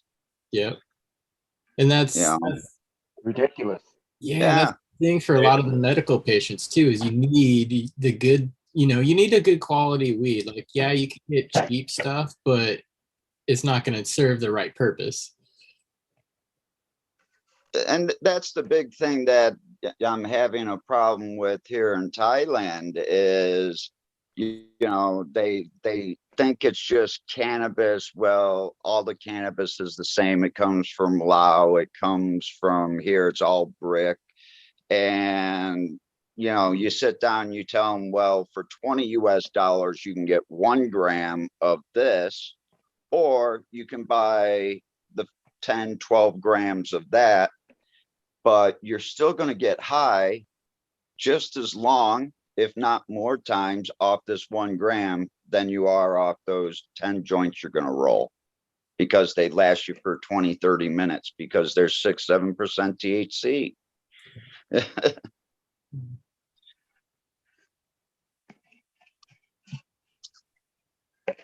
But hopefully we can get that all changed here and actually have somewhat of a culture soon. Well, you said that basically they're kind of allowing CBD right now. Are they going to open like a framework to sell CBD flower in like a storefront? Okay, flower is illegal. It all has to be concentrate. Which is weird. Well, no, when you look at it, and if you allow the people to grow cannabis in a third world country like this, or developing country, everybody's going to grow it. But if the government, which is the military controlled government, comes out and says it's illegal, people do not do it. So it just ensures that it goes through 2 to 3 hands before it gets to the people, so 3 people can make their money. And that's basically what it is, because why wouldn't you just say, okay, your poor people, grow the plant, use the plant? Because in Thai culture, and this is a problem too, that you don't get to see finished flowers, is because in Thai culture, they use the leaves for cooking. So as soon as the plant really starts to form any type of flower leaf formation, it's all of a sudden a valuable crop to them as far as selling it or putting it into their foods. That would be an interesting market. I would wonder if you could even grow like a THC variety that just never gets to term to express that percentage of THC within it. Of course, then again, I don't know if you're pulling it that early, if you'd really get any kind of terp profile. If you could get a terp profile without the THC, because they're probably both developing at the same time in the trichome, that'd be a guess. Well, there's also another problem over here too. You know, even the times that I can grow outdoors, it's still 85, 90 degrees during the daytime a lot. So a lot of those terpenes get burned off. Okay. Okay. It's not until you start to really break up the flower that you can smell the terpenes in it. Okay. Yeah, I guess that's a unique environmental condition related to that location. Yeah, I do not have to deal with that, man. we think 60 degrees is warm here. We put on t-shirts in 60-degree weather. Yeah, well, 60 last night, I thought it was cold. It hit 69 out here because I am out in the mountains a little bit. So yeah, it hit like 69 degrees and that was cold. Well, it's cold because it was almost 100 during the day. Wow. Yeah, I couldn't do that. And I hate Yeah, to. I have to say, people around here in Vegas, they're wearing parkas when it's 60 degrees outside. Oh yeah, I crack up every year. I would go to Anaheim for this NAMM, North American Music Conference. It's just, yeah, it blows me away. It's in January every year, and we're usually in a t-shirt because it's 60. And I shit you not, one night it started to just like mist, not even a rain, not even a spritz. It fucking misted, and these people are putting trash bags on themselves like it's raining. What the? Monsoon weather. Yeah, yeah, it's ridiculous. I'm sorry. It's fine. You know, I thought about that too, and I'm in Bangkok, and it's like 95, 100 degrees out, and people are wearing jackets. And I'm like, what are you doing? And then all of a sudden I get here, and yeah, you're wearing a jacket, but you're actually cooler because the sun isn't right on you. That's how you used to be able to spot a drug dealer, man. Who's the guy wearing a parka on an 80-degree day standing on the corner? No, man, I'm from South Africa. It's fucking hot. This is cold. That's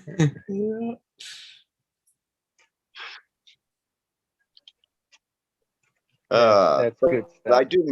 I do miss not being back there with you guys and seeing all these wonderful flowers that are being pulled out and you guys smoking that up. It just makes me drool and say, I wish someday soon.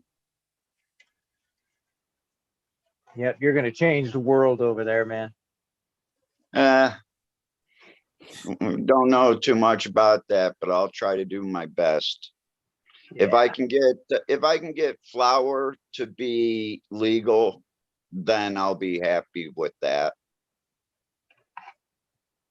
Because that is my thing. The concentrates for me are great, medibles are great, but they take a long time to take effect. I need something for my pain, and cancer patients need something for their pain. They need it right now. We don't need it 45 minutes, 2 hours down the road. So we need the flower to be able to smoke. My doctor who wrote me my Thai medical, and mine's probably one of the first few Thai medical papers that actually starts off with THC, because my Thai medical papers are written for THC and CBD use. It's just not flowers. And he says, how stupid is that? And then it's like, well, the normal common person can pick the flower and dry it out. He doesn't have to pay the government. He doesn't have to pay this person. He goes, you're right. The weed's free, man. Yeah, but if you get caught with it, that's the problem, right? Yes, that is the problem. The only thing is there's not enough oil or concentrate in Thailand to fill everybody, to take care of everybody. So you know, if you get caught with the flower and you have your medical, then you're okay. If you come from Michigan with your medical card or California with your medical card, you have medical rights here in Thailand. You can purchase it, you can fly with it, you can travel with it, you can use it. I think that's amazing. Yeah, I think it is too. It's just they need to allow those flowers to be smoked here. Yeah, that kind of sucks though, because that program basically doesn't include the nation and the people that live there.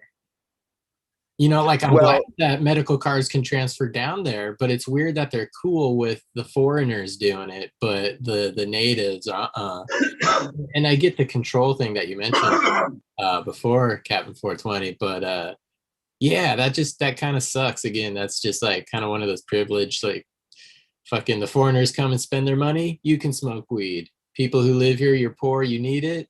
Sorry. But that is one nice thing, that all of it that's being produced now is literally going back to the government so they can supply their medical program. Something the United States didn't do. They left it up to us to figure it out. You know, let us pot smokers figure it out, fight the battles in courts. And then when we get everything right on the edge, big business comes in and steps in just like they did. You know, and they're taking it over. And they're going to do the same thing here in Thailand. It's all about the money, people. There's no question about it. And I think as of us craft cultivators, we can grow a lot better than any of these big companies. And hopefully the people, you know, those people that want to go to the dispensary and buy something off the shelf, that's fine. But for people like us that like finer connoisseur quality cannabis, you know, we're still going to be out there and we're still going to be wanted and looked after. And people are going to want things that we put out that a big company just can't put the personal touches on because they're not small batches. But like here in Thailand, we're trying to get the farmers together. That way you can have more of an influence on a market instead of having, you know, 100 kilos here, 1,000 kilos here. Well, we have 300,000 kilos together. And if we can do that in the United States and get the craft cannabis that way, and, you know, I hate to say it, but kind of like a union, and you can put these big businesses out of business. I'd really like to see, you know, Michigan really fight and don't give up the medical part of this. Please don't. Yeah. Because once you give up the medical, then all the medical patients are screwed.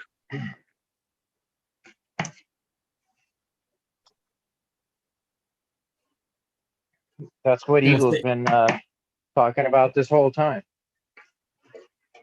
Yeah. You know, we the people we can overgrow.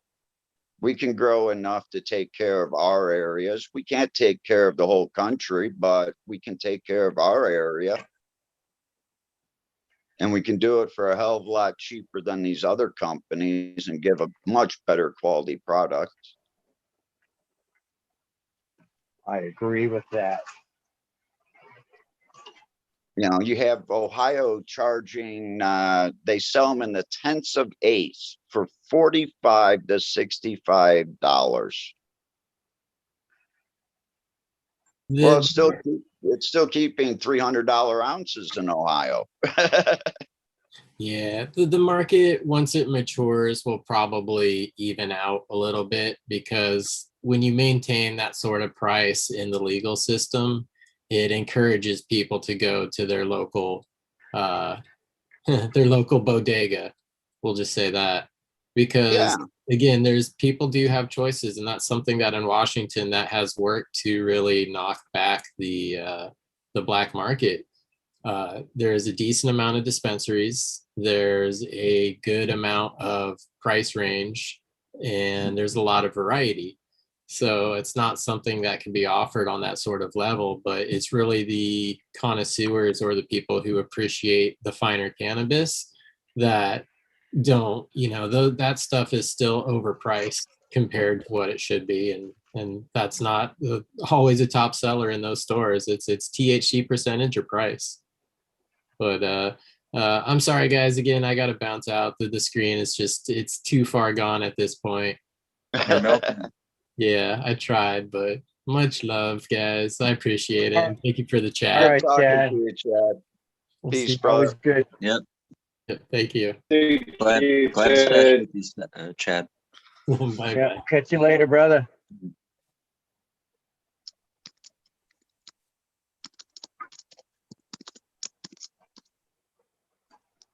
Look, someone doing some work. Yeah, I'm transplanting my my Sandtech clones. Ah, the shrooms have wore off. Yeah. That's exactly right. That's exactly right. So this is what I'm doing. I take a little scoop of the sand in with it, throw it at the bottom, just so it's kind of still in that same atmosphere, same sand. And then afterwards, I scoop a little bit of dirt in on top of it, soil.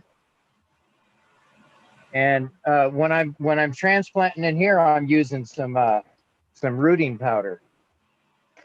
And then I just pack it in a little bit around it so there's no air. I'm not packing it, but so that's that.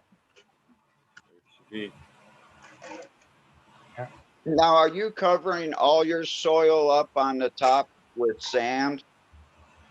Or are No. you keeping some of the soil up at the top too? Oh, the soil is at the top, yes. I put a little bit of the sand down at the bottom just so that it's still got the, the same kind of atmosphere that it just rooted in, Well, the And then I reason put why the reason why I ask is, I've been hearing people using sand to put over top of their dirt to keep down on like the gnats and things like that, and keeping the that sand is as a like good a idea. barrier. That is a good idea because that would do that. Okay. Yeah, that would actually, as a matter of fact, since you mentioned that, I'm going to give it a shot right now and see if that actually does make a difference. Since I have the sand here, I might as well, right? Give it a try. You like trying new things just like me. So, that's why I kind of brought it up to you, because there are times when I would have bad gnat problems. I would put sand on top of my solo cups for my clones. Okay, so right here, I just got done putting 1.5 inches of sand on the top of one of them. And since I have so much sand over there, I don't think I'll have an issue with that. So, okay, we'll see how that works. Let us know. Definitely. Johnny's I'll do that test to each one of garden. them. I like it. Johnny's test guard. Hey man, if Man, you I'm not afraid to try it, yeah. Not only that, it's got little root bits inside here, so that'll even be good from the last one that I grew.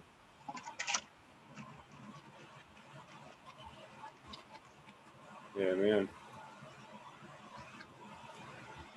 I was trying to log in earlier from the barn and it didn't work out so well, but Yeah, look at those roots. nice. Yeah. Gotta love that. I can't believe how well this works. It just really is a shock to me that it worked that well, actually. I wasn't expecting it to, just because, Because it was tech. sand. Yeah, this is sand. Yeah, yeah. But you know, when you go to the beach, there's always foliage on the outskirts of the sand.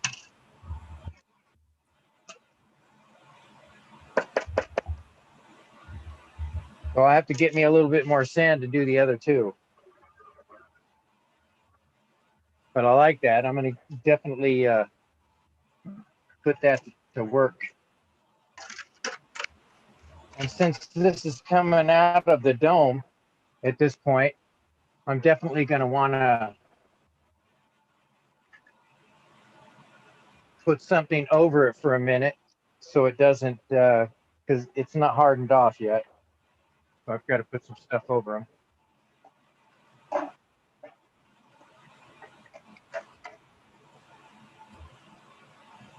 Yes, people, I still use a roller. Yeah,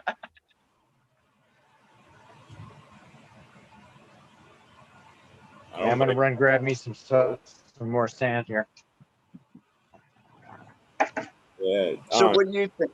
What do you think of that, Smiley? Putting the sand on top of the soil. For what purpose? To keep down like gnats and things like that. Yeah, I mean, it's going to create a barrier. Usually the gnats though is just a sign of overwatering. So like that's typically it's a dry down and kind of changing your watering and they're gone. You know? Okay. But yeah, I was trying to make that point the other day, because like there's so many people go through rigmarole on that, but the whole point of it is like fungus gnats are laying their larvae where there's anaerobic decomposition happening. That's their food source, like mainly for their larvae, you know. So if you take away that anaerobic spot of decomposition, you do that with correct watering, you shouldn't have them, you know. Especially a heavy infestation, that's typically a pretty obvious sign of it, at least, you know. You'll have the occasional ones, but so yeah, I mean the sand on the top's gonna effectively kind of do something similar and create a dry layer, you know what I mean? So, kind of like a barrier. Yeah. Yep. It's just dry. They're just looking for access to you know, I mean, they're trying to complete their life cycle. They want to lay their eggs where they're going to hatch and have a plentiful food source, you know what I mean, to do their thing. And that's typically why my goal is to reduce their life cycle. Right.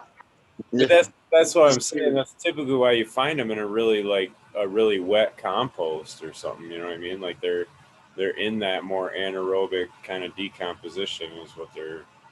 So I don't know. I mean, it's kind of one of the things. Do you treat symptoms or do you treat the cause? You know what I mean? Like, yeah. Okay. Go to the cause and they're gone. You know what I mean? So. Well, this would be a good experiment. I like it. Yeah. I don't know. I do like the nematode approach though too, but I'm just not a big fan of like trying to drench shit into the soils, like especially if you're trying to run a living system, you know. But I don't know. What do you mean drenched? Well, like a lot of people were suggesting like, you know, doing, oh, get this product and drench it into the soil and stuff too. Oh, do a soil drench, you're saying. Yeah, I understand what you're saying. Yeah. And under the idea, yeah, you might be throwing some kind of a pesticide in there that's going to take care of them initially, but you drenched your soil, and that was the original root cause of them being there. You know what I'm saying? So yeah, so you're actually setting it up for a failure. Problem, really, right? Like once that pesticide's gone or whatever, like you might be just perpetuating the problem, and they're back again. Yeah, that makes sense. You know. And I think that's why people kind of sometimes battle them off and on all the time like that. And it's like they're trying to treat them and kill them, and it's like still doing the same watering practice that led to them. You know, I don't know.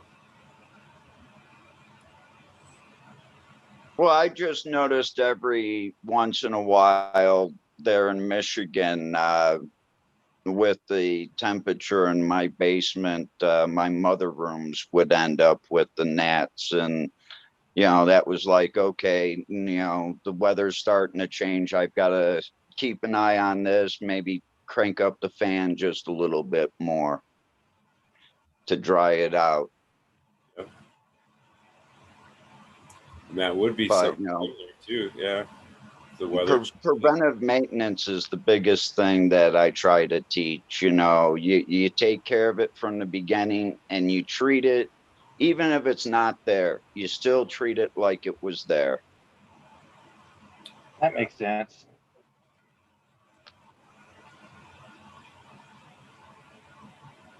Yeah, it's a counter thought to it all, I guess. You know what I mean? Hey, well, that's why we're here. We're here to bounce, you know, ideas and questions and things we've heard off of in the past, because, you know, at least that's what I'm trying to do, and I'm trying to learn. That's why I asked you the other day about those papers, and thank you for sending me those. I'm actually having to read it 4 and 5 times because it loses me a little bit. But, you know, it's all about the learning. And 20 years ago, we didn't have this. So getting this out and getting this information out for people to sit there and listen to a screen while they're in their room or driving down the road, and getting information and bouncing it off different people is a great thing. I know I've learned a ton listening from you, especially. You give out some great information.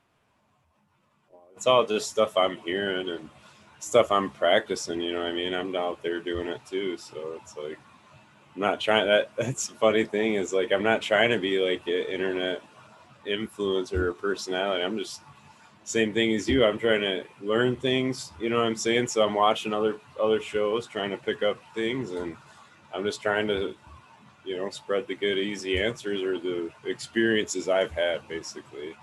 You know, I don't really look at I'm trying to teach something or whatever. It's just, it's what I do, and it's what I ran into. Well, it's your experiences, and like everybody out there, you know, we're all not going to grow the same, but you may have said one sentence that someone's going to pick up and they're going to use it in their growing.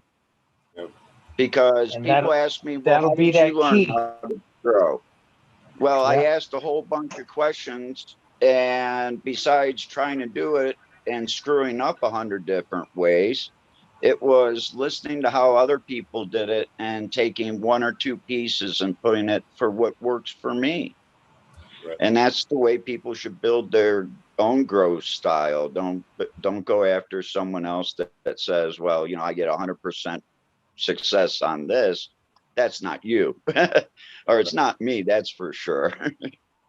Well, and yeah, I mean, like, some of the braggadocio shit gets kind of, to me, a little, I guess the word would be ostentatious or whatever. Some of the guys do, and what, I don't know. It's fun, and I get all that, but it's like, it's, to me, it's real. You know what I mean? Like, I just want the best, fucking healthiest garden I can, and that'll make the world to me. You know what I mean? So that's what, I don't know.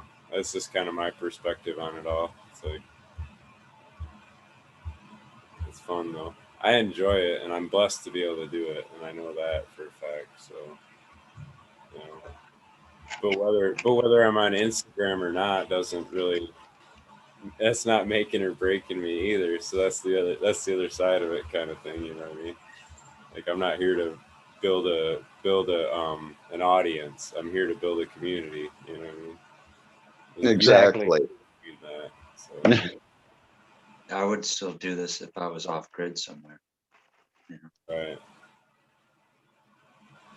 Be off my own little world, just like the snakes and sparklers. That I really like that.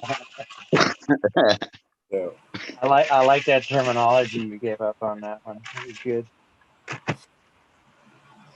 Makes perfect sense. I bet you, I don't know how many times, like when he in the conversation or when he's explaining things, he'll use that analogy. But I bet you he's told people that and it's fallen on like a lot of deaf ears. But to me, it made perfect sense. because I had to, like I said, I had Oh, to remind myself at some point that maybe I just like this, and it's not, you know, what I like isn't what the whole world is gonna, you know, react to. And I'm fine with that. I like that. Yeah, me too. Half the world likes getting high and the other half of the world likes getting stoned. You think so? Oh yeah. I really think, to tell you the truth, the reinsurgence of mushrooms is going to bring the more thinkers out. And you know, it'd be really nice to see what hazes would do today. You know, something that gives you that cerebral high in thinking and that upper conscious level, hopefully, that the mushrooms would give you. It'd be nice to see. I want to see the hazes come back. I'm sorry. You know, 90, 110 days, 120 days are tough, but you know, they're worth it in the end. There's some shorter day flowering hazes out there nowadays too, I want to say. Seems like they got them down in the 70s, and I mean, that's like, you know, that's like your GMOs in some of those 10-week. And to be honest, Captain, you know, like it used to always be looked at as an 8-week flower cycle was what you wanted. And when I set up my room, I planned on a 9-week right off the bat, just because I fucking knew most of them don't, you know what I mean? You're not chopping them at day 56. You're more like day 63 on average, you know? And it's like, I just had to set the cycle up because I'm perpetual. So every, you know what I mean? Every 3 weeks, so it worked out for every, you know, for 9 weeks, it's 63 day, boom. So some of them get cut a little early because I do have some GMO crosses that could go a little longer, but it's kind of the nature of the beast, you know, and then some of them go a little longer than they should or whatever. It's just, I don't know, it's the schedule. What do you do, you know? I normally went with a 10-week. That way it was once a week, basically. Every 7 days, you have a rotation coming out. You have that perpetual harvest. So I have three rows of lights. So I basically have 3 rows is why I went with the 9, because it made the math easy, I guess. A 10-week would have probably been, I don't know though. I do have some of them that could go, I mean, they're ready at day 60. So, you know, another 10 days and they're pretty ambered out, you know. So it's hard to say. It's really cultivar dependent. That's where doing like a monocrop would be ideal. You can just, you know, run that row the time it needs and call it good.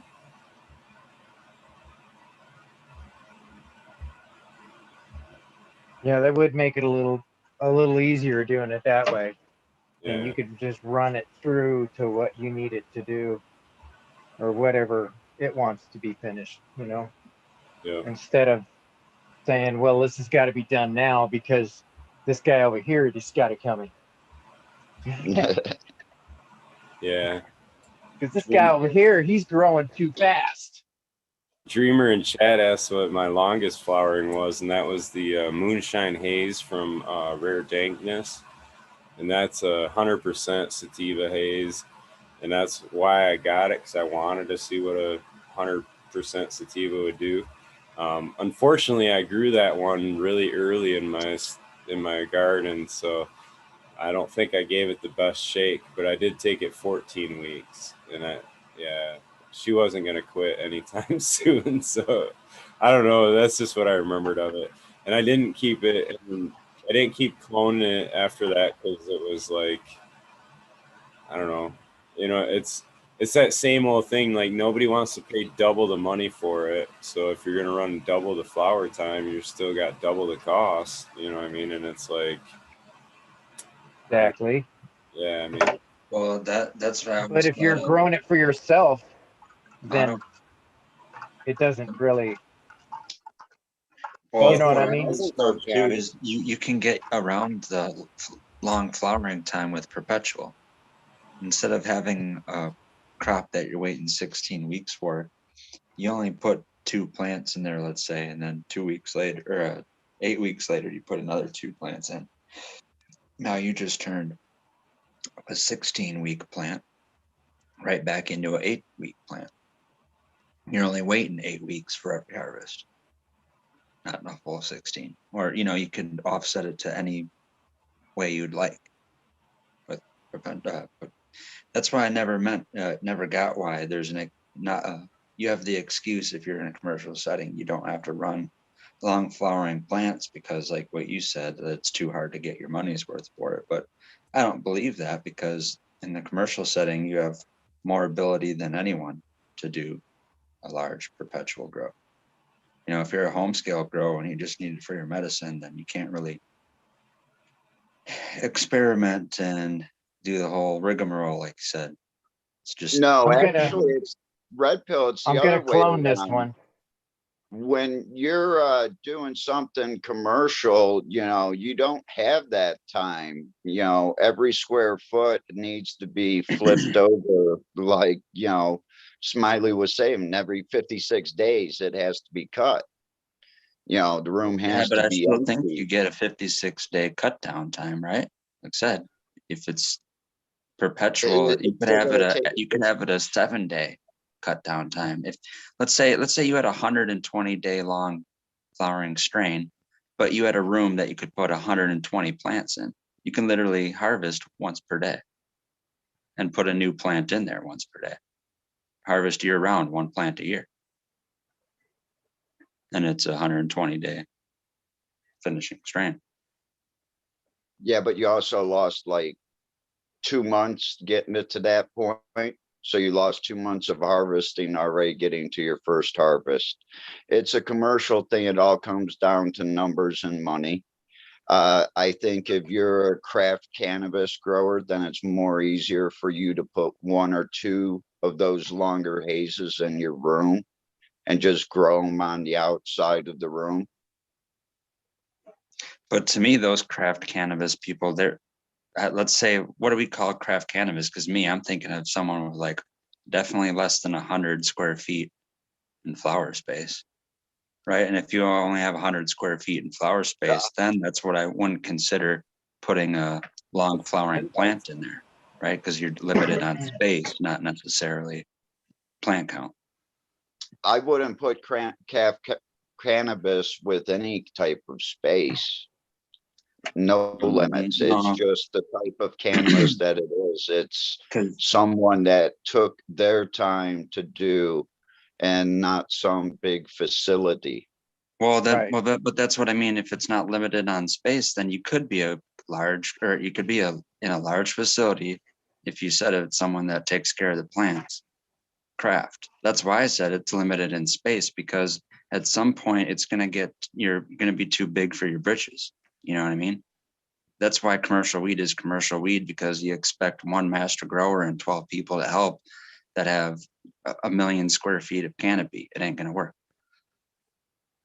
You can't make it craft. 4 people to help, and you made it do it right. That worked. But I don't know. I agree. But that's what I mean. Then craft cannabis and commercial is the exact same. Then, because what's the excuse? If you do have 1 million square feet of cannabis, what's your excuse? Why can't you grow craft? You can. People claim to all the time. They claim to. Yeah.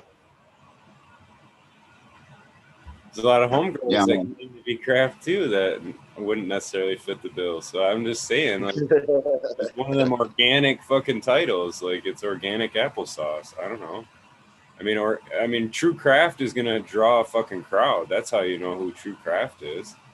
So, well, it's never gonna be someone that's got a facility like Foxconn. You know what I mean?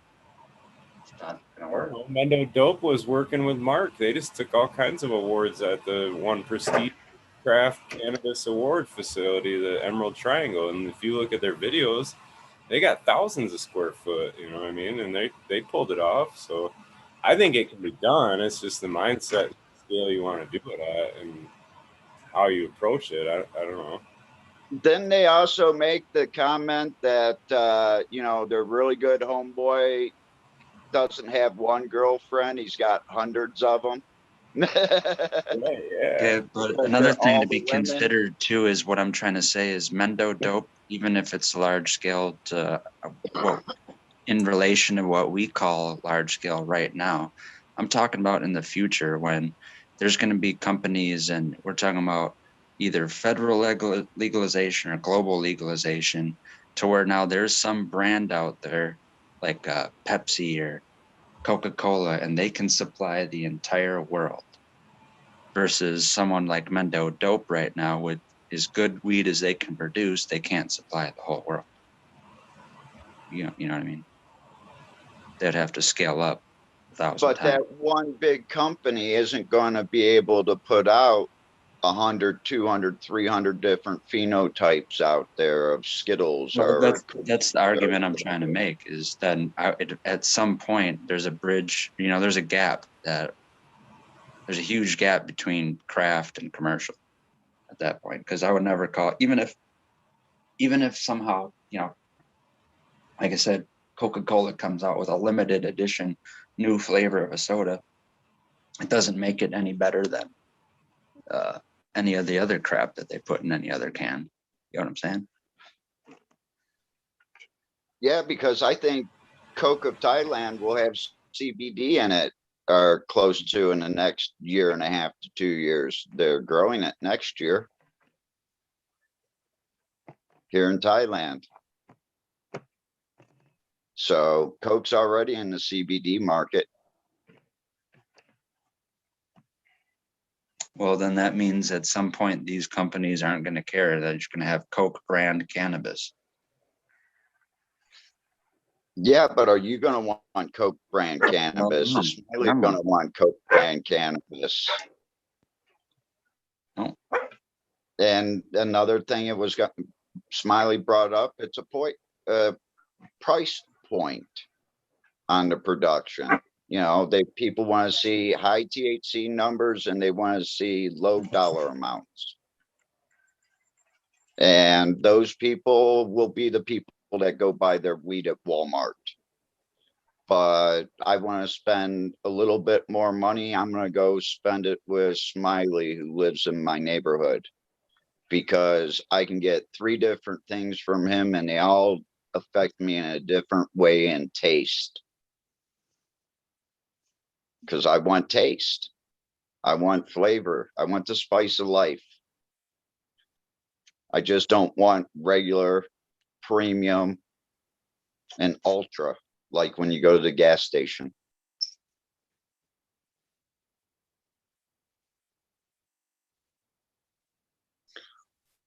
Well, there, I got an actual person back up on the screen.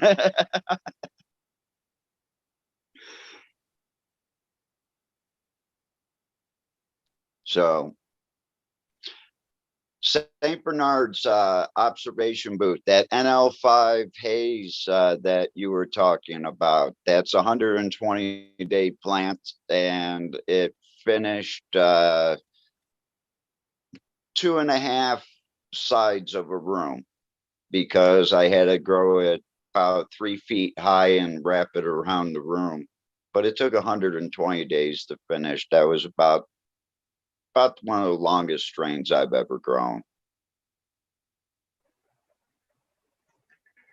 But I have been told by DJ Short that his blueberry here in Thailand could be up to 160-day flowering plant, and I'll harvest it in 3 different times.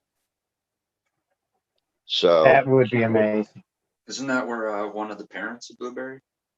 Yes. Yes. So yeah, that's what I'm looking forward. I'm looking forward to taking that plant and having 3 harvests off 1 plant. That's just phenomenal. I mean, it's like it's its own perpetual plant. I mean, so is it only going to last for 3? Will it keep going? Well, actually, if you didn't harvest your plants here at the end of March, it would reveg, and you let them go, April 1st, from what I've been told, all of the cannabis, especially here in northern Thailand, starts to re-veg. Wow. So even if you had a plant that, say, you had taken outside and it had started to flower, it would kind of go back in a re-vegetative state. I've been told that I have to cover my plants when I'm adding the 18-hour, that extra light cycle to get it to 18 hours too. It has something to do with where we're at here in the light. I haven't quite figured it out yet. It's the perfect environment to have a mother plant. To live Well, forever. no, it just stays 12-12. But the Thai plants, yeah, they'll re-veg like my fruit trees out front are re-vegging. And it's kind of funny because I could watch my fruit trees, the bottom fruits will get ripe and the top fruits will just be getting green. And then when the top part gets green, turns into ripe fruit, there's new onset of green fruit on the bottom of the tree. That is so weird. It is. That's why I'm you know, I know people want to see failures. I'll show you, you know, my tries at trying to learn how to grow in Thailand for the first time. I'm sure the first 4 months are going to be filled with failures. And I'm sure I'm going to have a couple people on speed dial going, hey, dude, what do I do now? What do I do now? Because yeah, I may be growing for 25 years, but I've never grown in Thailand. I've never grown in this type of tropics. This is going to be totally new. I'm That's a different totally animal. excited about it, but in the same aspect is, you know, I'm going to be looked at completely different over here. And, you know, they're going to see me fail. And to them, that won't look good, but, you know, hey, we all have to learn. Sure. But I'm also I mean, if you're judged by people that, you know, maybe grown cannabis a total of one time in their life. There you go. Yeah. But by doing that and learning that way, that is the best learning technique, is by doing stuff and saying, well, shoot, that didn't work. Try it different. We'll do it next time. Yeah.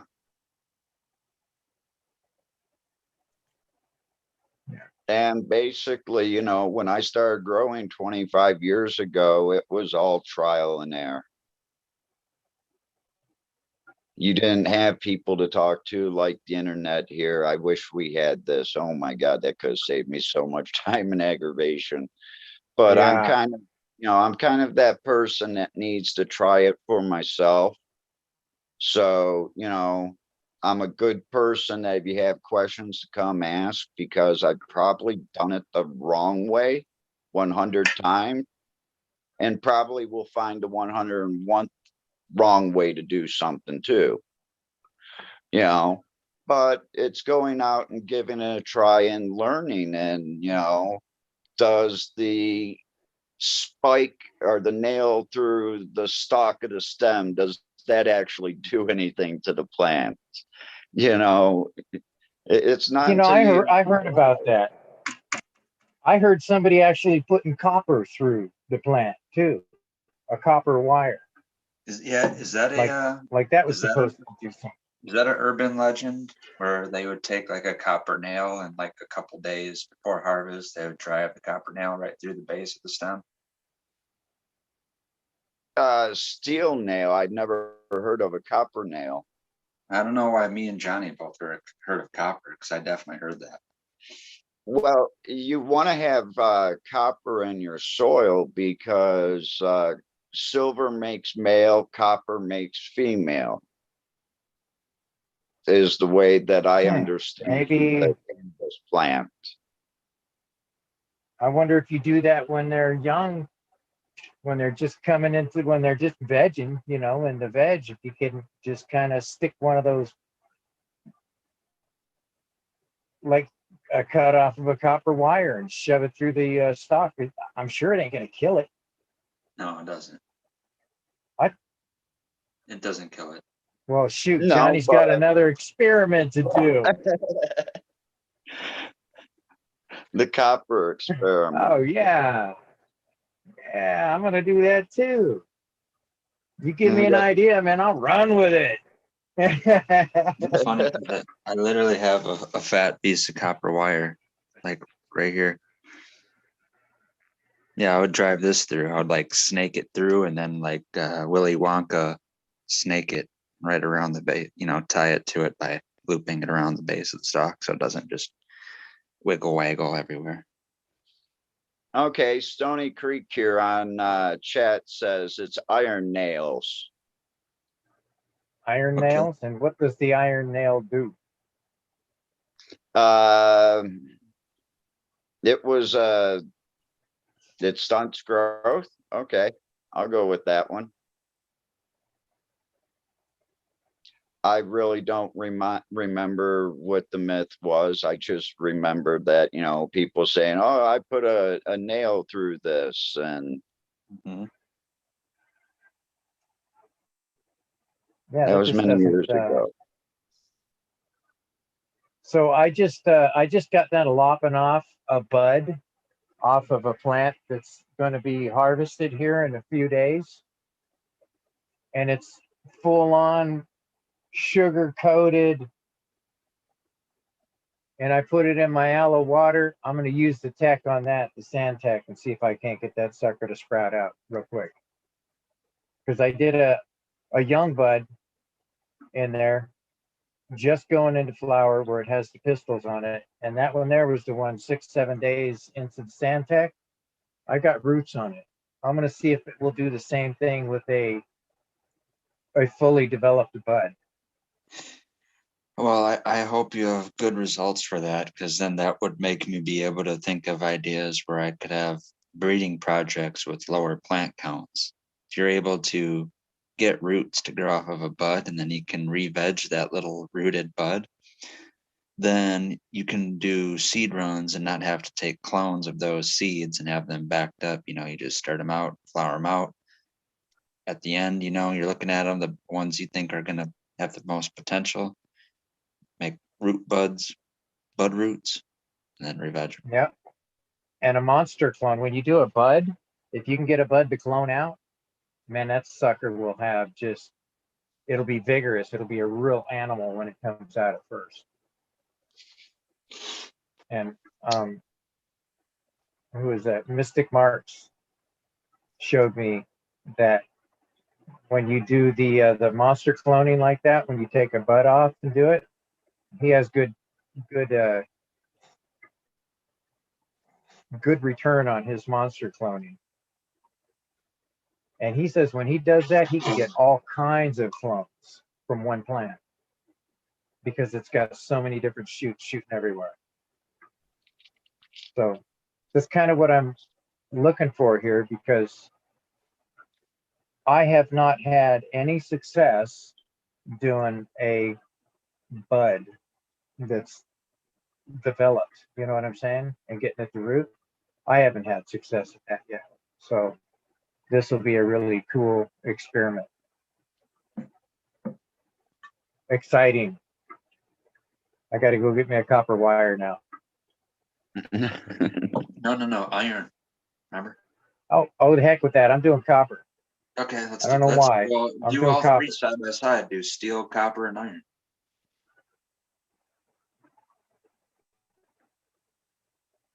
I don't know if I have a steel nail. Well, yeah, I might have a steel nail, a finish nail. That'd be a steel. Might even be a nickel. An iron nail. Iron nail, nickel nail, steel nail, copper nail, gold nail. If you're balling like that, Johnny, you got any gold nails? Oh, my mom's got I'm sure she's got a earring back there that has a post that's gold. Could you have an earring in it? You know what I mean? Bling bling. Bling. It'll have crystals on it too. A diamond, possibly a ruby connected to it. That'd be something. Your birthstone. You have to use your birthstone and you got to charge it in the moonlight. Hey, we worked crystals into this. Yeah. Yes, we did. Where's Tao? He should be popping in any moment. If you guys have your fucking talking shit with Eagle bingo cards out there, then bingo. Yeah, bingo cards. There's this thing now when I love inside jokes and running jokes. And if you're a podcast fan or a fan of this show, you technically could literally make a bingo card for all the inside and running jokes. And every time one gets brought up, you put your little token on it. And then whoever gets bingo maybe wins a giveaway. If you win the fucking talking shit with Eagle bingo.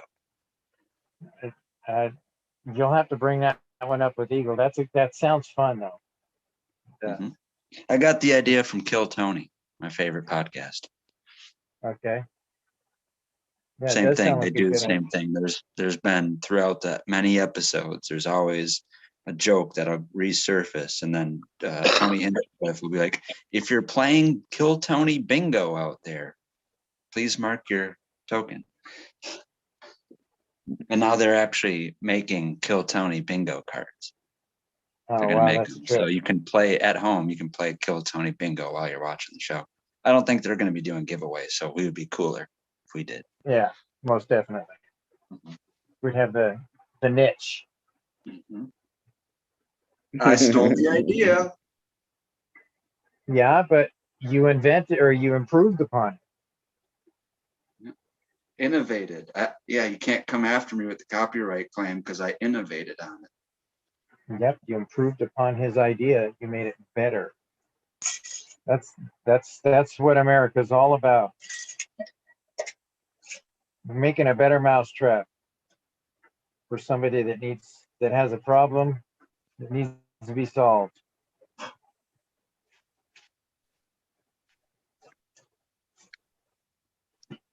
Most definitely. I think I need another hit. Yep. Anybody out there gonna join me? My dad Rick's calling my name, and Johnny, you're ringing the bell, so. Okay, there you go. A bell has been rung, and I'm gonna smoke me some Amy Aces. And what am I gonna mix with that? I think I'm gonna do a combination. I think I'll do some Amy Aces and some Crazy Hazy combination. Crazy Amy. Yeah, it'll make Amy crazy, all right. That's the I know we already have a term established for everyone knows what a Karen is, but maybe you don't have a Karen in your neighborhood. Maybe you have Crazy Amy. It's the lady that always calls the cops for everything. Well, damn it, Crazy Amy's out there. I guess I could say I have the swamp cooler man in my neighborhood. Oh God. Scoundrel. Yeah. Now let's see. Oh, I didn't even load that crap up. Okay, I got that one. Get some of this. Did Eagle head out on us again?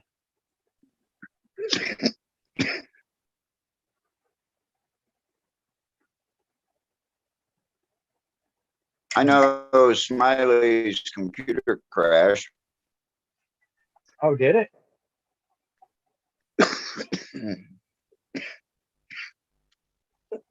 I see him back up in chat.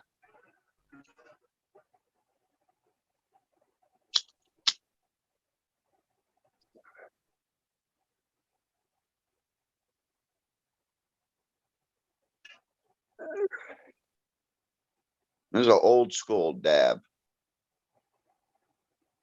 Just like the piece of hash on fire. Combination has a nice smell to it. Let's see how it tastes. You know, if I could have a nice pipe, I mean, I'll be smoking a nice pipe of hash at some point with my own twist on how I like to do it.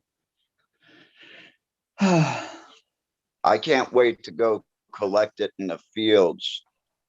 About 2 weeks, 3 weeks before harvest, start going down, rubbing the plants. Rubbing up in their hands like that, like they do Yeah. in the yeah. I And thought then of they a come cool. back and they have their hands all sticky. And you know, I seen somebody doing a technique of getting that resin off of their hands, and it was just like they were just kind of going like this with it and using it as a putty ball and ripping it off of their skin. You know, You can get it to ball up on your and that's skin. what they were doing. They balled it up and then they started just pulling it off slowly with that piece. It was just rip, rip, rip, rip. And it's the same kind of a technique I would use for like if I had some sticky tape residue on something, then I would use that tape and I would go back over it on that residue, and it would literally pull that stickiness off onto the stick, to the back of the sticker or the tape. So it's kind of like that kind of a technique right there. I liked it. After he got done, he had a huge ball. Yeah. Live resin. When I was at the chapter, I met a guy and he ended up having a connection with the Jamaicans, and they were bringing in the chars from Jamaica. So we were getting, I think it's what the Orange Hill area is what they call that chars that comes off the island. But it was really pure grade, you know, no little pebbles or any stems in it. Every once in a while you'd find a seed and you were like, cool. Yeah, But, right. Got me a seed. You know, all my friends, they were, hey, you guys need more hash? Oh, no, man, that's okay. You've had that hash for like 3 years. I said, yeah, well, you only get it a couple times a year. But man, you only need to buy like 20 grams for the whole year.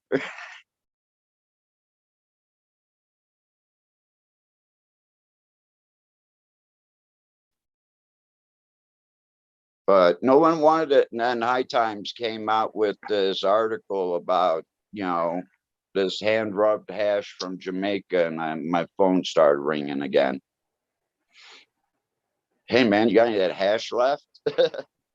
All of a sudden it was gold. Yeah. It's funny how the market changes like that, right? Yeah. That's It a was heck of a $20 a swing. gram.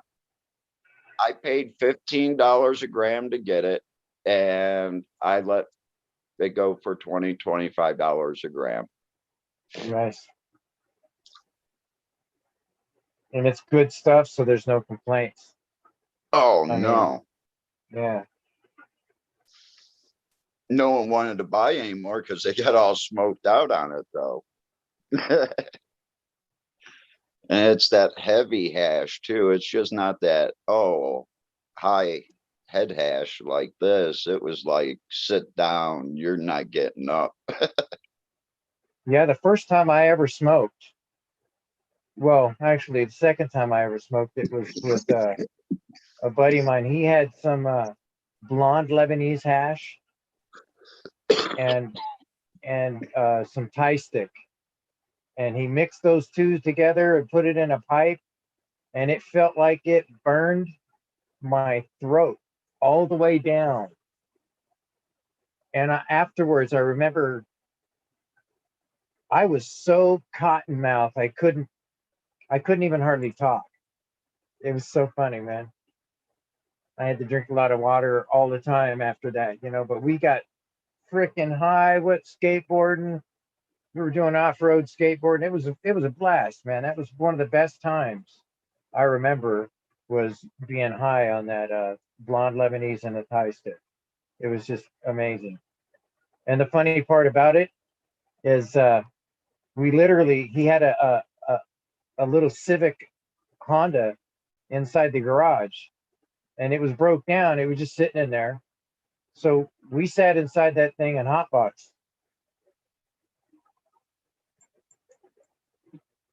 Yeah, that was fun. Good stuff. We always had good, happy memories around cannabis. I was lucky. I never got in trouble. Out of all my times of doing stuff, I never got in trouble with that. Got in trouble growing it, but yeah, same thing. And I'm lucky I never got busted as a kid for smoking by neighbors, cops, police, teachers, parents. Yeah. I don't know. I paid for my education to the state of Ohio. Possession tickets, Yeah. paraphernalia tickets. Yeah, I definitely paid that. Paid a couple years tuition in the state of Illinois too. That's one way to look at it. Yeah. Paid a big tuition in Illinois. Took part of my time too. But oh well, shit happens. Don't let other people pack your truck, especially when you're taking all the furniture out of their house. Because you could end up with 1,987 grams of stem, leaf, and debris. Wow. Which in the state of Illinois at the time was a 10 to distribute charge. Oh, that's crazy. That's crazy. Oh. What was even crazier though is when I started to tell them that, because he asked if it was okay to search, and I said I don't, and then the camera and the video, both audio and video, went out on the cop car just as I was refusing the search. Really? How convenient is that? Yeah. Really convenient, because the only reason why he put the lights on me is he said that my turn signal didn't come on. And I said I was making a sharp turn in a big moving truck with a trailer on the back, and it never caught. It clicked and it never blinked to make the turn. I said, it's a traffic violation. Why do you need to search? And then do I have the right to? I don't. And camera went out, audio went out, and that was it. Wow. They thought they had a big drug dealer, is what it was.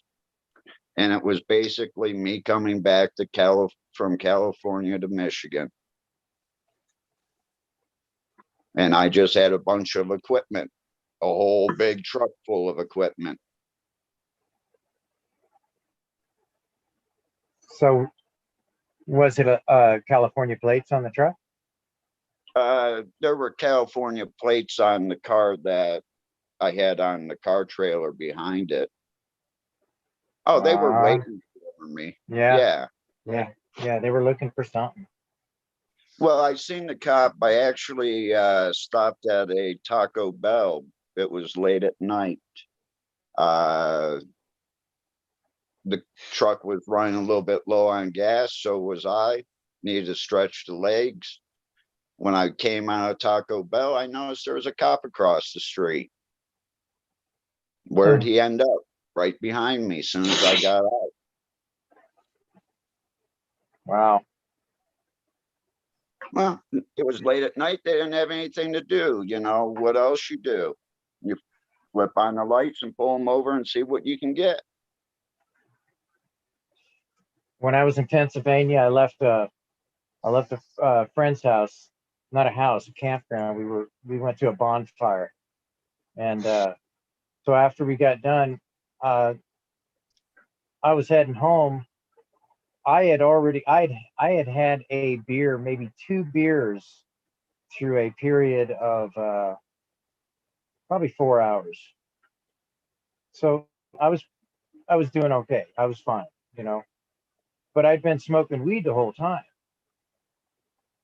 And I rolled through this one little town on the way through, on the way to my place. And I didn't break any laws, stopped at the stop sign, started heading on my way. As I was getting out to a windy spot of the road, the very next thing I noticed, there was lights right behind me. It's like this guy was tailgating me. You know, he didn't have his lights on as far as his flashers of any sorts. But I thought, what the heck, man? And I'm going the speed limit. And this guy, I mean, he was all over my butt. And I'm thinking, man, what the heck is this guy doing? Next thing you know, a deer jumps right in front of my car. And I slammed on the brakes. I mean, on a dime. And that guy was right behind me, the policeman. But the fact that I stopped on a dime and didn't hit the deer, he figured after that, I rolled away. He did a 3-point turn and went the other direction, because he figured if I had enough reflex to stop on a dime and avoid hitting a deer, I must not be drunk, you know? Yeah. So that was, he could have caused me to have an accident, basically is what I'm saying. By him being back there doing what he was doing, it could have caused me to have enough of a delayed reaction to hit that deer, which would have been, my dad always goes into instinctual mode when he does that, when he has to evade or come over some obstacle on the road. And he has the same line every time he does it. He's like, okay, hold on, I got to do some aggressive driving. Yeah. Here we go. Seatbelt on? Yep. Gonna get fun. Yeah, I've gone through some crazy stuff on the roads down in California, man. I just, it's like when you get out on the roads in California, it's like you're on an IndyCar racetrack. Everybody is fighting for pole position. You know what I'm saying?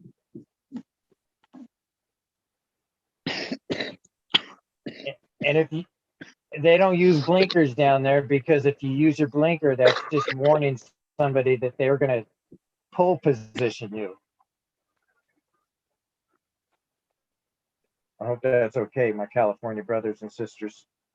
I learned how to drive down there, so I know what it's about.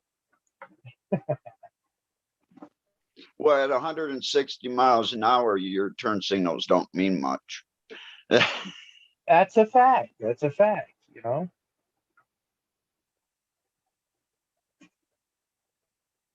I seen plenty of road rage when I was down there. I had 3 or 4 guns pulled on me on the freeways.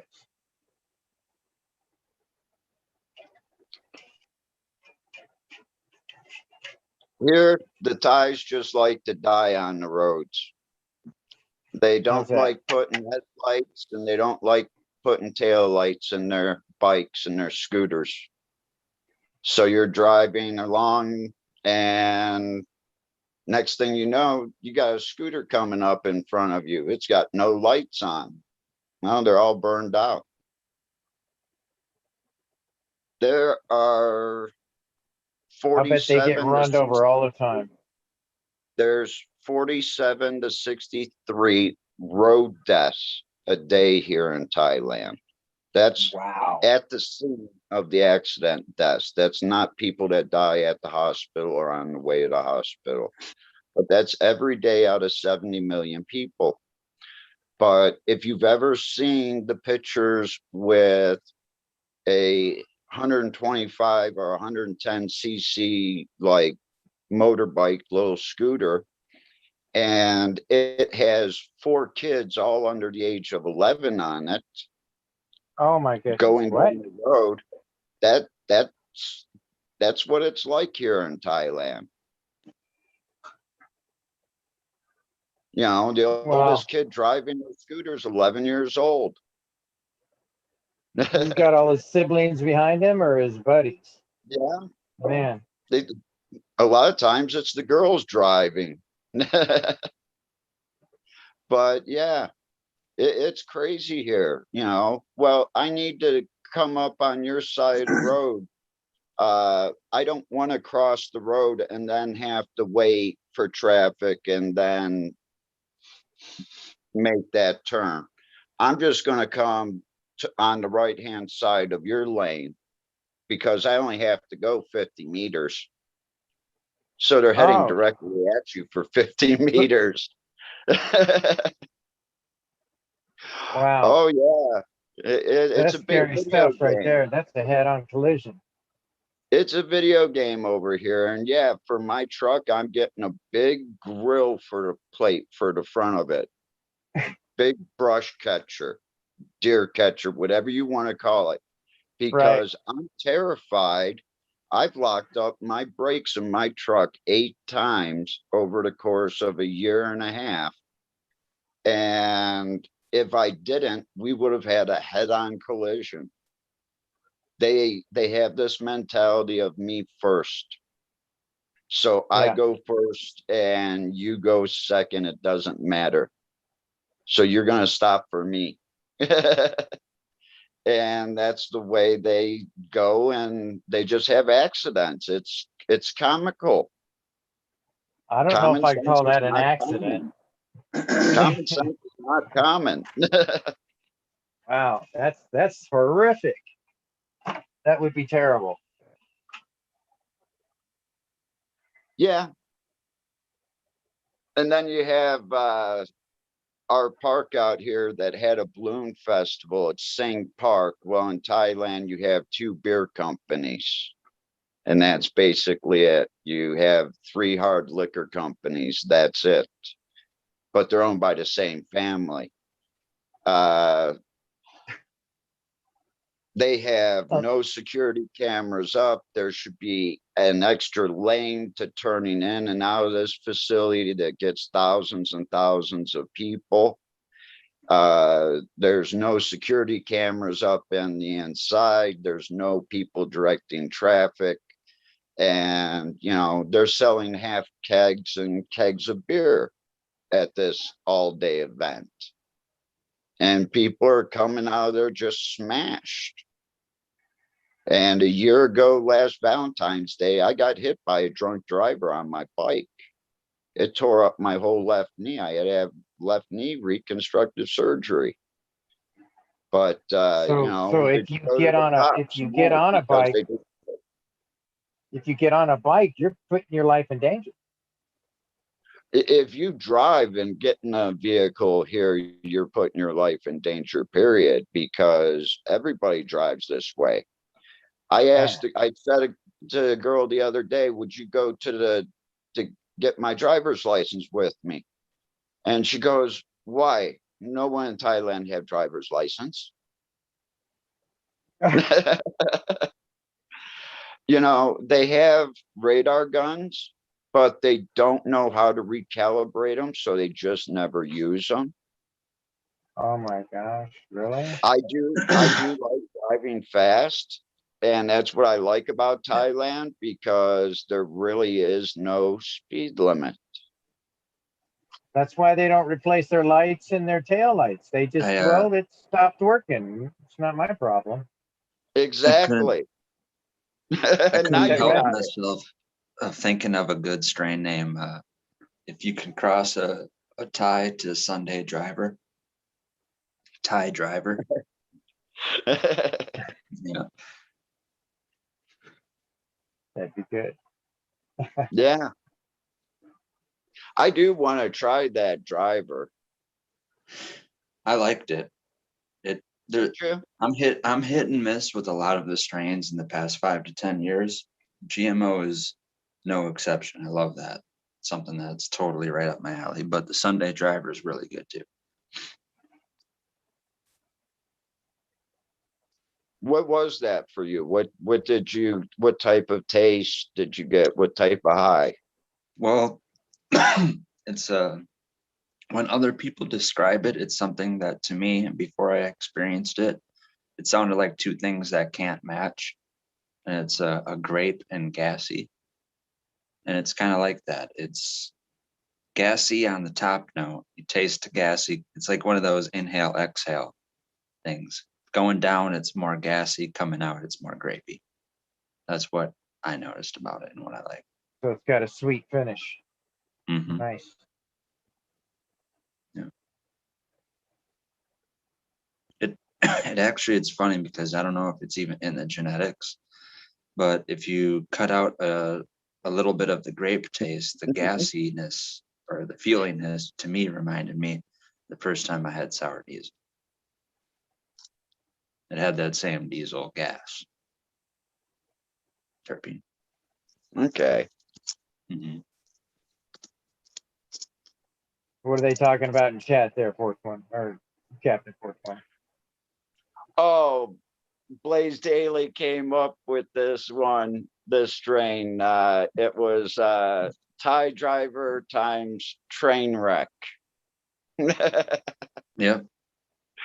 Yeah, well, that's what it exactly is like here, is a train wreck. It's funny because I have heard of a plane wreck, and that was a train wreck to Afghani. And why that makes sense and why you'd call it a plane wreck is kind of like a bad, the Afghani planes, dark joke. Yeah, even though you'd have to have a Saudi. Oh, I got it. Okay. Yeah. Yeah. 9/11. I guess they would call that. I guess they could call that building on fire. Mm-hmm. Tower 7. If you're an adrenaline junkie and you like driving fast, come here, ride a bike. That's definitely adrenaline. Sounds like it. Yeah. But the views are beautiful when you get out to the mountains and things like that. Mm-hmm.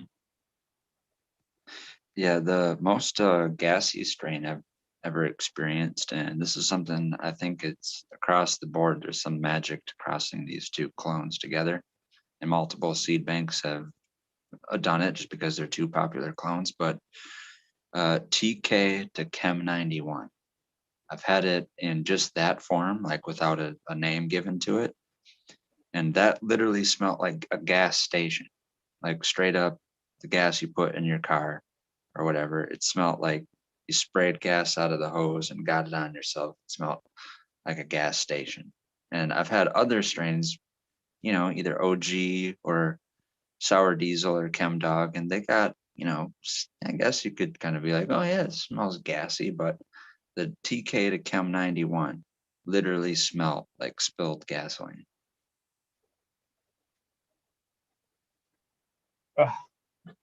Yeah. That just reminds me of some friends I had back when I was 14. 13, right there. Went over to one of my friends' house, knocked on the front door, asked the mom, "Hey, where's so-and-so?" And she goes, "Oh, they're off in the back in the shed." And I said, "In the shed?" She goes, "Yeah, they're hanging out back there." I said, "Oh, okay." So I went back there and I saw them all in a group, in a circle, and they were passing a jar around that had a sock on it with some gasoline in it. Oh. And they were huffing it. And I just said, "What are you guys doing?" And they said, "Here, we're huffing gas. You want some?" And I said, "Dude, they run cars on this shit, man. I can't be good for you." Okay, so another thing why I could see how Gas. because you're put off to that why that would be a turn on for gassy strains. That just But seems to like me, that would get, I grew up with my cousin. He did the whole supercross, motocross thing. He's a dirt bike racer. So I'd be younger, and I would follow him, and we'd go, and my aunt and uncle, his parents, they'd load up the trailer, the camper, the RV, you know, attached to the bike trailer, and they'd go out to all different places, and we'd all watch my cousin do the race. So being exposed to places where it's literally a pine forest and there has a dirt bike track, and they're all just like pumping out that fucking 2-stroke oil and gasoline. Right. Yeah. Oh my God, the mix of those the pine forest and that gasoline and that oil smell. That's why I like OG and the chemi strains. Because Wow, that's where it takes me that back. sounds right. Yeah. That sounds right. Mm-hmm. I can understand that. I did enjoy the 2-stroke smell when we were out riding. You know, oh my God. I love it. Had a kind of a sweet kind of a fuely smell to it in a way. That's what and I know people call, like, there's biker kush out there, and a lot of people, they have the same thing. There's motor breath, you know, out there. So I know a lot of people kind of experience the same thing, right? There's that terpene out there. That's kind of like we, you know, expound to the whole cat piss thing, which is probably not just one cat piss strain. There's something that can go on with multiple different strains that share the same terpene profile. And the way we characterize it is cat piss because of how dead on the smell reminds us of. Same as like what we're talking about right now with the 2-stroke oil. Like, you'd swear it was 2-stroke oil. Same thing as with skunk. You could say, like, is that a skunk that we just ran over, or is someone growing weed in the neighborhood? It's the same thing. The closest smell that you can nail dead on to what you think you think it is, because your smell is like a little mini brain, or your smell is attached to your brain. So what that is just you trying to make sense of smell of what your environment is, or what you're coming into contact with. And smells so good at that, stinky stuff or whatever. You don't have to get directly right underneath to smell it. You can be feet away or miles away and smell it. So those receptors pick it up. Big time.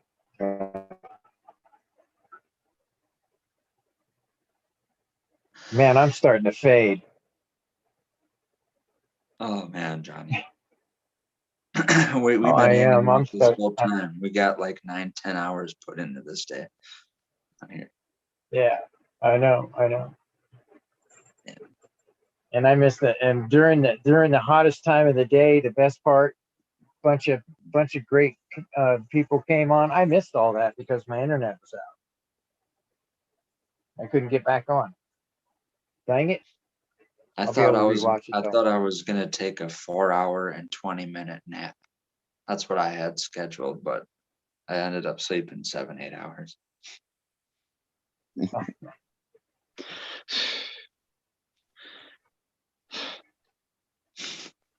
Yeah. No, sounded 30 some hours ago, I showed you what I was enjoying. So that hasn't stopped yet. Nice. I even went to the hospital. Really? Went to the hospital, seen the doctor, and came back all within 55 minutes. Wow. That's pretty quick. Yeah, I was trying, but that's a doctor's appointment at the hospital for me. It takes about an hour, and that's paying for the prescription and paying for seeing the doctor and walking in with no appointment. That's pretty good. You couldn't do that here. My doctor was $30. Man. Yeah, you can't do that here or there anymore. Now, doctor's appointment, man. You got appointment at 1 o'clock. You go in at 1. You get to see him at 2, and then you get to sit in a room for another half an hour.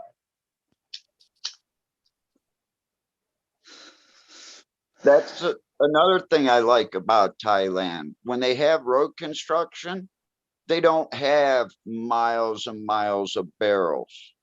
I mean, basically, road construction is there and it's there within 300 feet, 400 feet.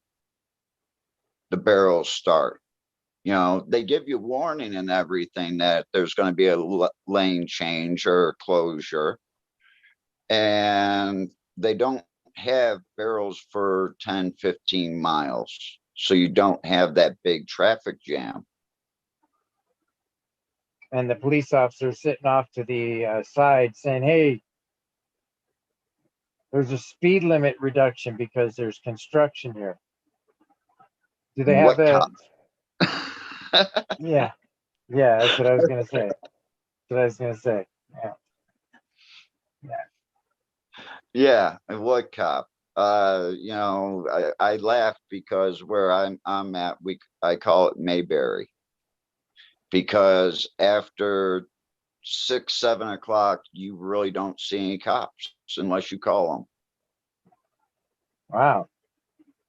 Yeah. That's nice. That's why I said it's like not having speed limits and things like that.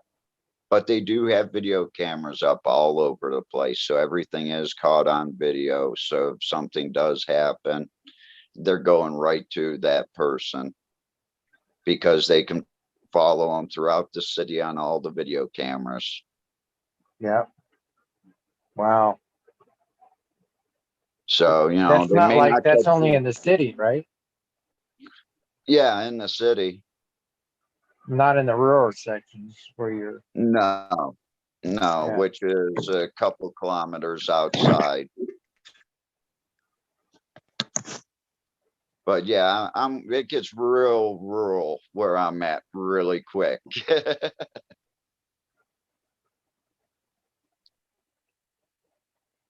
But I do Man, I have a local airport that's international and it's only an hour and 5 minutes to Bangkok from here.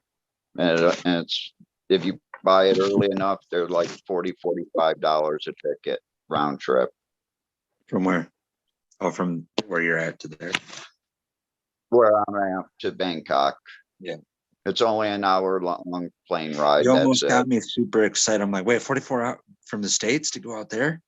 I'm going to Bangkok. Yeah. I fucking wish. Yeah, right. 26 hours from Cleveland is a normal quick time.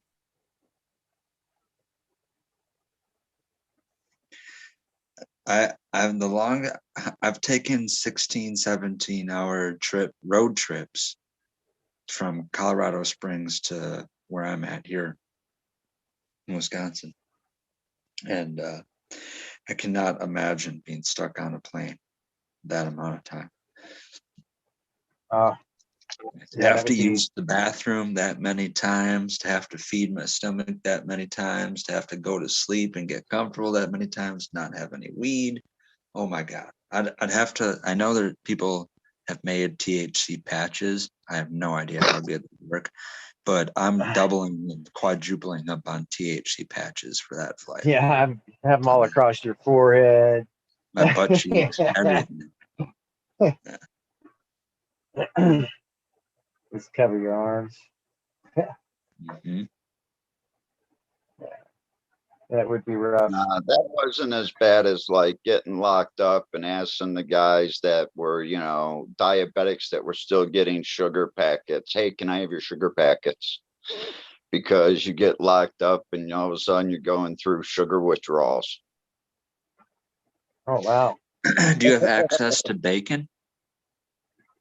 Pardon me? After that, do you have access to bacon? In that case, you can go keto. Locked up in jail, you may get one strip of bacon. Okay. That's the thing. Like, you know, let's just switch to the keto diet. I'll take the sugar withdrawals and I'll supplement the sugar with bacon. Go through withdrawals of sugar and caffeine and stuff like that. That's worse.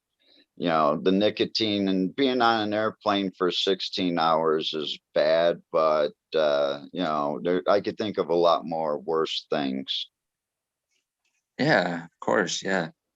If my mind wanted to just, let's run wild, let's do a 24-hour stream where we just come out with different scenarios that are worse than being stuck on a plane for 16 hours.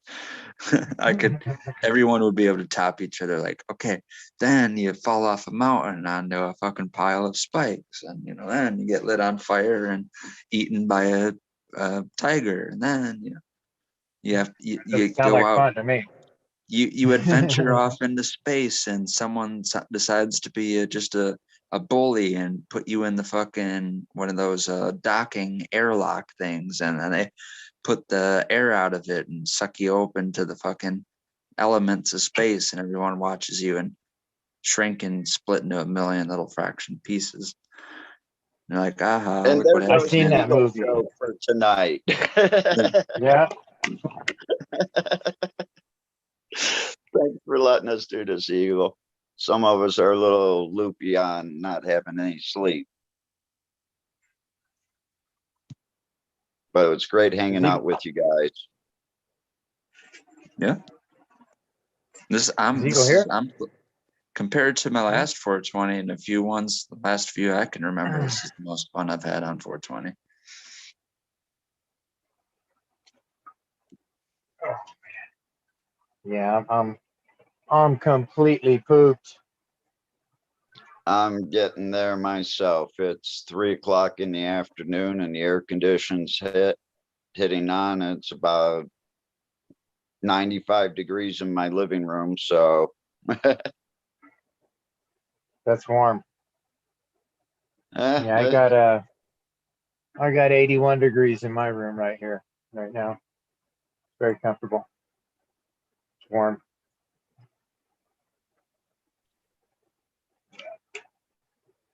you're someplace where it gets a little bit cold at night, don't you? I'm in Vegas. Okay. Yeah, so we have about a 25 degree I would say 25 degree swing from hot to cold through the night times. Sometimes it's a little bit more, sometimes less. But Okay. And Thailand's actually pretty similar to that. yeah, I would think so, except you got way more moisture where you're at. Yes, but it's also, I tried to explain to people, well, I came here because I could breathe better. Well, you're going from those Great Lakes to Thailand, they have moisture too, but Yeah. it affects me a lot different. It's not that moisture that I get from back home, which is, I think, much more denser moisture of a coldness. And it feels like there's elephants sitting on my chest for the COPD and stuff like that. Where here I only get that, and I get it because of the heat. It's actually the opposite. It's really hot days that I can get it on my chest. Yeah. So, seeing how you've been through both of them, through the hot elephant on your chest and the cold elephant on your chest, which one causes you more concern? The cold one? The cold. Yeah. Because of my accident and them having to reconstruct my whole face and my nasal passages, instead of it going down to my stomach, a lot of it goes into my lungs, and I cough that up. Okay. Constantly, I started spitting up the stuff I started in like 98 and have been constantly. And, I've known my dad to have COPD, and I thought, okay, I could have the same thing because, I started feeling this heaviness in my chest many years ago. And it was because of the weather conditions. And then my accident just made it 10 times worse. And after my accident, what was I doing? I was running around the music festivals during the summer, April on for 16 weeks.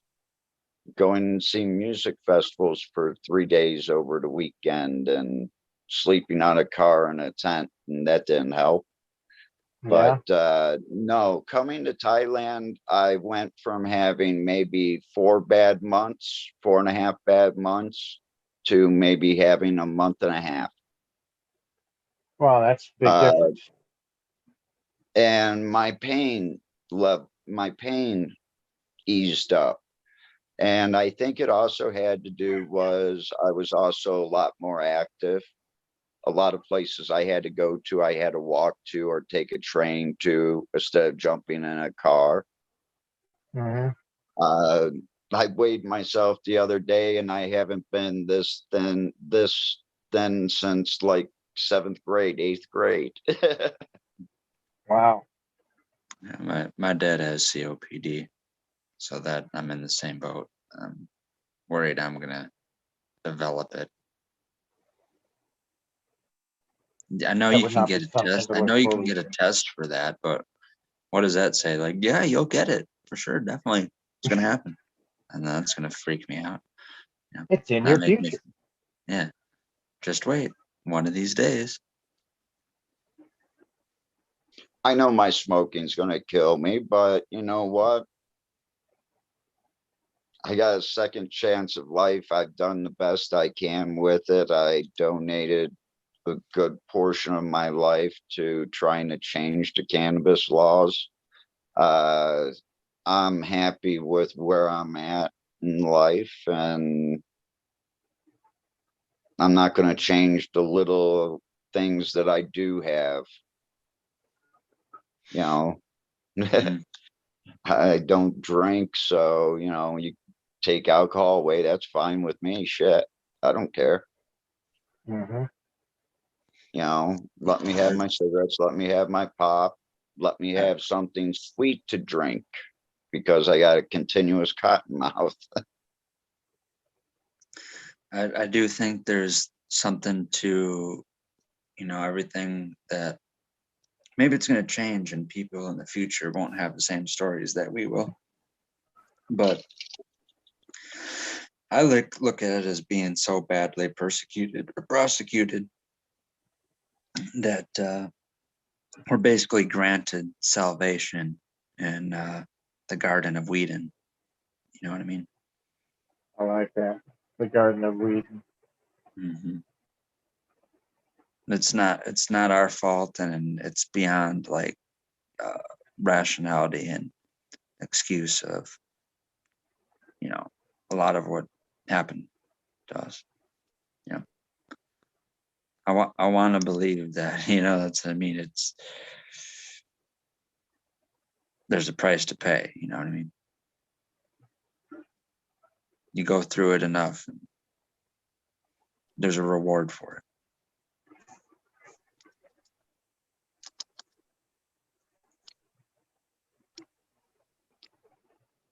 That would be nice if that is the case.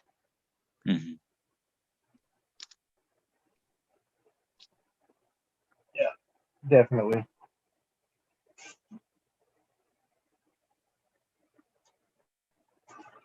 Yeah, I have my issues with cigarettes. A lot of people in my family have passed away from cancer from smoking.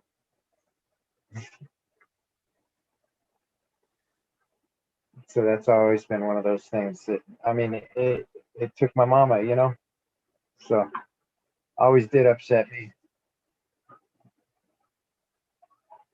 That's the whole reason I'm out here in Vegas. Came out here to help her pass. Sorry to hear that, Johnny.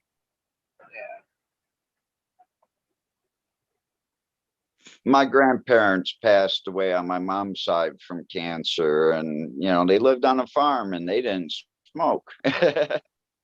Grandpa chewed a little bit of chewing tobacco, but when you have full-blown, basically body cancer, bone cancer throughout your body, you wonder, why do these people did it? Yeah, that they is live weird. life. Well, I believe everybody has cancer in their system. It's just whether it decides to develop or not.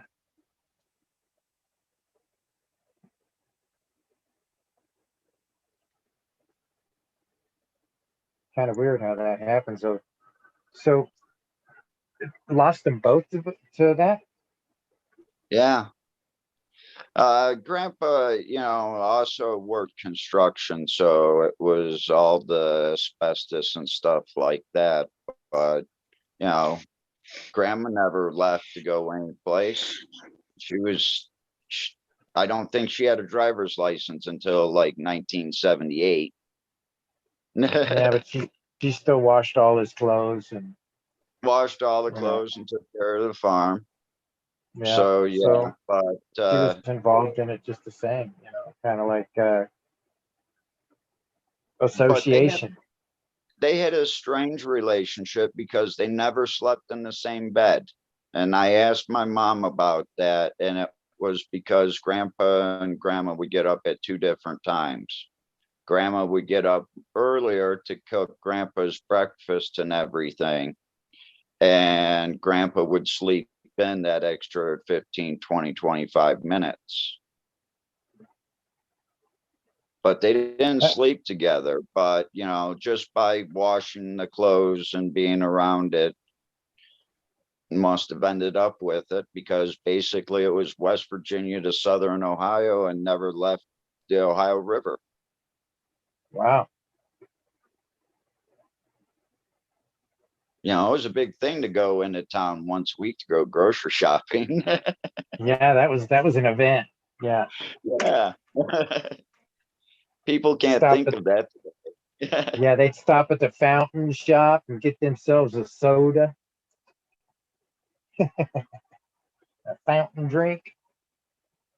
At the ice cream stand, and you got yourself a chili foot long. Right. And a milkshake. I remember when I was a little squirt, my dad, he took me to a fountain shop, and I had no idea what it was.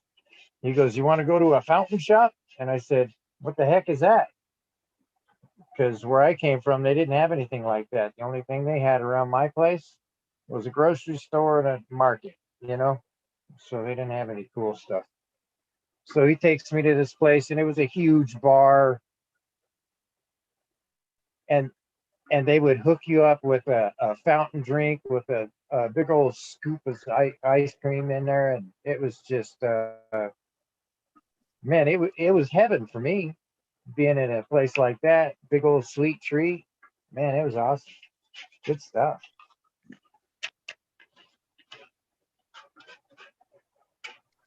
Yeah, all the soda came out of a keg instead of coming out of tubes. Having syrup and all that stuff. So did it all like pour out? The carbonated water and everything? Oh, it came out at the same time out of you could see it, I mean, it was just, they had kegs of root beer, kegs of cream soda. You know what I mean? It wasn't like the mixing of the soda water and the syrup. It was like a fountain of a keg of beer, Okay. Yeah. They came out of taps just like that. That's how the sodas came out of kegs. That's how they did them back then. Because the one down on the farm, you would actually pour the syrup and all the mixture into the glass, and then he'd go over and he'd pull the lever down, and it would shoot the CO2 water, carbonated water in glass. Oh, that's different. Yeah. Yeah, that's the old soda fountain. That was the one that I was used to, but that's Ohio River style. Yeah, I think this was in California, someplace when I was a little boy. Not sure where that was. He was We got like 2 minutes before another 420 someplace here. yep. And then I think we ought to call it at that point. I would agree so. And I Yeah. think chat would too. Yeah. I appreciate everybody sticking around listening to us. Yeah. Shooting a breeze about just darn near nothing. What's up, Eagle? What's Right on up? time. You got a Tawa Tawa Tawa song for us? What do you cut? Did you catch your second wind? Oh, I've been up. I've been up. I've been just fucking around in the garden. Right on. Garden. So, yeah, I thought I'd get on and wrap it up around 420. I heard you guys as I was getting back on, turning up the speaker, that you guys were wrapping it up. I was kind of laughing to myself. I was thinking, they were wrapping it up anyway. Yeah. What do you mean they're wrapping up? I'm wrapping this up. Yeah. So, yep, 420 on the nose. I appreciate you guys running it to this far. But yeah, it is time to take that hit and do some shout outs. Right on. Oh, Once again, Eagle, you did it. You pulled out another 24-hour 420 day for us. Awesome. well, I did it up to the 24 mark, but then I actually like I said, I fell out. After about like 12:30, man. I thought I was gonna get up, but it didn't happen. Woke up around 2, Lexi trying to let Smiley in, and been hanging out in the back since. Yeah, I was wondering how he So, got in. It's Lexi let him in. Lexi let him in.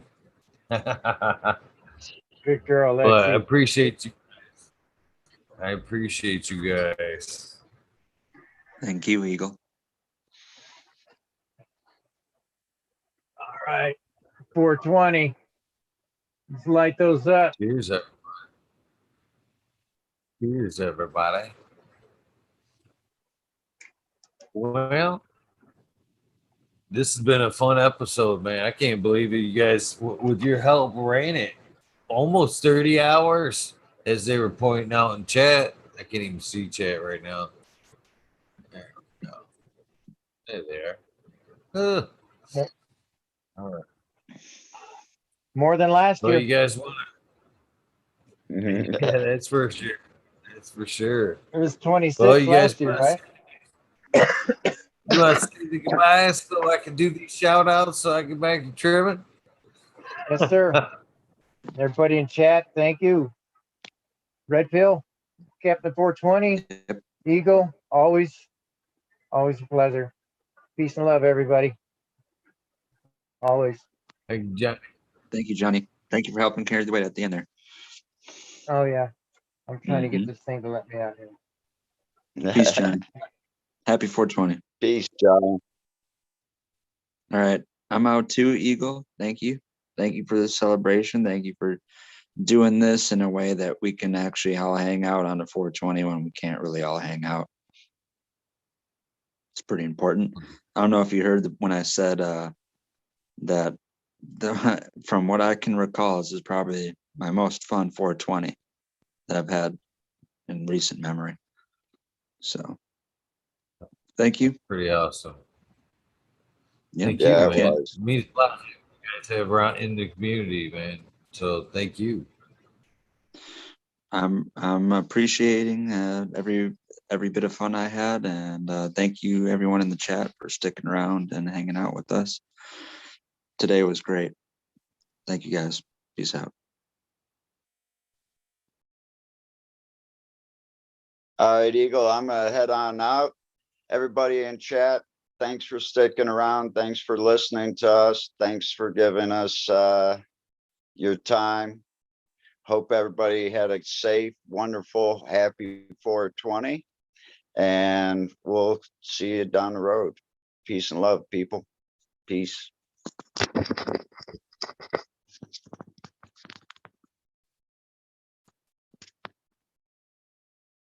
Well, that does it, everybody, for this episode. Hopefully you guys have enjoyed all the content everybody has donated to this 420. I know it was a very, very memorable 420 for me. I will always remember this one. That's for sure. All because of you guys. All because of you guys. Thank you guys. Like I said, Johnny, Red Pill, kept 420, walking it down for the final few hours. I had actually intended to only go till midnight tonight, but we did it. Took it a little bit further, a little over tea. Glad you guys enjoyed. Well, we're gonna walk it out with that Mendo Dope. That Mendo Dope. A memory episode for our fallen brother sub cool. So if you will, please grab your bongs, your pipes, your hookahs, your dab rigs, your dab straws, whatever you got, and let's get high. And remember,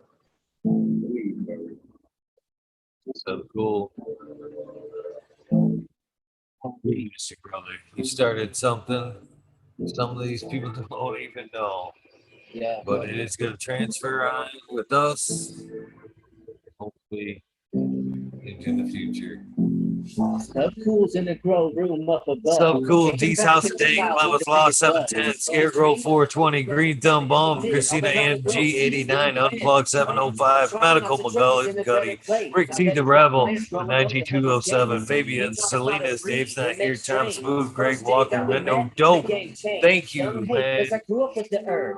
Thank you. T-Dog, Dung Beetle, Red Eye Jedi Grows, Mother Nature, Justin Conway, Red Duckweed, Red Boy, 7426, Justin Gooder, Strongman, OP Grower 75, Corey Trevor, Michael Wallace, Movision 420, Who's Your Cat Daddy, Taco, Don Slug, Rick S, In the Bushes 827, Rick, James Seaman, Kevin Hahn, World Slap Hope, Pat's Fan, Bio Mentor, Dirt Road Dude, Kenneth Shiva, Jose Ramirez, Red Eye Rustler, Dave Goblin, Dr. Buzz Lightyear, Acetone 710, Canna Queen Genetics, Stabby Tanaze, Fumidor, Dan, Weirman Dan, Keith of Black Sales, Mr. Vocillus, Zim Premium Garden, Rasta Bob, Rasta Jeff, Soil, Roots, Small Tubes, Tyler, Frosty Bud, Storm Michigan Micro, Ouija Buzz, Dub T Roy, Big Jar Grows, JC, Modern Genetics, SoCal Weed Nerd, John, Last PPG 15, Green County Grower, CJ Apple, Perfectly Imperfected, Dollar Tree Grower, T1 Productions, Dank Grower, DOA Grow Men's, Miss Nudie Grows, I Grew Some, Johnny Candy Seed, Nutrient Shootouts, Naughty Mickey, Zoe and Slammer, and NY, Pixel Monarchy, St. Bernard's Observation Booth, Clover 420, High Spy, Aldridge 25, Madam T, Smooth 2, Moo, Mo Grower, The Candy Crate, Loki Grows, Cass, Sess, This Guy, Burton 7979, Post Hammer, Midwest Outlaws, Voodoo Ultras, Fresno Nerds, Cali Connections, Wolverine Grow, Big Jar Grows, doing one for life, laid way back Farmer, D Block, MMP, Nations Creations, Amber Lalana, Psychedelic Warlock, Irish, LD, Sir Sicky, Rob, Big Dave 420, Brent Wendell, Big Ed 1961, Marijuana, G3, Green Click, JK Triple D, Mr. Sprinkler, Brittany and Tyler Teasley, Hope Fires, Lisa G, John, BG, Tracy for you, BGWG 420, Dr. Boswell, Purple Thumb OG, Arthro, Sensibilia, Arthro, Just Face 420, Peace Coast Rover 420, Sir How, Trey Below, Keep It Real, Negative 427, Zeppelin, Audit Everywhere, BG, Double D Grows, Biggest 503, Green Puffin Man, Alex Boyka, Jeff, Chef Life, School of Crop, Because I Love It, Green Mountain Man, Southwest, Okie, Real 100, 212,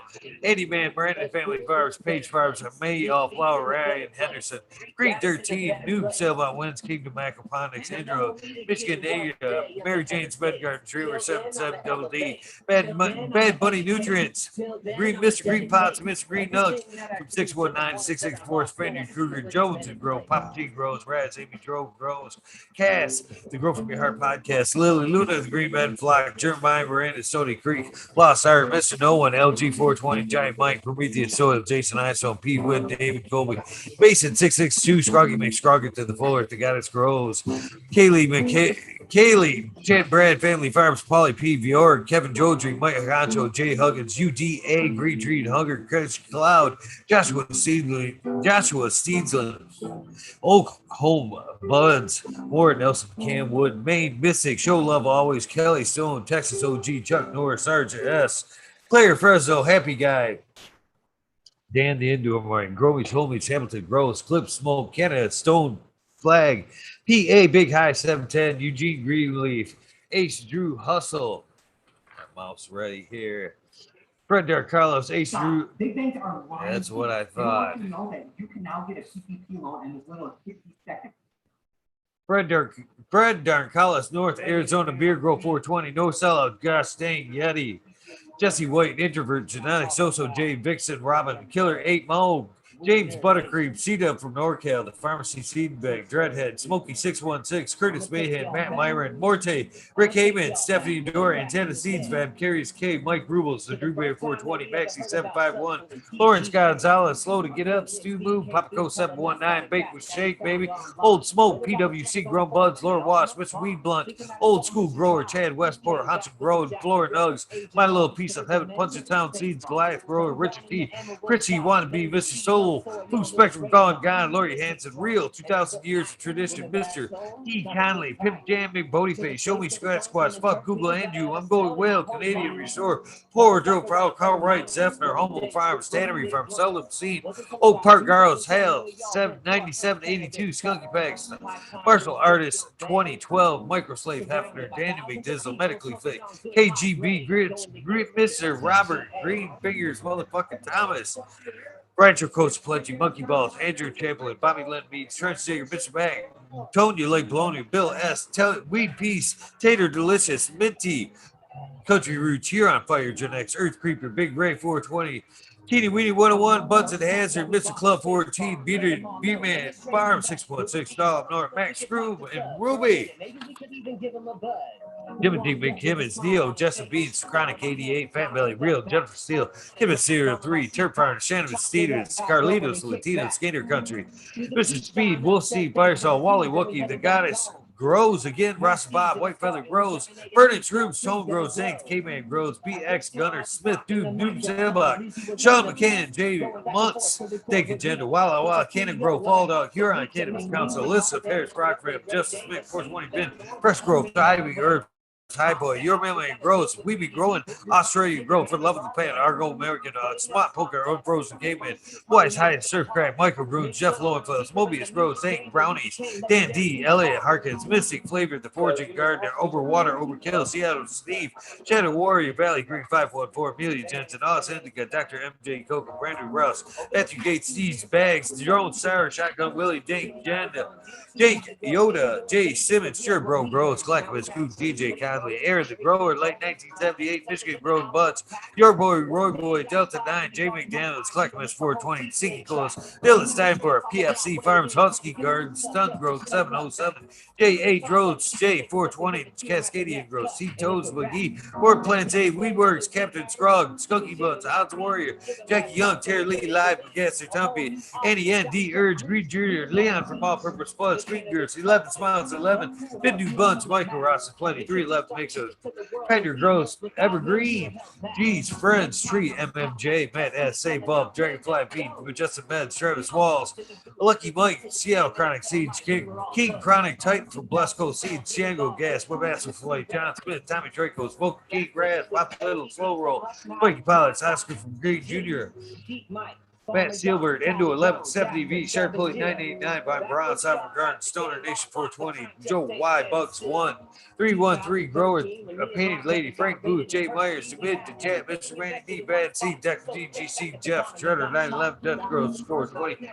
Scallywag 420, Skill Bowl 1, Bed Grower 1, Empire Breed Grow, Broly, Lost Leaf, Thea Mass, Tandy Day, B Bear 7, Ali Noble, CK, Tom Trinidad, Looney Jester, Smoking with Small Town, Tim S, Mr. Lazy Rafter Grows, Rob, automation is Freedom, Robert Hinston, Dwarf Mystery Quarter, Double Tap Farms, Mr. Green Thumb, 808 Rudy Prospects, Cannon Bus Driver, Hate in Life, Kenny 710, Operation Grow, T Ben, TM 42696, Rude Nuts, Hammered Eating Nails, Dr. Scrambles, BB Mood Rocks, GHF Double J Bio Green, Stealth Grower 56, by Hanky Steaky 420, OG, KP, Gotcha Nana, Your Mama, Georgia Joe, Roy Rodriguez, Bee Growing, Nature's West Nuns, Key, Killer Bee Grows, Gotcha Wizard, Husky, Gardens, Nut Tree 420, Dr. Ooh, Soil for Life, Bully Forward, Life 420, the Jeff Roll 420, Baby 698, Dr. Franklin Booty, Goddamn, I Big Test.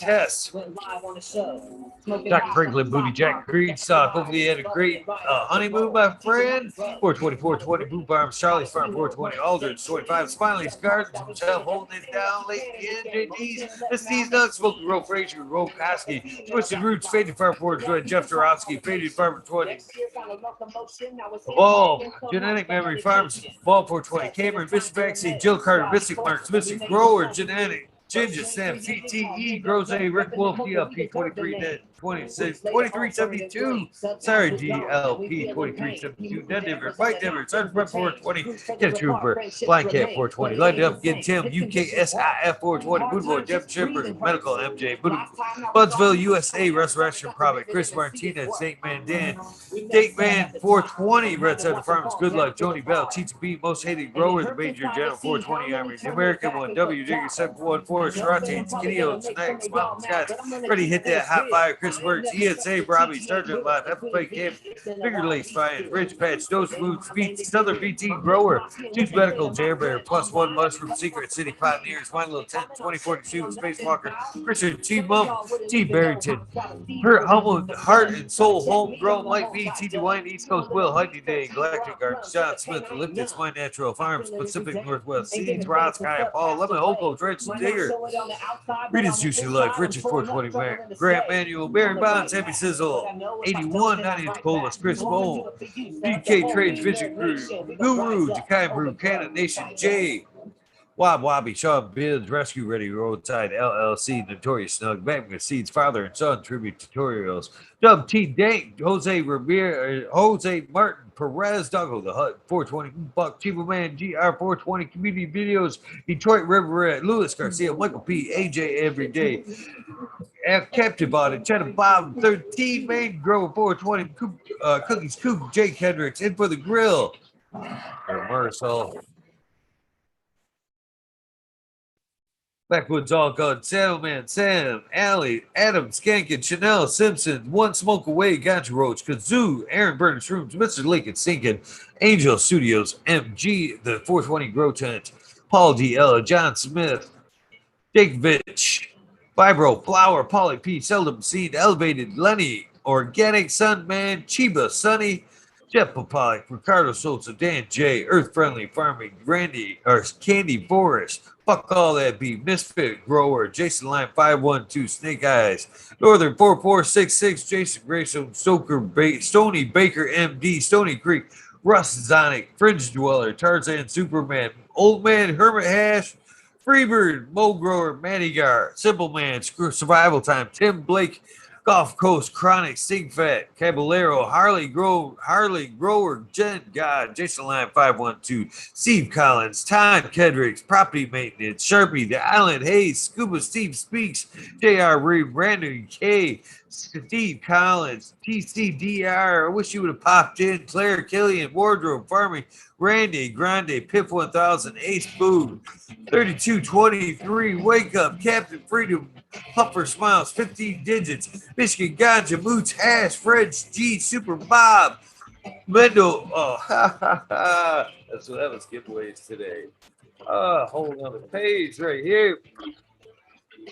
Richard Forbes, Daniel Pimenta, P4, P-Funk, Nick T, John Reeds, what about Bob, Prince, Patty, Daniel Berman, Green Puppet Man, B. Doug Lee, hopefully I'm fucking saying that right, James Chung, Sarge Groves 818, John Wayne, Color, Carolina Roots, Sister Golden Hair, Deanna, El Dancarino, K and F Garden, Blank 1030, Choose One Only, Feet, Farmer, James, Crypto Dope, Richard Lamb, HIP, Grower, Matt Devine, Dan Marino, Chronic Wonders, Sunrise Grows, Top Floor Genetics, Mold Vision 420, Can2 Cannabis, Jess Fisher, My Dog Nelly, Rooster, Alex Hardy, Hardy Gear, Benny Cropper, Daniel Gross Photo, Mitt Grown, Med Sunrise Grows.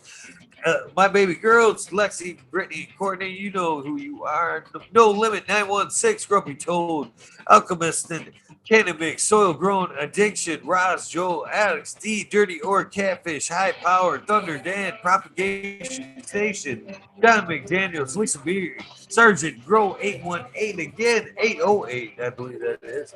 Blaze Daily, Brad, Fried, Piper, Perpetual, Eager, Pride, Warrior, Smiles, Sarah Smiles for you, Franco, Sada, Dake, the Dake Duchess, Keno, Kelly, Maxwell, Captain 420, Steve Fat, What About Bob, the Ill Jester, Pop Shrooms, John Gorski, Dugan, Gangsta, THC, 4 PTSD, Barrington, Honcho Grown, Swamp Cat, Palalo, Campabico, Palo, Canabico, Beat Busta, Because, Jendo, Mr. Manny D, Cannon Fire, Bull, 20 Abnormal, AB Normal, I'm sorry, I keep fucking that name. Franklin Guerrero, Bare Feet, Jay Brent, 74, CK, Brown Guy, 420, Packager, 420, Birded, Tree Main, EA, Gray Sun, Grow 207, Hydro Daily, Hempwood, GG, DB, Reeve, Supreme, Grape, Stony, Rockefeller, Caveman, Cannabis, Brew, City, Synthetics, Hawaii, Sustainable, Midnight Roots, Dead City, or Dead Cynic, Knuckles, Michael P, Polly, Be Quick, Be Nimble, Michael D, 4889, Bud Kilowatts, Disbanded Brothers, Massilia, Matt Joseph, Grace Medicine RX, Chief in Chief, Hydro Daily, one more time. What do we got here?